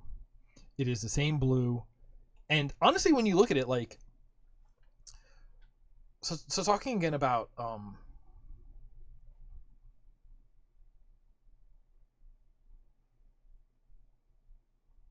set pieces, right, as a memorable thing. If you have like an important interactable, collectible, whatever in a room with a set piece, usually you do want to combine them together, so that way the set piece has the thing. Because like you walk in, you're going to see the set piece because it's going to be like, wow, what a set piece, and you want to see the thing when you get there. If you like this, like that's kind of the interesting thing about this room to me, right? Is that like it doesn't really have a set piece at all. It feels like until you notice that those are legible letters that say lockdown active and you're trying to shut down the lockdown, until you process those words, this feels like a weird dead end nook room, the whole thing, because you have this cutout on the left, you have the cutout with a monitor feed in it, which I think, again, is a monitor feed next to the button that shows you what the button does. But like, if you notice that monitor is there and interactable and shows a real place, good on you. You have really high perception. You have the nook in the back with the ammo, which is like, you can pick it up. It is very obviously an interactable. And this whole room nook on the right. And honestly, I think the whole room nook on the right feels more like a command bridge where you would issue a major command like initiate or raise a lockdown, right? So to have it over here on like this otherwise like unassuming like corner wall pillar, like it's on, and again on a platform which sets that sort of aside off of the main path that you take in the room, behind stuff, which means like actually getting into that button would require navigating this very specific line between the gate and the chair, and there's like a noise texture on the floor that could be quickly be recognized as like, oh, more obstruction. Like getting to the thing is actually, again, on a very quick like read, which this game plays so fast, that's kind of what you do most of the time. You don't really think about that as a place to go. You think like, oh, it's a pillar thing. I can pretty much see everything that's in there. I don't see anything that isn't neutral coded in there. Oh, I guess it's kind of got this green on the floor, but you know what? That the way that's looking, when you think about like that could, I didn't even notice that. You know, I'm saying this and I didn't notice that.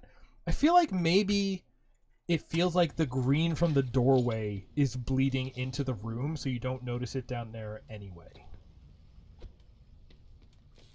See, because there's such a green bleed out here, and the green bleed on the floor in there feels the same.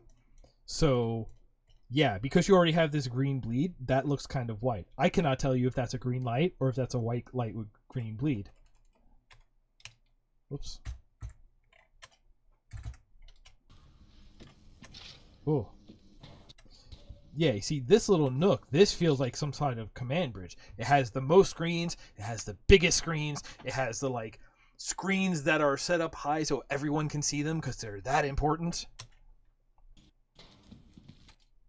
And then you just think, like, oh, it's a pain to get into that little nook. It's raised, so it's like a separate room, so I guess it doesn't really matter. Oh, yeah, there's green on the back of this, too, so it's probably all just green wash. And then you just leave.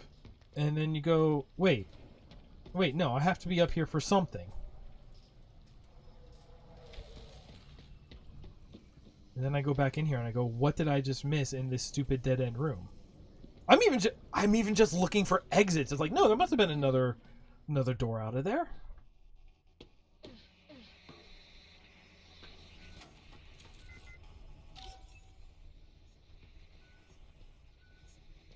And again, I'm sure the way I sound is, God, don't get me started on whatever the heck this big green chamber is.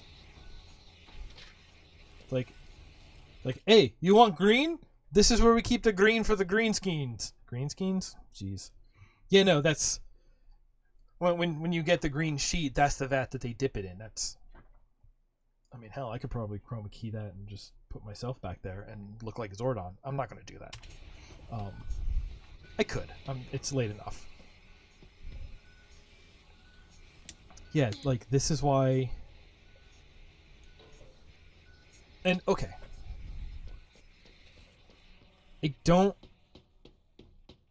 I'm worried that I sound like I'm coming across as, look at what a shitty job you did. That's not what I'm trying to do. Making games is hard. I remember seeing tweets talking about like one of the last demos that they had to put together that was like feet there, and then I find it because it turns green when it's done.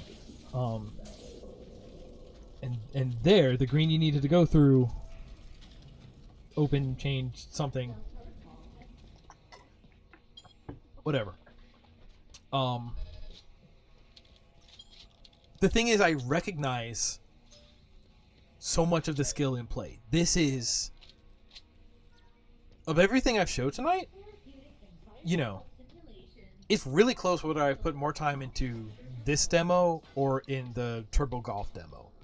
I've put so much time into both, and they're not even really comparable, but like these are my two favorite things that I've played in the demos this week. Because so much done here. Feels so good, looks so good, is interesting, is, you know, like exciting, is balanced, there's lore, there's the amount of detail work in this world. It is all so, there is so much done here that is so good, that I'm really looking at it as like, y'all are so close. It's one of those like, hey, it's your game to lose at this point, and I don't want to see this lose. I love this thing. I love this demo. I love the game that they're making here. I am so impressed by it. I'm so enamored with. Overall, I'm enamored with it. As much as I'm staying on this one thing, but like again, I do a weekly stream where I have critiqued level design for 2 years now. Like, of course, this is what I'm going to spend the most time on, regardless of how I feel about it, honestly. But like when you see it's just like, yo, you're doing so good. You know, I'd hate to see you mess this up. Let me, you know, and here's the thing. If these are all, if I'm saying something that is not unknown, like, then just ignore me. Then I apologize for spending this much time on it. Like, if you know about it and it's all, fixes are already in the works, cool. But it's honestly the part where like, it's clearly you already know about it, because there are so many instances of this is color coded green, pay attention to this matches the key. Like, there's already so much like obvious color coding going on and awareness of you need to do it, and we have tried to do it, that the fact that it is still so off is what makes me think, oh, you know to do it, maybe you need, you know,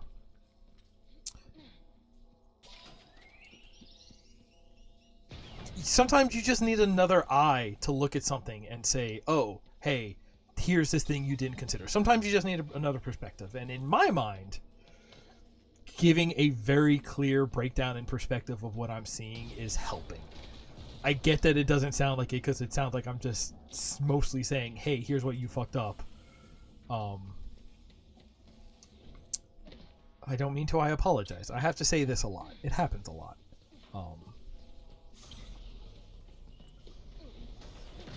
But this thing is so good, and it's just like, it's your game to lose, and I would hate to see that.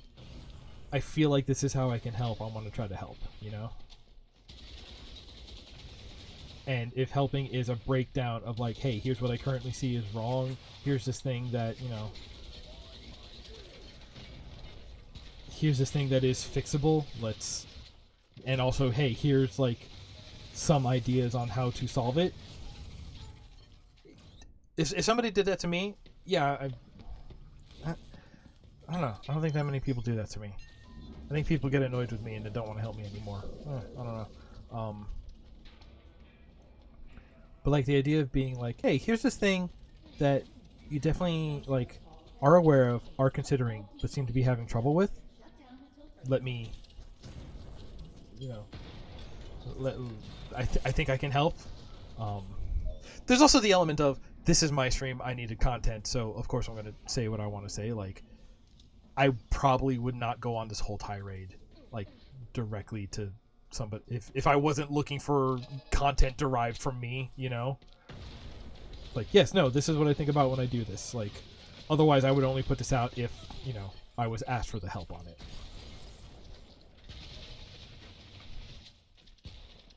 And also maybe I'm weird, but like when I have like a game project I'm working on, I love getting feedback from people being like, hey, it's broken here. Hey, it's broken here. And I'm like, oh, you found so many ways it's broken. Oh, that's awesome. Thank you. You taught me so much. I have learned so much from you breaking and pointing these things out. And learning is fun. According to that guy who wrote that book that we all had to read in our game studies course in college. Time's a flat circle. Man, I really get sick of pushing that button.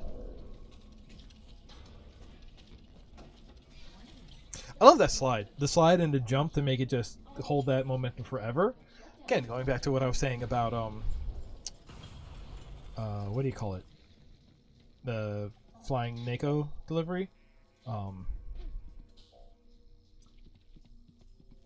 Learning ways to keep momentum is often a really satisfying thing to figure out in a video game. Okay, reload everything.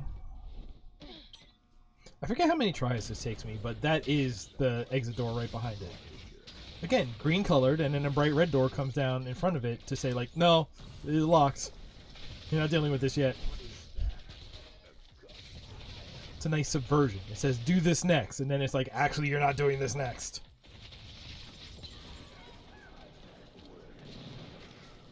Wow, I got him that time. And look who it is. It's Terry the Teddy. I kick his ass out the exit with me.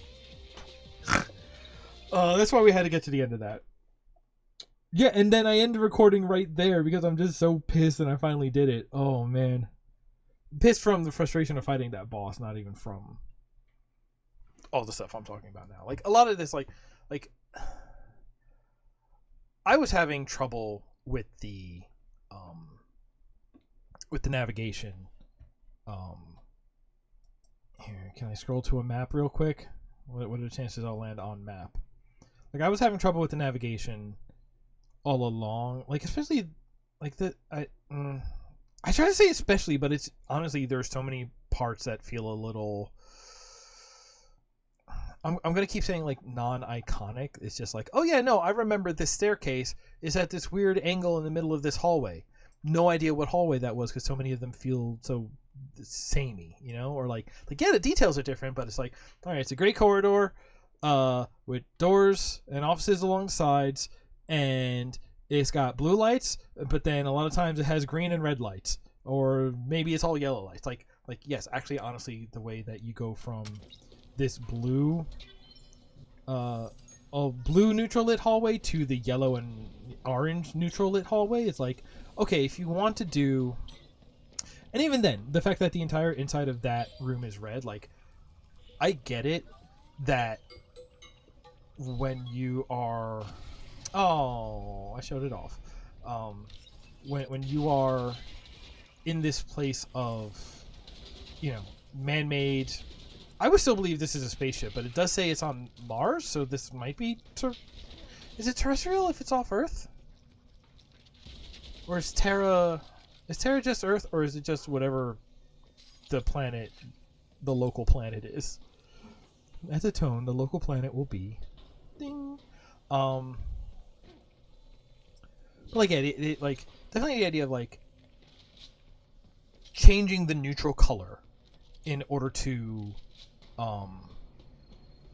help make rooms feel distinct from each other when you don't have a lot of options for making rooms distinct from each other. Like, it's like there's only so much you can do with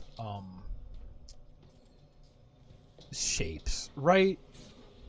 And in this thing, which is like this complex, it's like it's going to be a lot of hallways and offices, and they're all going to be boxes. And what are we going to do to set this apart? This room, all this you know, quadrant of the map, all lit in yellow, so that way you know you're in the yellow quadrant. Okay, cool, I get it, I understand it.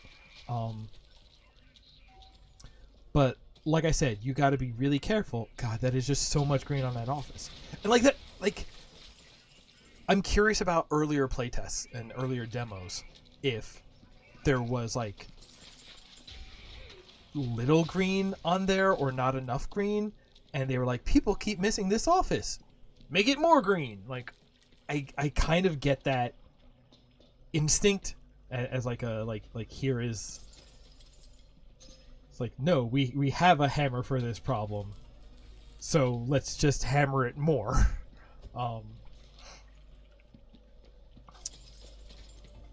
But like I said, I think yeah, I think we can watch this for a while. I definitely think that so okay, so talking about the lockdown button, the fact that it is all the way like tucked into the inner corner of a room instead of like straight ahead or in a big set piece. Like there are things you could change about the geometry of rooms to make it a lot of the actually now that I think about it, some of these earlier rooms, right? Like yeah, I think around here. Right. So when you get to this purple office and you open it and you have that and then I take my bear. This was a bear run after all, don't forget.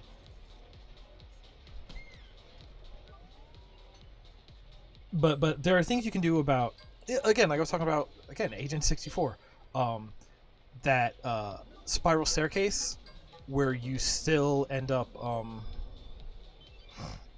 I'm trying to brute force it without actually reading it. Of course I am. The spiral staircase spirals down, and then the natural way to go just continues that spiral. There's a lot you can do with that, of just being like, you know, navigation pathways just lead one to the next, and like the path of least resistance is like the most straightforward path there. So like that, because this is a dead end, and it's like, all right, I guess I'll go back out. But this two-step process of one, it's passing out through this door, which unlocks this. I don't know exactly when that unlocks, but it's like this, and here. Let's start like where you start, like what your previous here. So we're going this, like, let's call this northwest, if facing this window is north. We're going in this northwest direction, right? And because we have to make this right turn to get out the door, but because the room is empty, we can cut diagonally. So instead of going, west and then north, we can go northwest. And it is a straight line, so our path of least resistance is continuing to be a straight line that way. But when you consider, like even here, lining up for the doorway, this is what you see. And because nothing has like forced us to really turn yet, like there have been windows in the dead end room with the lockers and in the room we just passed through that have windows where that you can see the door that just unlocked through it. But these like the when you look at like, I don't know if it's trigonometry or triangulation or whatever, but like your sight line based on the directions you're moving in the path of least resistance, your sight lines never match the sight lines required to see that the door is unlocked. So you have the windows, the sight line is there, but nothing makes you engage with those sight lines. That's why when you do something like this, you would say, oh, let's instead of doing something to pull the sight lines in the right direction, as the author, as the developer, as the one building the map, you just say, what's the sight line they already have? All right, that's the necessary one. So like we have not seen that the door is open. We have seen previously that is a red colored locked door that we have sort of been taught, ignore locked doors, ignore red doors, whatever. So if anything, there's no reason for us to think to turn right here. If anything, we have been discouraged because we have learned red doors are locked and we have not seen it go green yet, right? We did not see it change from red to green, especially.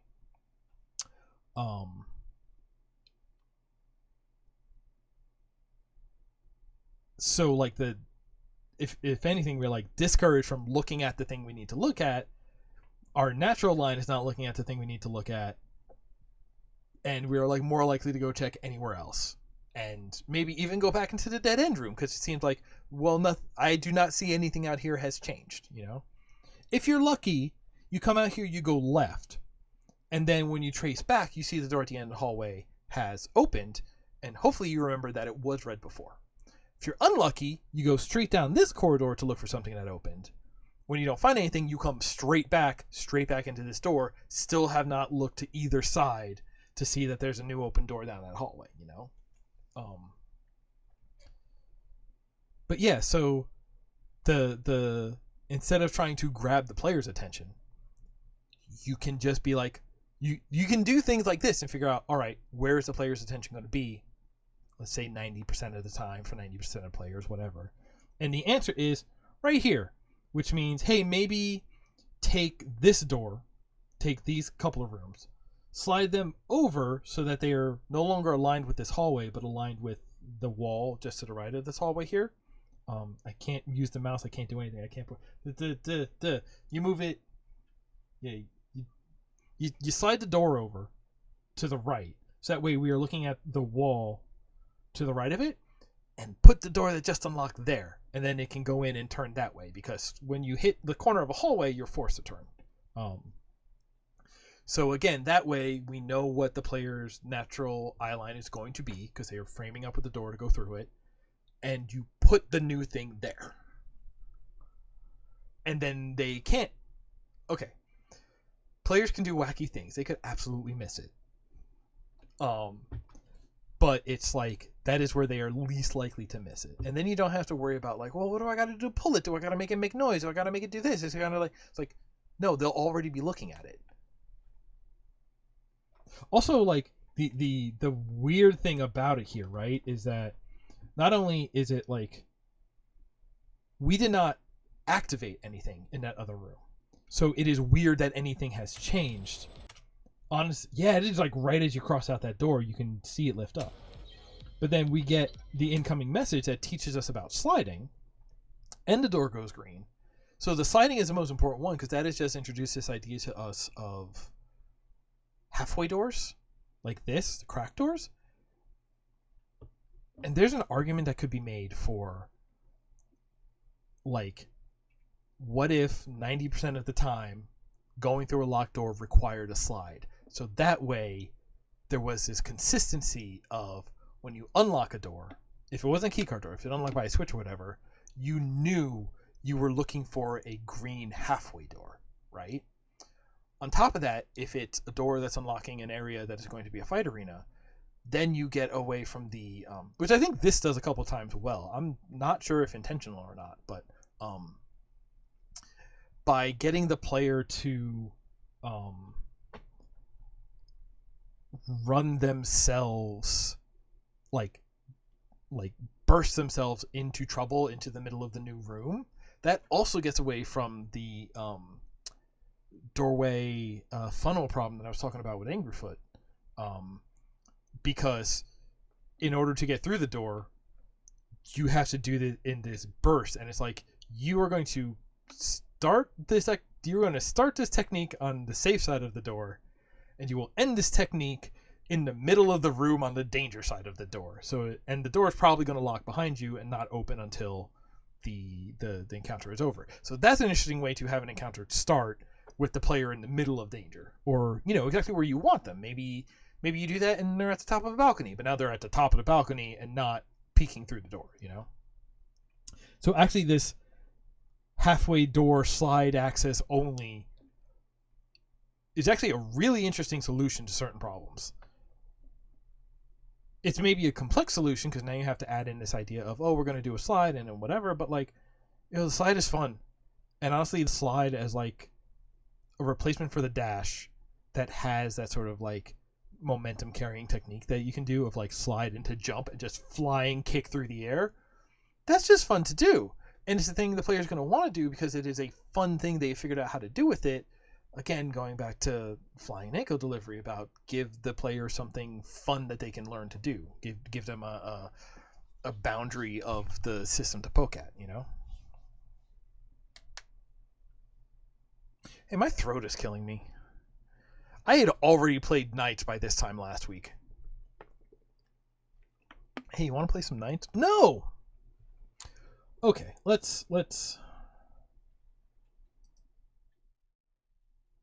So again, whether it sounded like it or not, Selaco is maybe my favorite thing I've played. I might have put more hours into Turbo Golf, but Turbo Golf is, a multiplayer thing. You can grind out matches, you can do them here and there. Selaco is very like, we're going to dig in, we're going to have some story, we're going to read emails to find out some backstory, then I'm going to throw a grenade at a wall to find a secret stash of toilet paper. They are different experiences, but like, they are like the top two of everything I showed off this week. And a couple of things I didn't show off this tonight.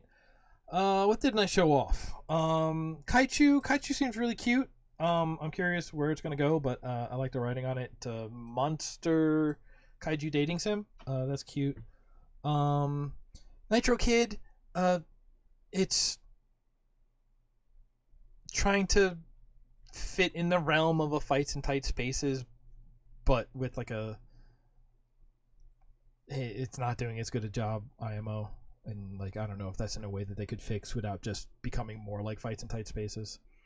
Out mode, which could be a cool arcade racer. It's like vaporwave aesthetic. Your starting car is, I don't know if it's a DeLorean or a AE86, but either it's probably a DeLorean. But like, it's got some cool ideas. Currently, it feels kind of like trash. And I think the best version for that would actually be to like hack it into an outrun machine, because the best thing it has is got this big 4-gear shifter, and just like slapping that thing up and down with a big physical shifter, that would be really cool. Brawls, Lego tried to make a Smash Brothers, but it's garbage. The only interesting thing from that was customizing your character.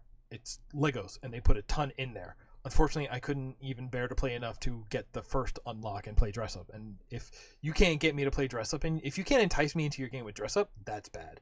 The other interesting thing was, for being a Smash-ish platformer fighter, because you were building your own character, so all the characters were kind of generic, what you would do was there were like item boxes around the world, and you would like, as part of the character customization, pick the items that could spawn for you in the item boxes. So that's kind of how you were picking your moveset.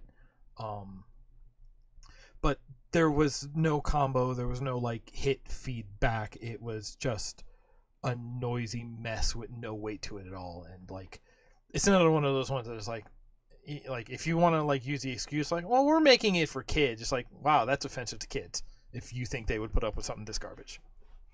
Oh, and last thing, Escape Academy. I'm not going to show that now because my throat is ruined, and Selaco has become the big thing to end on because it's big, it's good, and also I had a lot to say about it, specifically about maybe some of the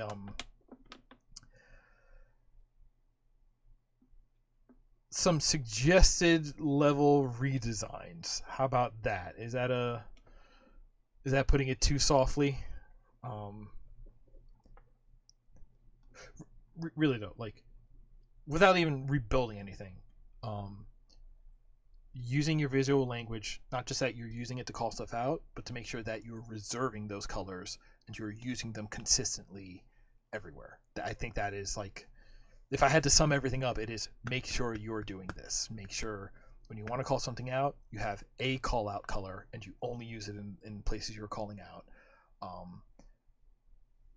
And yeah, it is not just having an assigned color.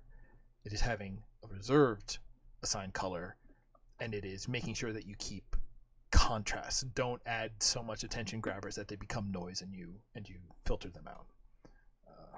To some, like 90 minutes up into 3 sentences.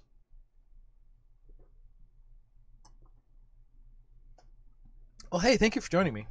I had fun. I hope you did too. Let me know how you felt about this style of just talking over gameplay.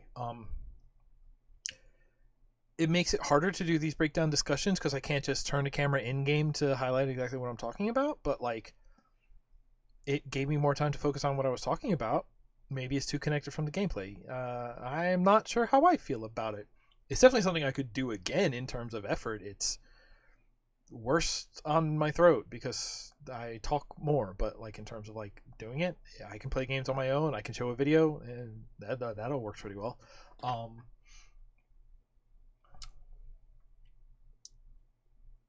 gonna go make some fried rice and go to bed. I think is what I'm gonna do. So I have a busy day tomorrow. I gotta fix like 3 cars and 2 ceilings, I think. And bleach a bunch of buckets. Don't ask why. It was a bad scene. Um, it's fixed now. It's still got cleanup to do. Yeah, so that's gonna do it for me. Thanks for hanging out. I had fun. I hope you did too. And housekeeping this week? Regular week. Doom on Wednesday and see you back here next Saturday. I don't know what we're doing next Saturday. There might be other demos. If our demo's still up, I might play some more demos, or maybe I'll just pick a game to play. There was a BeamNG update. I've been playing Mud Runner, so maybe it might be time to get the wheel back out. It's been a long time since we had a good late night road trip stream. Anyway, I'll figure that out later. Good night, everybody. I hope you have a great rest of the weekend. Until next time I see you, take care of one another. Peace.